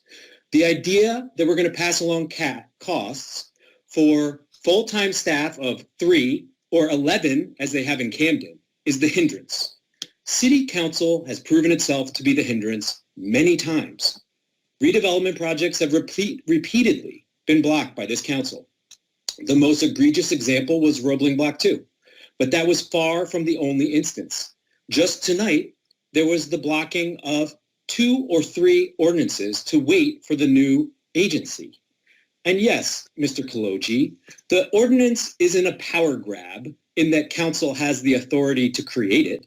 The power grab is exercising that option for authority and doing it vaguely with an opaque process. That's the power grab. To Ms. Horn and Mr. Manuel, I actually think that we agree on the issue of blight and the need for redevelopment. Unfortunately, the reasons more redevelopment have not happened here are really complex, and they will not simply be solved by creating another entity. A better and simpler solution to actually speeding up redevelopment would be adopting the updated land development ordinance. I honestly hope I'm wrong. I do. I hope I'm wrong. But I strongly suspect that this will not help the city redevelop, and it has the potential to make things much worse. It will add costs to redevelopment projects. Ms. Vaughn explained it herself, and that is something that will make projects financially unviable in Trenton. Council President said it herself tonight, arguing to shelve the redevelopment ordinance or resolution for Roebling Block again. Now that Council has authorized the formation of this redevelopment authority, which still needs to go and get approved by the local finance board, how long will that take? According to Ms. Vaughn, the staff is going to be paid by fees from redevelopment projects. Well, folks, now we have a chicken and egg issue. So there won't be any fees to pay the staff if the projects aren't moving forward, but there isn't a staff, and there won't be staff if there aren't projects to pay for the fees. So just tonight, we scuttled 2 potential redevelopment projects. I am outraged. You're right, we should be outraged. Folks, council is gaslighting you. Ms. Vaughn said exactly what she thinks of the working residents of our city. Ms. Sullivan belongs in Section 8 housing, was the quote I heard. Talk about small thinking. Is there room for improvement in City Hall? Absolutely. I've been volunteering in the city for more than a decade, and believe me, I've been pushing boulders uphill for a long time. I agree with Council President about the opportunity, particularly along the Delaware River. But what has Council actually done to facilitate the Boulevard project of Route 29, to reclaim the waterfront, to push the state on the state park plan? Anything to make that a reality. The vision that is supposedly missing was articulated by residents of this city in the Trenton 250 master plan. Unfortunately, this council has repeatedly delayed and blocked the actions that the community has repeatedly called for decades. Councilwoman Vaughn stated, "Read the redevelopment law before you come to council." Direct quote. Well, first of all, I received my master's degree in city planning from the Blaustein School at Rutgers University, and I got an A in redevelopment law. But no, I don't have to read the statute that enables Mr. Bridges or any of us to speak to you. It is vested in the First Amendment of the Constitution, and we will come speak our minds during public comment anytime we damn well please.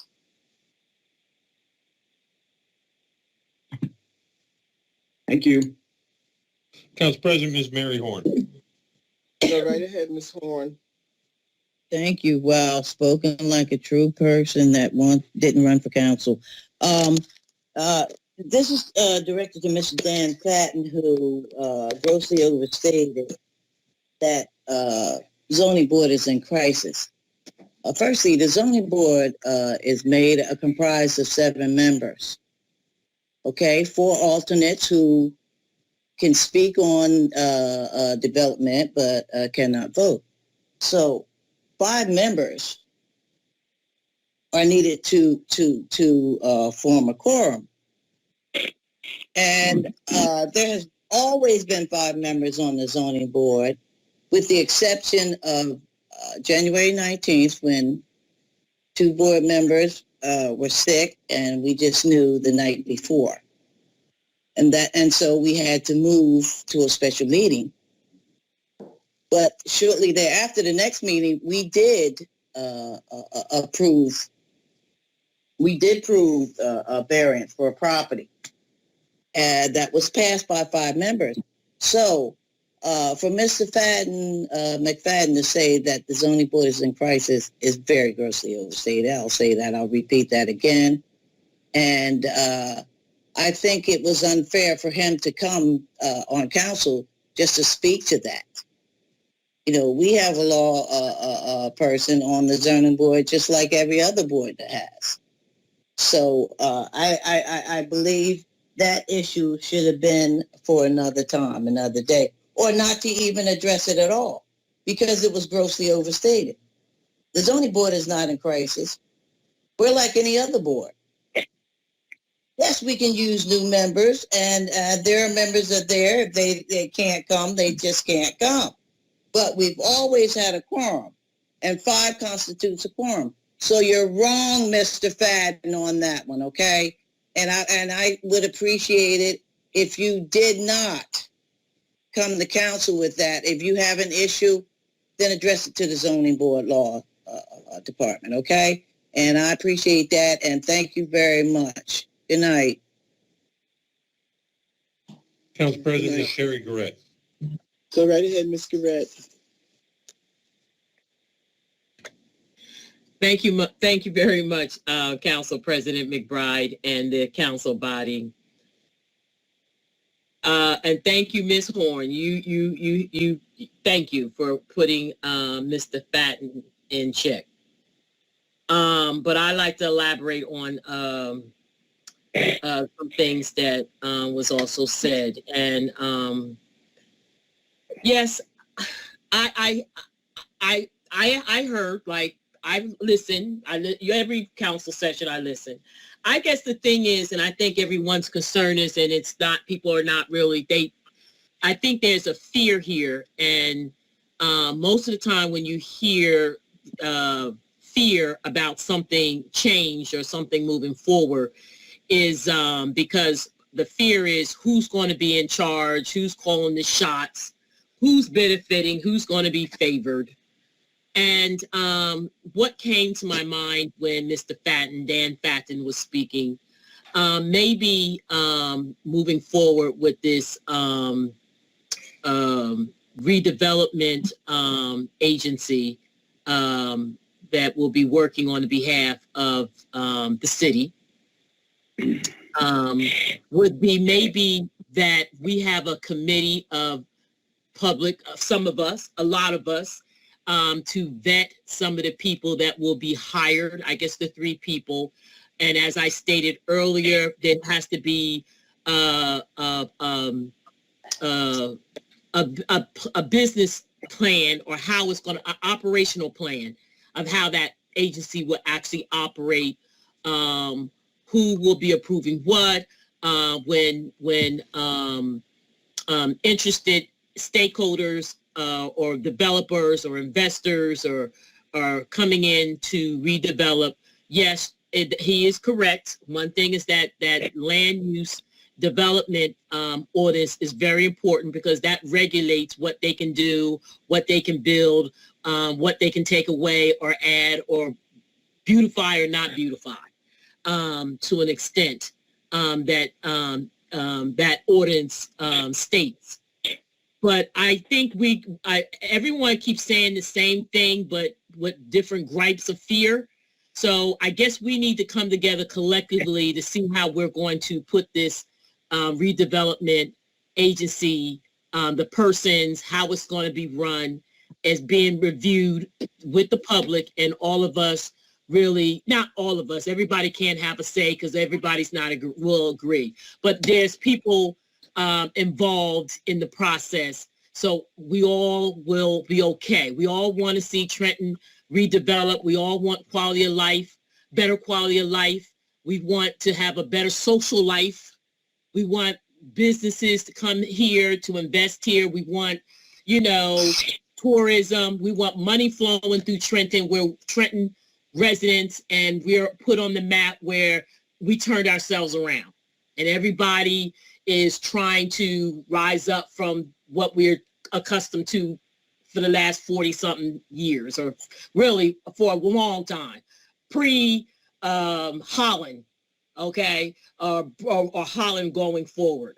But I just think that we got to come to an agreement how we're going to move together, where everybody's not at each other, because people have this fear about who's going to be doing what and who's going to be favored, blah, blah, blah.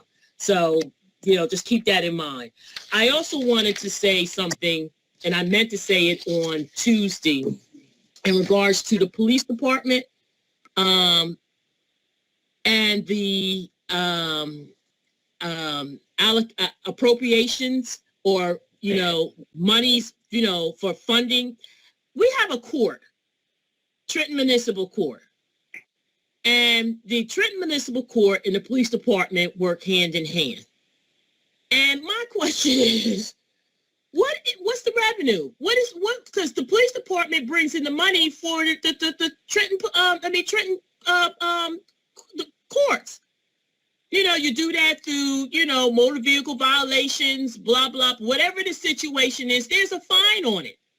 So how much money is coming in, and why isn't the Trenton Municipal Court paying for these vehicles? Why is the money coming out of the transitional aid? I haven't heard that. Like, even I'm trying to think. I looked at the police. How much money is Trenton, the court system, bringing in? How much of that money is being supported by the Trenton police? Because it seems like all of our departments are supposed to be assets to bring in and generate some money is more of a liability than is a money-making thing. It's not generating anything. I know municipalities, that's how their police department is fed and paid based on what they generate in, motor vehicle violations, whatever it is, whatever violation the citizens within that town makes, that's how they make their money on top of fees. And plus the courts have, the state courts have fees that they impose on a local level that we pay for, that's supposed to be funneled back to the police department. So I'm not really understanding, because hasn't been talked about. Like, it just seems like and that's the issue, even with this redevelopment authority. We gotta make sure that the money that we're generating, it pays for itself. So I just, that's a question I would like council, to answer, or have asked, if there's some more appropriations or expenditures that's being put forth before a council. What is the Trenton Police Department? The Trenton Court. How much money are they bringing in the courts? Because this shouldn't be coming out of transitional aid. They should be able to pay for themselves. They should be self-sufficient, like self-liquidating. It's the same thing as as the authority. So what's going on here? I wish someone answers that question. And that's really it. I just hope we can just learn how to resolve things instead of being at each other. I know sometimes some people could say things over and over, could be annoying, especially when you're on this call or in this session. But, we all got to come up with resolution instead of doing this fear thing. These, we don't do this. We got it. And one more thing. In regards to that CDBG with Ms. Faragee, you should have brought that to City Council a long time ago. Reappropriating that money, that should have came to council months ago, because you should have been able to look out, forward thinking that you weren't going to be able to spend this money. The deadline to spend this money is coming up. That should have been in the works about what the city would like to do, or reappropriate that, or figure out how to do that with HUD, just like Council President McBride stated.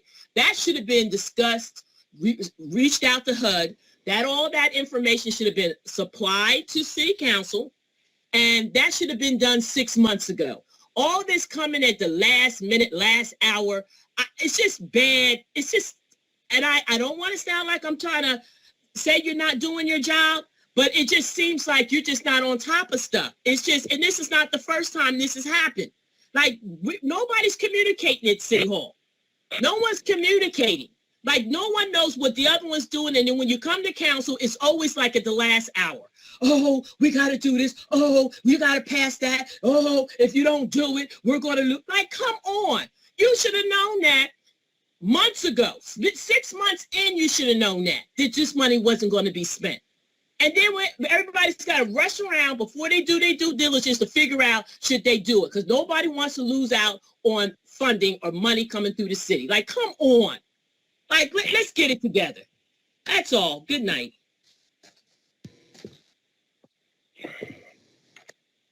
Ladies and gentlemen, does anybody else wish to be heard for the public portion of the Trenton City Council meeting of February 3rd, 2022?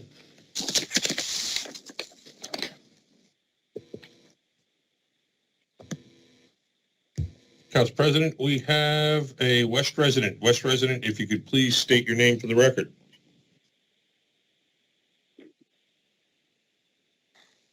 Hello? Is that me? Person Mr. Thomas? identified as West resident who entered the meeting as West resident. No, that's not me. Well, you're here now, so go Okay, right your ahead. name for the record, ma'am. Okay. All Yeah, what was your name, ma'am? This is Miss Chowdhury. Got Miss Chow, disconnected, but okay, Miss Chowdhury, yes, sir. West resident, we'll come back to you, sir. Miss Chowdhury, Council President, Miss Chowdhury. West Go ahead, President Ms. can go. Okay. Go right ahead, Ms. Caldry, please. Okay, thank you. First of all, I wanted to welcome Sonia Wilkins and wish her luck. I hope that you're able to bring a different vision to Trenton that adds innovation and value. And I appreciate your contributions. I appreciate the contributions to the public, particularly concerning housing. I think that home ownership continues to be a real problem. I think that public housing is not going to solve this problem. You really need to increase home ownership, and if you really want to be an area that is different from all the other cities that have the same urban blight, the same issues, the same problems, you need to be very proactive, create profound changes in the house and approach to crime, and how interlinked those are. As somebody that works in real estate in Trenton, there's very low home ownership. I think it's about 30%. And unless you, Section 8 deals with part of those issues, and the housing vouchers deal with some of it. But the home ownership program, I think, has only helped like 15 or 25 people in the last 2 years. That's not enough. There needs to be a proactive effort because the psychological effects of lack of ownership significantly are related to crime, litter, and other issues that happen in cities like this. The other issue that I wanted to address, a little bit related, is the issue of landlords. I am an out-of-town landlord. I've resided in Trenton in the past. However, what I wanted to point out is that Trenton's making a mistake. Other suburbs don't permit so much impact from people that are out of town. I think that you're leaving a lot of money on the table. It doesn't help me personally to pay more in taxes. However, I think that you should think about implementing a program where out-of-town landlords, and particularly out-of-state landlords, are contributing some kind of portion of their income or what they make in Trenton, their profit margin, back to Trenton. A very small amount, 1%, 2%. Assuming you've got a 70% landlord home ownership, not residential home ownership, is going to make a significant difference. And I would just suggest that, someone look into that. This problem is not as large in other areas, but Trenton is really beleaguered by this problem. There are too many people coming from outside, and that's creating a problem. And the last issue one of the other issues I wanted to address, of course, was policing. I think policing continues to be a problem.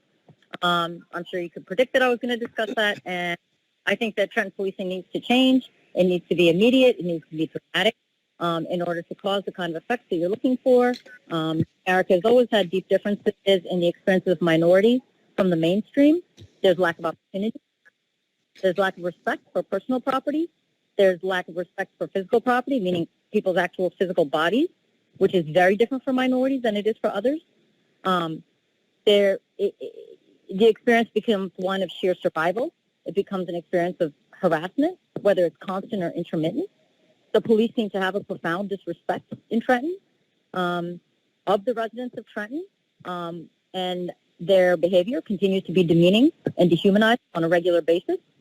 I don't think I can change the approach to policing and the pathos, one meeting or one phone call. However, their constant suspicion, belligerence, it's disrespectful, it's a little predatorial, and that lack of concern and care for life that's happening in Trenton needs to be addressed in a more significant manner. The victim shaming and blaming that happens in Trenton doesn't happen anywhere else.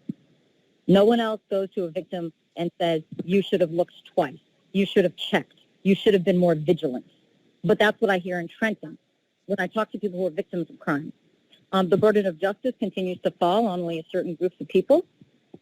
Recently, I watched an officer who got asked for his name and badge number. He responded by pursing his lips and refusing to respond.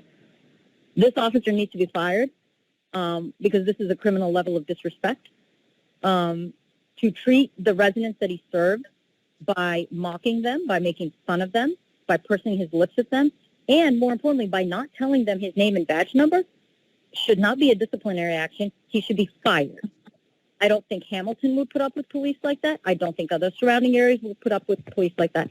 However, I think that people feel less empowered and more disenfranchised, and of course, I think people are afraid of retaliation.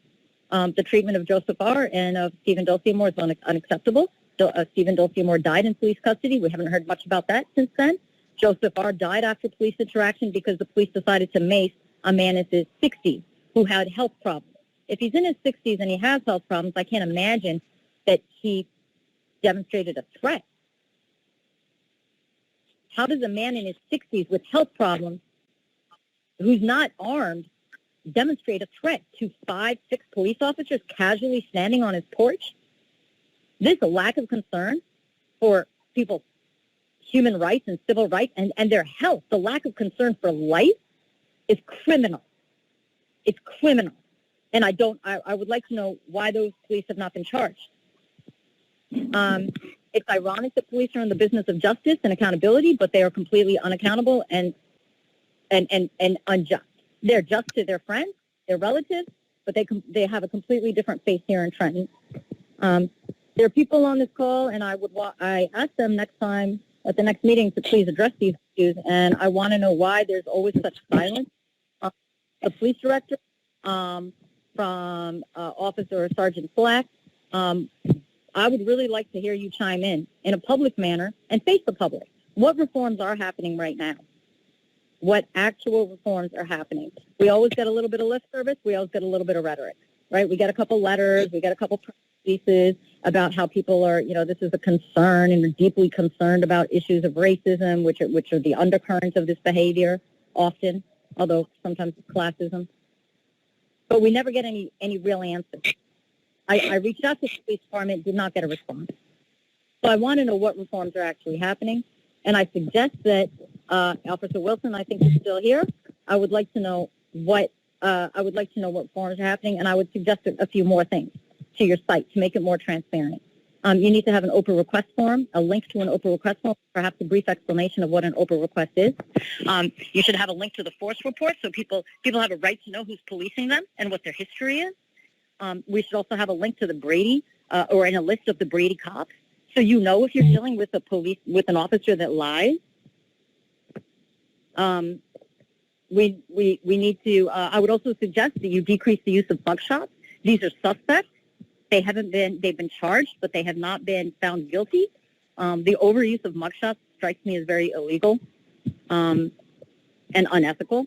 I think I would also suggest ending qualified immunity, the implementation of a strong civil 1 minute, ma'am. review. Thank you. And I would also suggest that you add the names of our chaplains. They're important resources for Trenton. I think they can do more than most police can. So I would suggest that you put links to the chaplain so that people understand what's happening there. And I would also suggest that the other people here, the people from the prosecutor's office and honor free, I would really like to hear you chime in on what's happening with police reform, not necessarily in Mercer, but specifically here in Trenton, where policing has been a constant and consistent problem. And that's it. And thank you to the council members for bringing up some pretty substantive issues today. Thank you. The gentleman identified as West resident, could you identify your name for the record, please? Yes, can you hear me? Yes, sir. Yeah. Okay, this is Bill Kearney. Yes, sir. Over the past few weeks, we've heard constant calls from council members for transparency, honesty, but the biggest one that really sticks in my mind is respect. Actually, and it wasn't calls, it was demands for respect. On the topic of respect, and this is not the kind of comment I like to make, but I feel compelled tonight, so I'm going there. On the topic of respect, I do not need to remind everyone how Council President announced wrongly that I called her a C word. Not the word she explained, but I hope you get what I mean. Trying to be respectful. Anyone who listened to that audio tape knows that it wasn't said at all. Most importantly, I know. I don't and didn't use that heinous term. I was raised right, so you can imagine my elderly mother's response when she heard that from the esteemed council president's leaking potty mouth.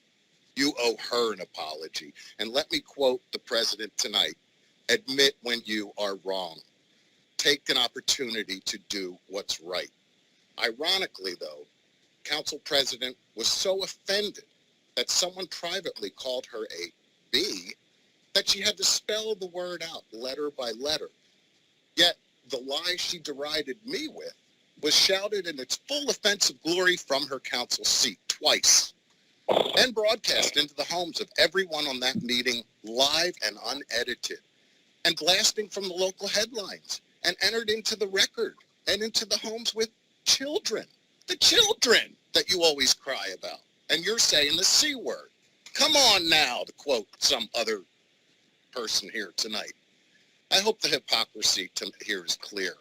The embattled clerk was so offended that he couldn't wait to play the allegedly offensive audio over and over for all to hear. Although I'm not sure where he got that audio or if he doctored it in some way, it's highly suspect and highly unintelligible. Even Excuse me, another sir. so-called Please don't media attack me, service, sir. this is my time. This is my time. Even Robert's another rules state so-called that you will media not service attack did personal their individuals best to spread personally. the word Okay? all over. Mr. Conlon, I have the floor, not you. You don't control this meeting. Even another so-called media service did their best to spread it all over so as many people as possible would clutch their collective pearls in disgust. Breaking news, huh? Who's really the dark force here? Because of my long time of civic engagement, I've been called everything in the book. Some by you, even by the mayor. It's meaningless to me, and my skin is thicker because of it. However, certain people are offended when they hear a word.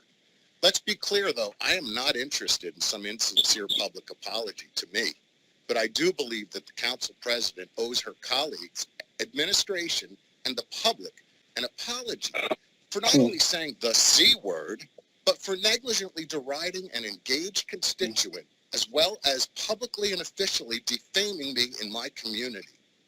Ms. McBride's false public statements about what she thought or wished I said was included in the official council record, no less.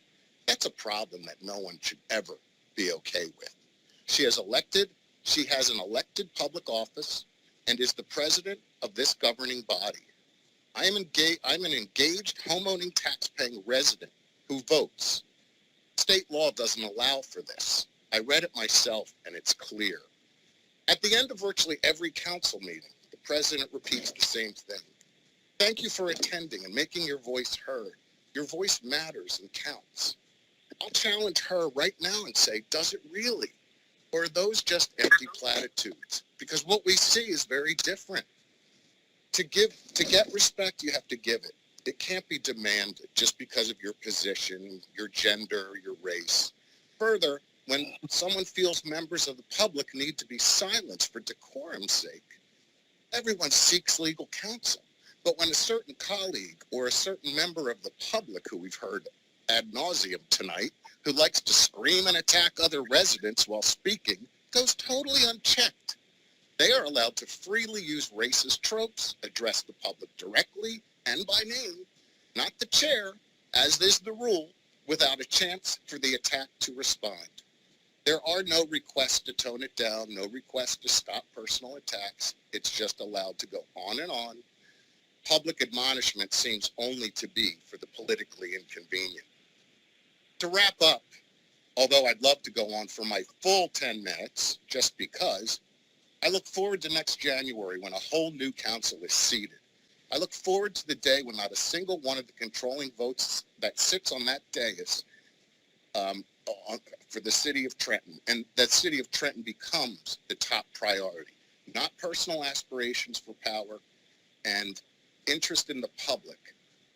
Council President, the public, your colleagues, and my mother deserve your apology for that horrible use of the word. I'm not being nearly as dramatic as the clerk may have been over his donating money. I'd still like to hear how much money was raised for abused women because of him and his horror over the B word. I did not say that C word. I don't like that word put in my mouth, especially by you. And please, when you and if you apologize to everyone, not me, please make sure that gets spread all over Trenton like hot butter. That's all. Thank you. Mr. Collins, next. Vanessa Sullivan, Council President. Go right ahead, Ms. Sullivan.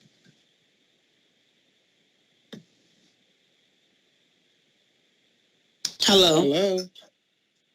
Hi, yes, Go good right evening. ahead. I wanted to speak a little bit tonight about my finances, and I keep hearing, tonight that I should go for Section 8. My true dream is to be a homeowner, but as far as my finances, I would like for the city of Trenton, the city council, and I'm sure the mayor and everybody knows that I work as a home health aide. I work for 2 home healthcare agencies here in Mercer County. And I wrote a statement here, and it says, we don't get to stay home and work from our computers. We are out here every day putting our lives on the line every day, putting our loved ones at risk just so you can keep using us. Well, we are tired of feeling unappreciated, undervalued, and being taken for fools while these big companies sit back and reap all the rewards. I literally have to suffer to pay my bills, put food on the table, and I think it's not right. And tonight I'm calling out the governor, I'm calling out the president, because they said we were essential workers, and I worked all through the pandemic. I haven't received a raise. I don't have medical benefits. I don't really understand why I have to be going through this. And yes, I do appreciate, the council members that did, support me in this matter and, want to look at it further. But I want the home health aid situation to look in further, because I'm sure there's a lot of other people working this job that I'm certified by the state of New Jersey. And I'm going through this where I want to be a homeowner. I want to have something for my family. So if the day that I go, that they have something, that I'm not working, killing myself working out there every day, and that my work is going in vain. And everybody talked during the pandemic about the doctors, the nurses, the CNAs, but they never said nothing about the home health aides. It's like we're at the bottom of the totem pole, and it really hurts.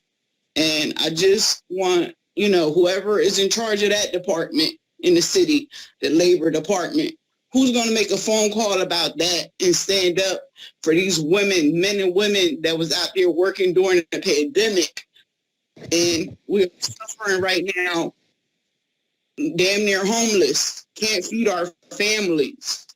And I'm working 2 jobs right now. And really, I take everything. I appreciate everything that you said. And with the Section 8, if you do give it to me, maybe the house wasn't meant for me. Maybe I'll take my Section 8 and just move away, because it's just so sad. Who's going to stand up for this situation that I'm working this kind of job? Who's going to go above and beyond and push for that? So, and then I won't have to come and ask for help with housing. Then I'll be able to do it on my own. Is it my fault that I'm going through this situation? Am I not out there working, putting myself on the line, and people are sitting in the office comfortably, and I'm out here, putting my family at risk, and nobody is saying anything about that. They wrote articles about it in 2018, and nobody still has said anything about that. My dream is that New Jersey, the state of New Jersey, will be like New York and Philadelphia and offer the home health aides a union, give us our proper pay. If Amazon can increase their pay, then what's going on that we are in the medical field and I got to get public assistance medical benefits, and I'm working for a medical field. So what does that mean? When I get older, who's going to take care of me? Like, where are my benefits going to be at? Where are my retirement benefits going to be at? I don't have nothing. No 401k, nothing. And now go to Section 8. Like, what's that going to do for me? What's that going to do for my family? What's that, when I die, what I'm going to leave to them? Section 8? Like, I want to do better for our people. Like, and I just want y'all to really take it into consideration. Like, thank you. That's it.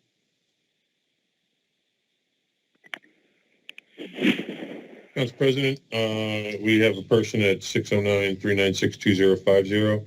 If you can identify yourself. Pearson. Council President Faith Ann Pearson.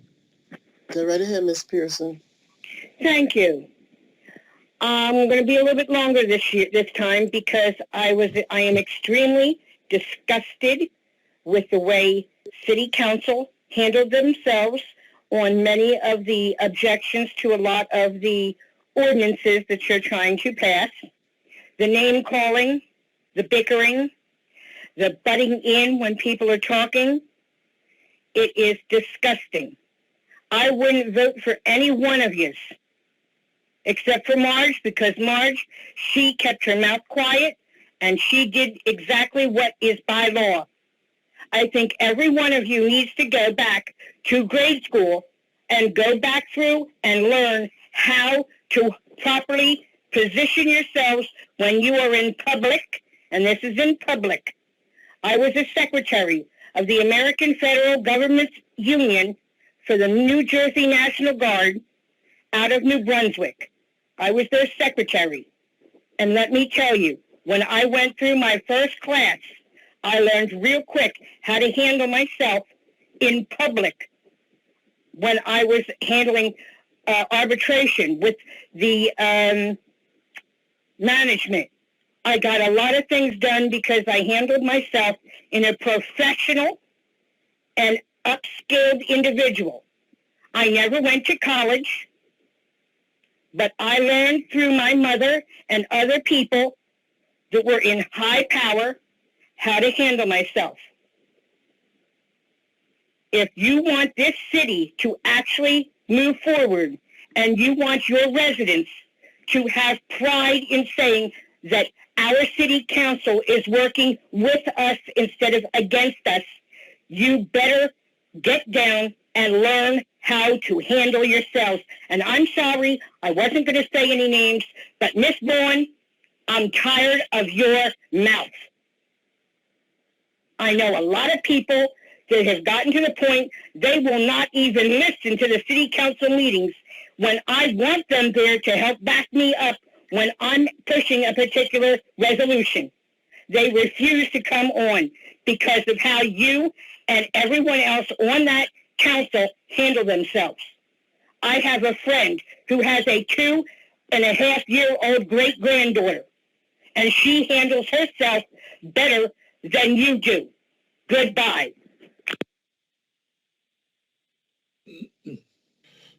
Anybody else wish to be heard for public portion this evening?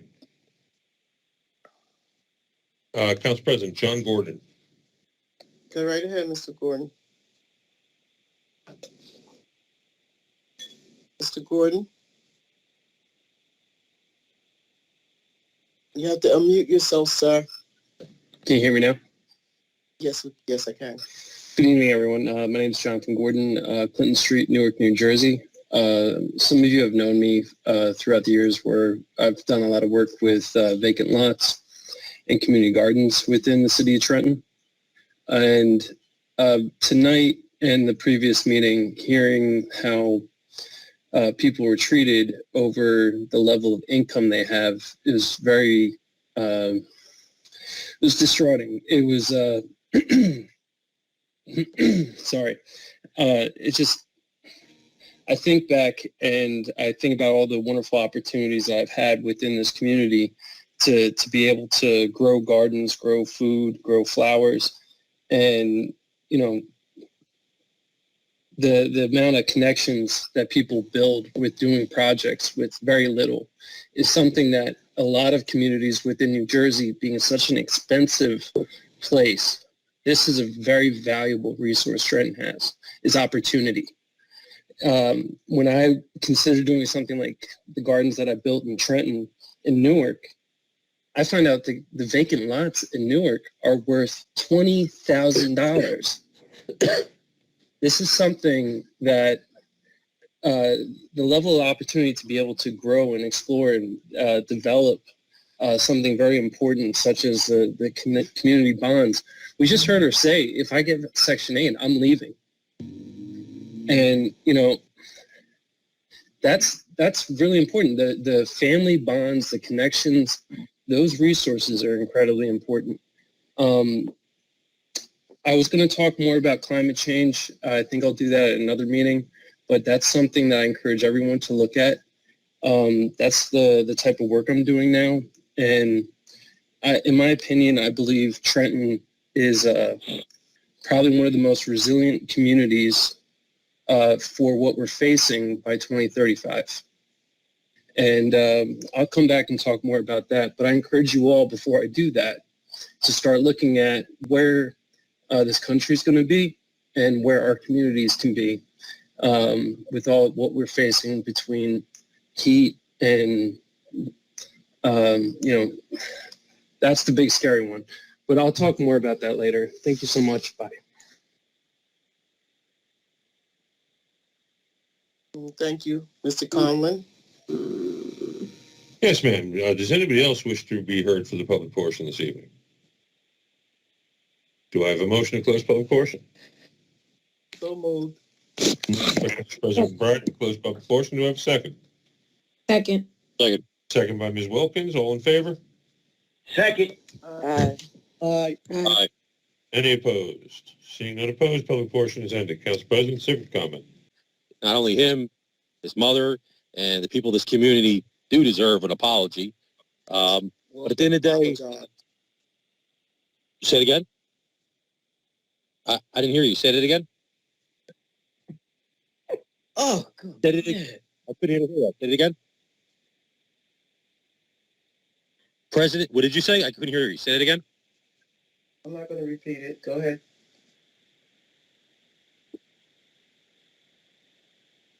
See, we go back to like we're just talking about respect. When you speak at the end of the meeting, I don't cut you off, but you always have a way of cutting in when I'm speaking. But at the end of the day, we know. At the end of the day, we know what's going on here. You want to change the redevelopment, which I think is a horrible idea. This council could have done it the first year. We didn't. But at the end of the day, there you go. Here comes the peanut gallery again. Somebody else interrupting me, but I didn't interrupt them. But again, Ms. Sullivan, no, you should not get Section 8. This next meeting, let's see what my colleagues decide. Because Mr. Hoffman did agree that it was okay. But let's see what happens. Because Ms. Sullivan deserves the city and this council to do the responsibility to help her. So at the end of the day, right, the city's in a shape. We could have been moving development on in the city, but this council's voted against it over and over and over and over. People, directors get attacked. You know, we've had people talk that didn't get rice noticed, attacked personally by council members. They didn't get rice noticed. They got attacked. We have public people now disagreeing with people, but they get attacked. Everybody they're entitled to their opinion, but at the end of the day, I think like you said, we should be working, trying to find a way to get things done, but it doesn't seem to happen that way.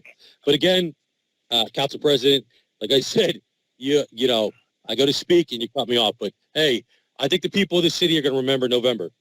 So I'm grateful that some of you think that you've done a lot in the community, but at the end of the day, I don't know.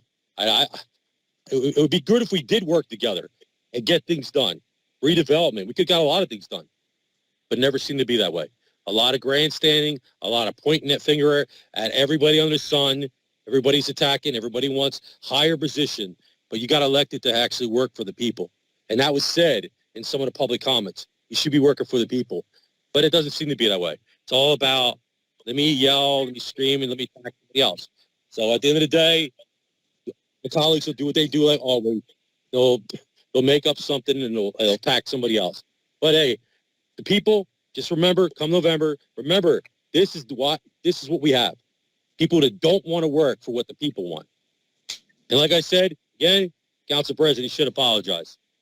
You know, I think you're wrong, but we'll see if you do. Thank you.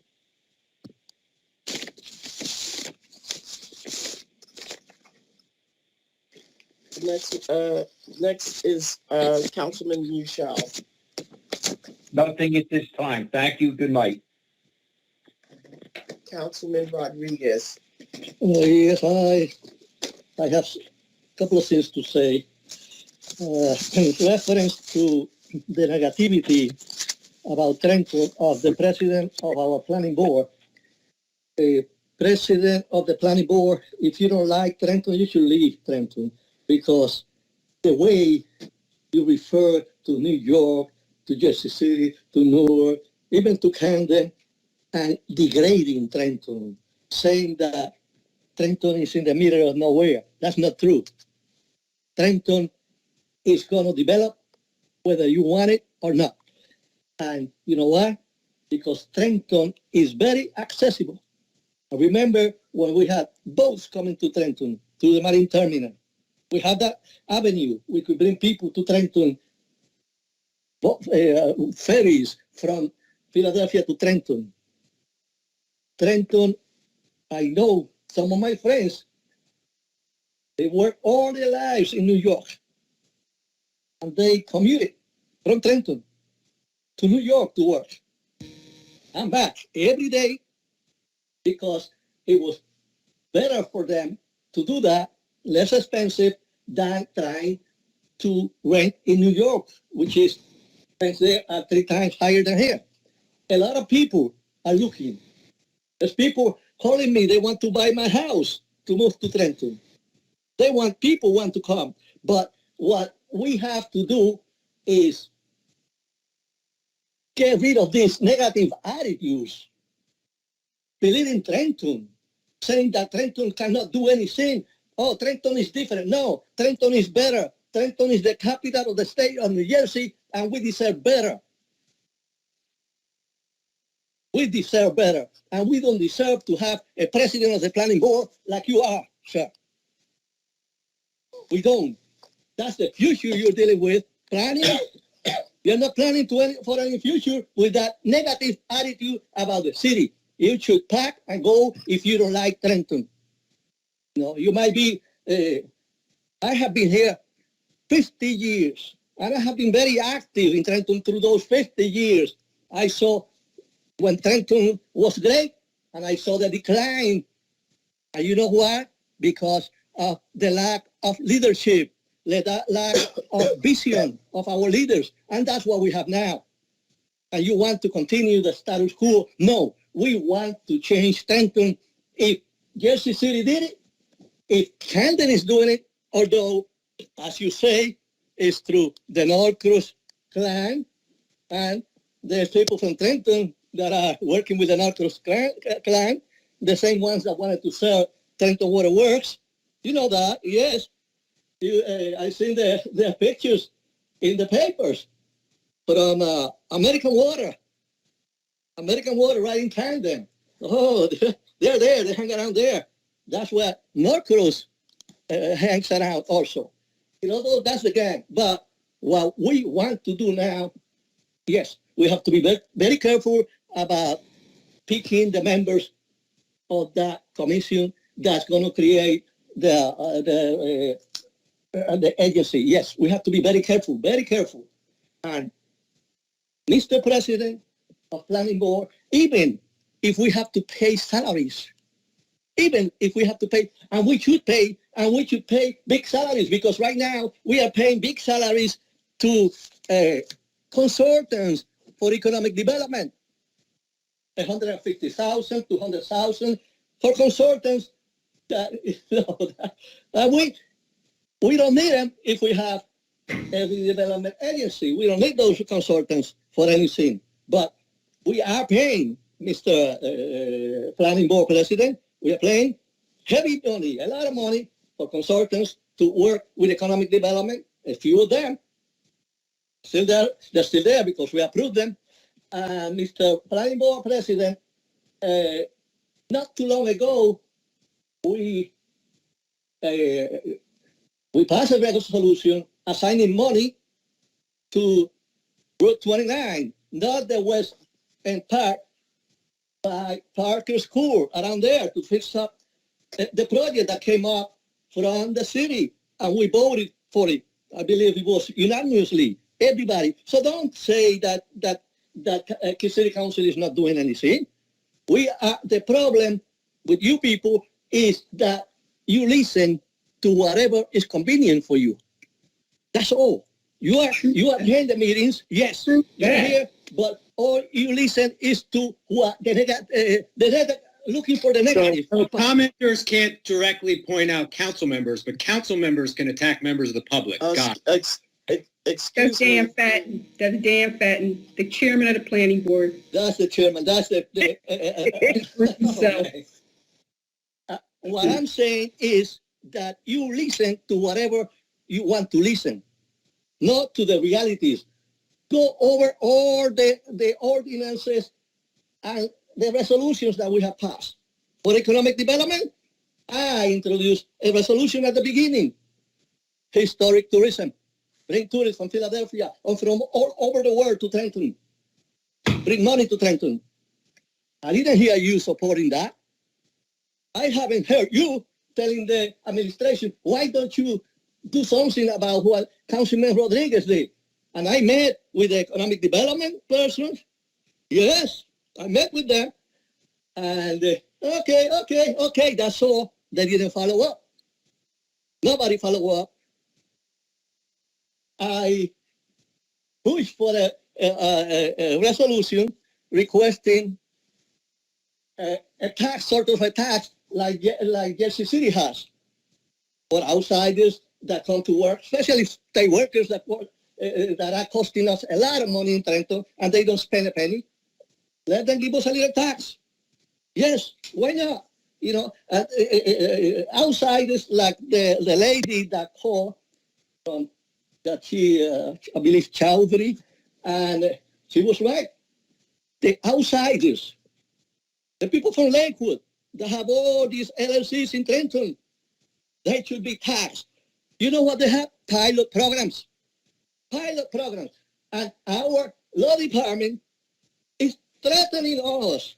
You have to approve these transfers to these pilot programs. They cannot afford to pay money. Oh, yes, they can. And they will. They will. And they will. They will. I wish I could stay in Trenton. I wish. Sadly, I have to leave Trenton, but I wish I could stay in Trenton so I could keep on fighting. Because I tell you, you don't know, you haven't seen me fighting yet because of all this. Yes, you are right. We have wasted a lot of time, but we have accomplished a lot. We are not a rubber stamp council, and we will never be. Hopefully, the next council will be as independent as we are. Yes, you people criticize us because you are for the status quo. You want things to go the way they are. I did a contractor that was talking early. He's making a good money with more contracts here, more contracts there. You know, he has the connections. He's a millionaire now. But not everybody in Trenton has the same opportunity. And I want Trenton to be open to the world like it used to be. Mr. Planning Board President, look at the sign, the bridge across the Delaware. Trenton makes, the world takes. Yes, we could do that. Technology, we could do that. There's ways, a lot of ways. If we have people like you, smart people with planning master's degree from Rutgers, doing what they should do in Trenton, organizing, instead of hiding behind the computer, and out there, giving our mayor ideas on how to bring out developers You are planners. You're planners, you know. You have the education. I'm not a planner, but you are. So do that. Advise the mayor. Tell him when he is going to make a mistake. No, not that way, not that way. Let's do it. Let's consult with council before we stick those resolutions. Those resolutions on the Roblin complex, there was no resolution there about those people. No, it was a resolution that came out from the administration telling us how to do it. Oh, you have to do this, but that's what we do all the time. Yes, you contact us, and we give you time to speak, and we ask you questions. We ask you about what we asked for Princeton, an appraiser. That's one of the points there. Look at the resolution. The appraiser. That was the big thing about Princeton, that the administration felt that they didn't have to have an appraiser. I was a real estate agent, and you do, by law, have to have an appraiser when you sell a property, especially public property. You have to have it.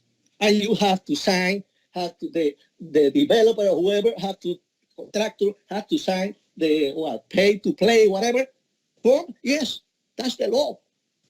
That was what killed the Princeton deal. Princeton, the guy that was behind it, that proposal came up about 2 years before we took over. He was on the way out. That's why they try to force it in. Walk it on. That's what we said, no, go to the correct process. I told the chief of staff about that, but they wanted to kill it. Now, the same people that were behind the Cook School project, which, hey, I applauded that. I voted for that. Cook School project, remember? Same people now, they want to take over the Roblin complex. Same people, and you know, your friends, Mr. Planner, the same people are behind you. You know who they are. You hang around downtown with them, but we need development. We don't need a small group to take over everything in Trenton. We need heavy-duty development, redevelopment, not just a few houses, but the whole city. And that's all I have to say. Thank you. Councilwoman Vaughn. Yes, thank you, Council President. There has been a lot of information put forward in this meeting. Some factual, some very passionate, some emotional. But nonetheless, I'm always educated when I come to these meetings. I just want to say to everybody, stay civically engaged. We're in election year, municipal election year. And yes, the council is going to be changed. The mayor is going to be changed. And you get to, the people who gets to select. Okay? The 40,000 registered voters in the city of Trenton, that is the electorate. They choose who gets these seats and who sits in the mayor seat. So, and everybody gets a vote. One man, one vote. So, I believe there are a lot of folks who come to this meeting, their party, their status quo, as Councilman Rodriguez said. Status quo. They're happy where Trenton is. They've been part of the government that has enabled this type of economy that is in Trenton. An economy that it only advantages the select few. The few who are the status quo. And the status quo wants to keep the things the way they are because they benefit.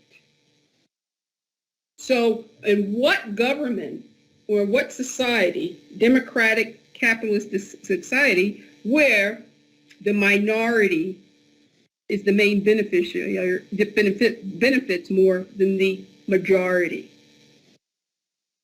That's a system that will never stand. It will never survive. It's not sustainable. This is the reason why Trenton looks the way it does. I am telling you that you look at the planning board. The planning board is fully appointed by the mayor. So Mr. Fatton, he is the chairman of the planning board. He comes here and clearly and transparently speaks on behalf of the mayor and the mayor's agenda, which we all know. He wants to talk about moving the city forward. Well, where's the plan? We've been waiting for it for the past 3.5 years from Mayor Gus Ure. Mayor Gus Ure is here exploiting a citizen who's low income, some poor, and trying to fund a project it's just with a $50,000 grant money, a redevelopment project. And he wants to sell that to us and think that we're going to buy it. Well, Ms. Sullivan, no one said that you should be on Section 8. That's their spin, and that's what they told you. And I will say to you, you do your research. You're a smart woman. You were very eloquent this evening. You know what time it is, Ms. Sullivan. Don't listen to people who do not have your interests at heart. Okay? They're selling you bad goods. I never said, and I would never say for a person who's currently in public housing to stay in public housing. I am telling you that there are programs available through this city, through your state government, through your federal government for you to become a homeowner. And one of those programs is called the Housing Choice Voucher Home Ownership Program under Section 8. So you can become a homeowner with support of funding from the state and federal government. And that's what I propose. No one tells you. And the fact that these individuals even told you that, and you came and expounded without doing your homework and research and listening, don't take for a face value what someone tells you. I'm for you getting into a home ownership program. You know, the mayor, Ras Baraka in Newark, transferred families like yourself, Ms. Sullivan, into home ownership using the same programs that I'm talking about. Okay? Mayor Gus Ure doesn't want to give you those programs, and he can. And if you don't believe what I'm telling you, I can send you the information and verify it and get you a confirmation of it. Okay? Ras Baraka transferred many of families like yourself, Ms. Sullivan, from public housing to home ownership into beautiful homes that look like the ones, single families that look like the ones we have here in the West Ward, in Villa Park, in the East Ward. You don't have to go for that, redevelop that the home that you're talking about. That's for another time. Go for a beautiful home that is already built out, ready for move-in ready. So, and this council is here to help you do that. Okay? So we're talking about the home choice from public housing to home ownership, not staying in Section 8. And shame on Dan Fatton. Dan Fatton needs to do his job. He's been a terrible chair of the planning board. Okay? What has he produced since he's been on that planning board? Zero. All he could do is come to council and talk about what the council didn't or did do. Or what the mayor is doing, which is nothing.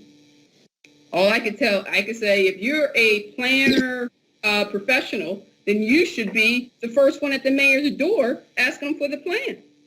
The mayor has no plan. And I would just say that one of the biggest issue that Mayor Gus Ure has, that has plagued his administration, is around procurement. You know, he's under subpoena for his lack of procurement processes. and his ability to stay compliant with procurement law and the New Jersey contract law. Because he's status quo, he wants to give contracts to his friends, to outsiders, to associates, to campaign contributors. So all people come here and talk about they don't want change, and what council is doing is counter to changing Trenton and growing Trenton and progressing Trenton. Those are the people who want Trenton to stay poor, so that it could be a place where people like them could come and fleece it and take the money out. And again, we're going back to the election. People, vote better.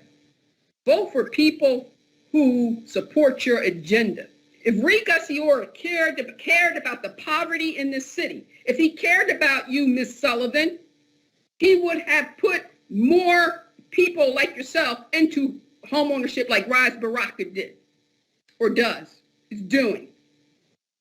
If Ree Gussiora cared about your son, he would give your son a job at Trenton Waterworks, Public Works, with full benefits in the city, job creation. He would put young black men and brown men into City Hall and jobs and Public Works and sanitation and Trenton Waterworks, so they can go to community college and become water professionals. He doesn't do anything that for the community.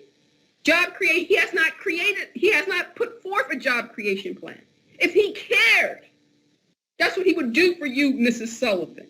He wouldn't choose you one off and exploit you and exploit your story and come here and tell us that he wants to get a $50,000 grant so you can rehab a house that is a tear down, that will never be able to rehab it for you to move your family in any near future. So if Mayor Gussiora wants to help Trenton, he hasn't done it because he doesn't want to do it. All he wants to do is continue to fund money to his to the status quo and outsiders who don't live here. So I'm telling Trentonians, please pay attention, wake up, follow the money. Gussiora has no intention to help the poor and the low income people here and to move this city forward so that it can be self-sustaining, so it can return to prosperity. He's status quo all day, every day. 1 minute, ma'am. So I will just encourage everybody to just pay attention to things that matter. If you ask yourself, have your life, have your income, your family well-being, your family welfare has improved over the past 10 or 4 years? Or has it gotten worse? So come to the council, speak your mind, but come and speak about the issues that matter, that affect your family, your community, your block, your street. So, and that's all I have to say, but we have to keep to good governance in the city of Trenton. Keep everybody compliant, keep Mayor Gussiora compliant. Gussiora needs to stop exploiting Black and brown people of low income status and start offering the programs that really change or that are transformative in their lives. And all this stuff about redevelopment, it means nothing if he hasn't changed the school district. It means nothing if he has not improved a crime in the city. It means nothing if he has not addressed poverty in the city. He has done none of that. None of that. So thank you, Council President. Good night, folks. Thank you, Councilwoman Wilkins. Yes, I will not be long. Good evening, everyone. First and foremost, I want to once again express my appreciation and my gratitude that I was appointed to serve with this council. This evening, I want to address the article that was in the newspaper today with regard to my appointment to the City Council of Trenton.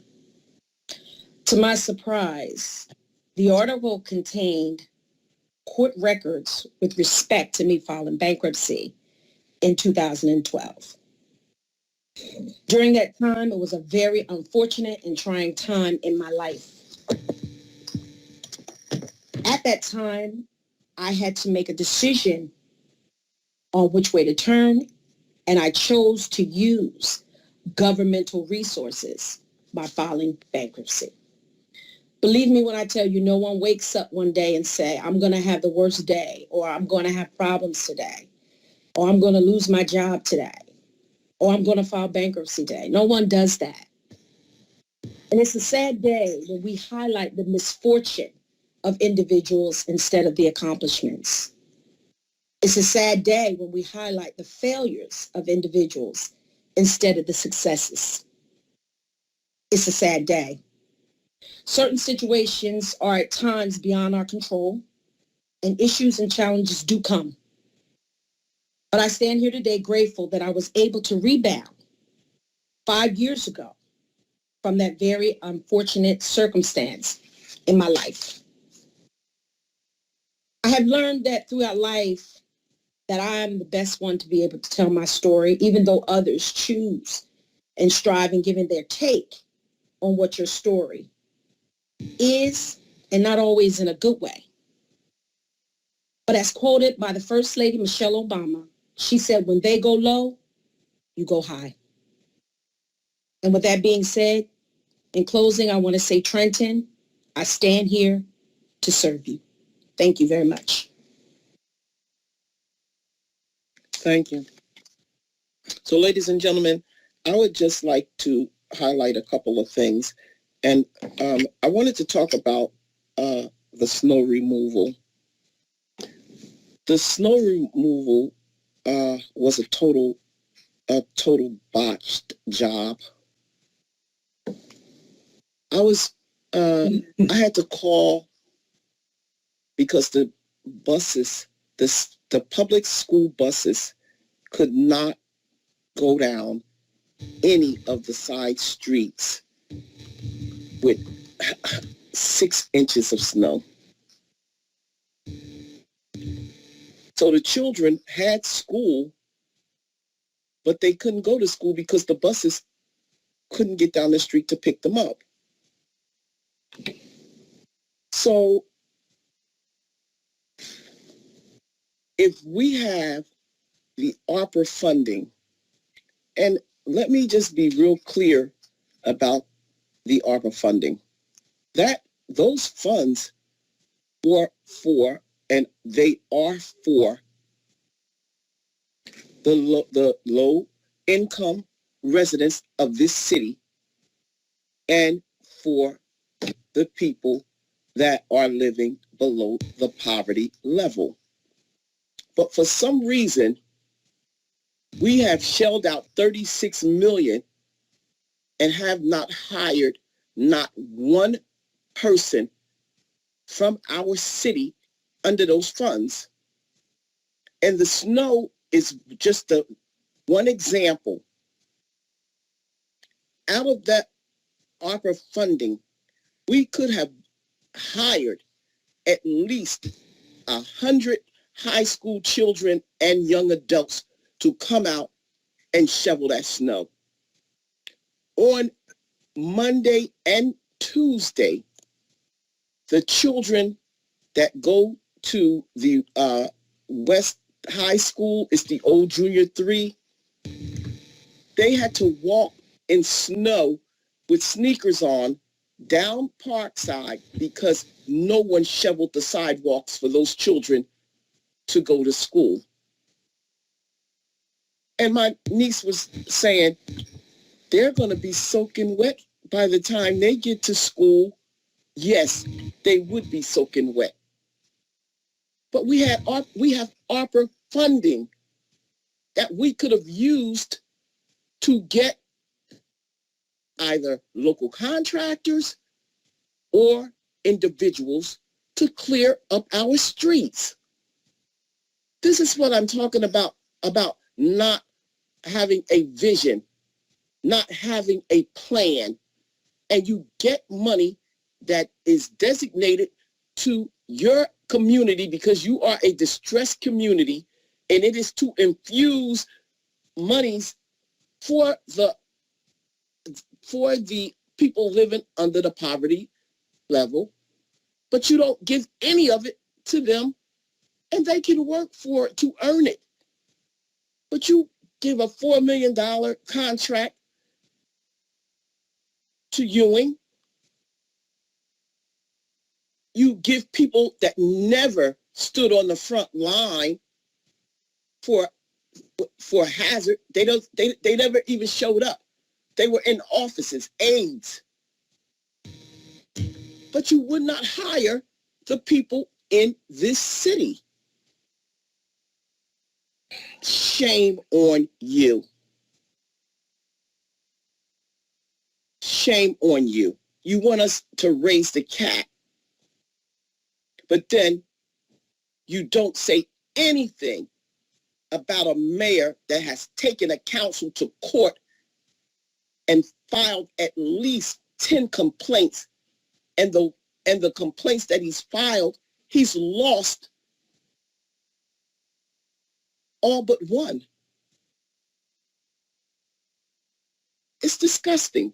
You never talk about the millions that we're shelling out for attorneys because this mayor wants to have temper tantrums.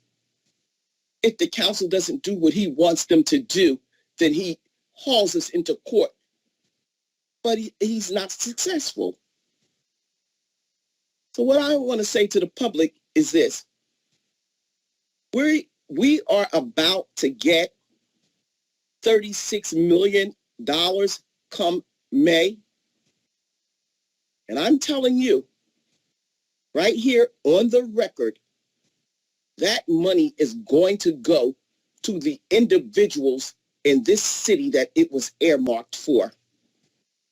We won't be shelling that money out to any organizations if the residents in this city aren't hired, if that money doesn't go to help lower their taxes. And they said, oh, we haven't raised the taxes, but the residents' taxes went up.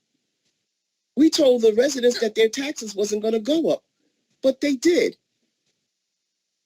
The water department, we said that the rate was going to be charged, the use of the water was going to be charged in July. They charged the people, then they came back and charged them again in December. They haven't used the ARPA money to offset anything for the residents in the city, the residents that are living below the poverty level. That is what that money is for.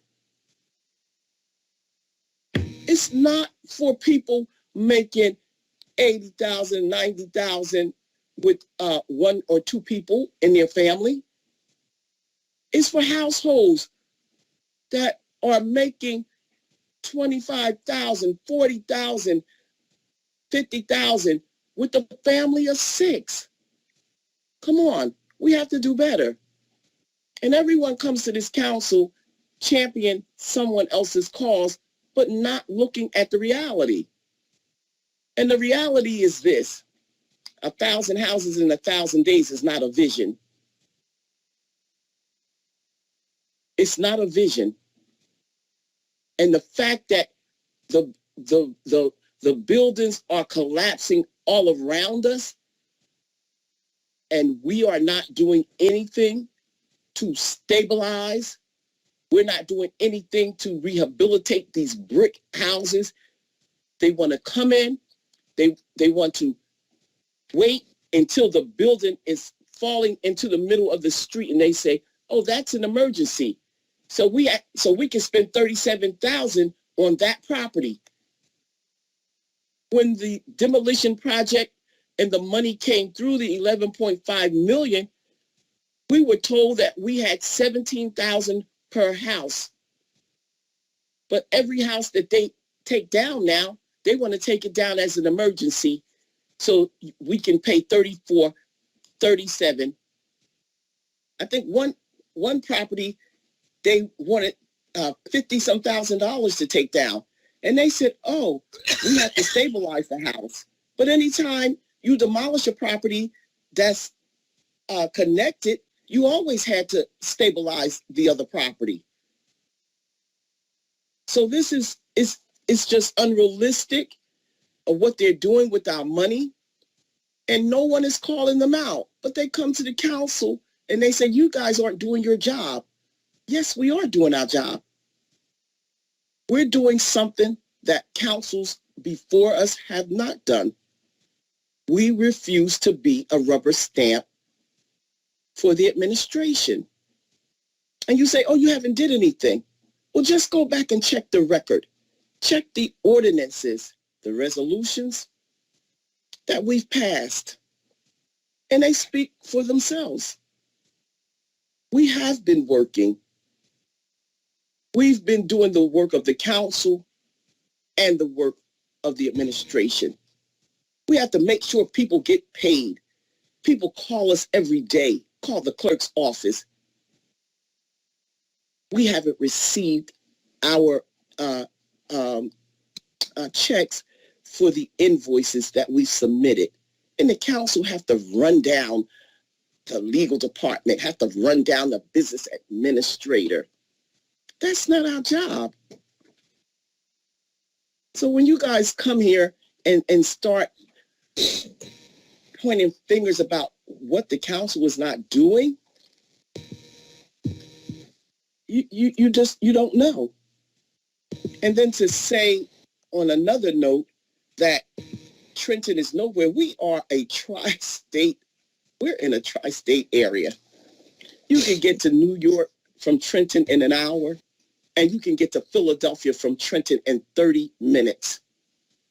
The tri-state area is where we are. We have a transit hub that bring people in this city. We have the river line that bring them as far as from Camden. So don't say that we're in the middle of nowhere. We're in a community where the housing is affordable. And once we get the right people in place to get this gang violence under control, we know that we can't wipe it out, but we want to control it because we want to attract. We want to attract. So before you start saying that we're sitting in the middle of nowhere, this city is rich. It is rich with property. And every day people are coming here and they want to get the property for nothing. No. We need to have that property appraised and we need to sell it for market value. And we need to get this redevelopment agency up and running because guess what? That is the council's vision. We have a vision, ladies and gentlemen, and that is to get a redevelopment agency up and running and to establish a planner, establish a redevelopment attorney, establish how they're going to get paid, how the selection is going to occur. We have a plan, and we're going to see that plan through, and Trenton is going to be in a better shape because of it. But when you don't have a plan and you want to continue the status quo, then you look around you and this is what you'll get, and it'll only get worse if we as a council do not commit to our plan, our vision. And the good thing about it is most of us on this council have that vision. We know what a redevelopment agency will do for our city. And we intend to see it come into full circle. And so for all of you naysayers, the only thing that I want to say to you is if you can't help bring about the change that is coming, then you stay on the sideline. Because if you really cared, you would come and you would offer up suggestions to us to help us along the way rather than coming condemning something because you didn't have the vision to see it. I thank each and every one of you for coming this evening. As one of the public speakers said, I have the same statement every council meeting because it is the way that I see things. Your opinion matters. Whether I agree with you or not, it matters. And I thank you for coming. And I would hope that some of the things that we're doing on this council, that you think about them, look at them hard, and look at the city and see what we're facing and know that we're trying to make a difference in this city. I thank you. Thank you all. Mr. Collin, I'm going to make a motion to adjourn. A motion to adjourn by Council President McBride. Second. Okay, Mr. Kearney, could somebody make sure that Mr. Kearney is muted? I have a motion by Council President McBride. Is there a second? Yes, second. Thank you, Mr. Rodriguez. I couldn't hear you over the screaming. All in favor of adjourning? Aye. Any opposed? Seeing none opposed, we are adjourned at 11:15 p.m. Thank you, ladies and gentlemen, for coming. It is the end of the day. We will adjourn, or we will meet again on February 15th and February 17th for our next council meeting. If you have any questions about the docket, you can always email me at clerk@trentonnj.org. If you would like to be added to the agenda distribution list, likewise, you can email me at clerk@trentonnj.org. Thank you very much. Have a nice night, and the meeting is adjourned.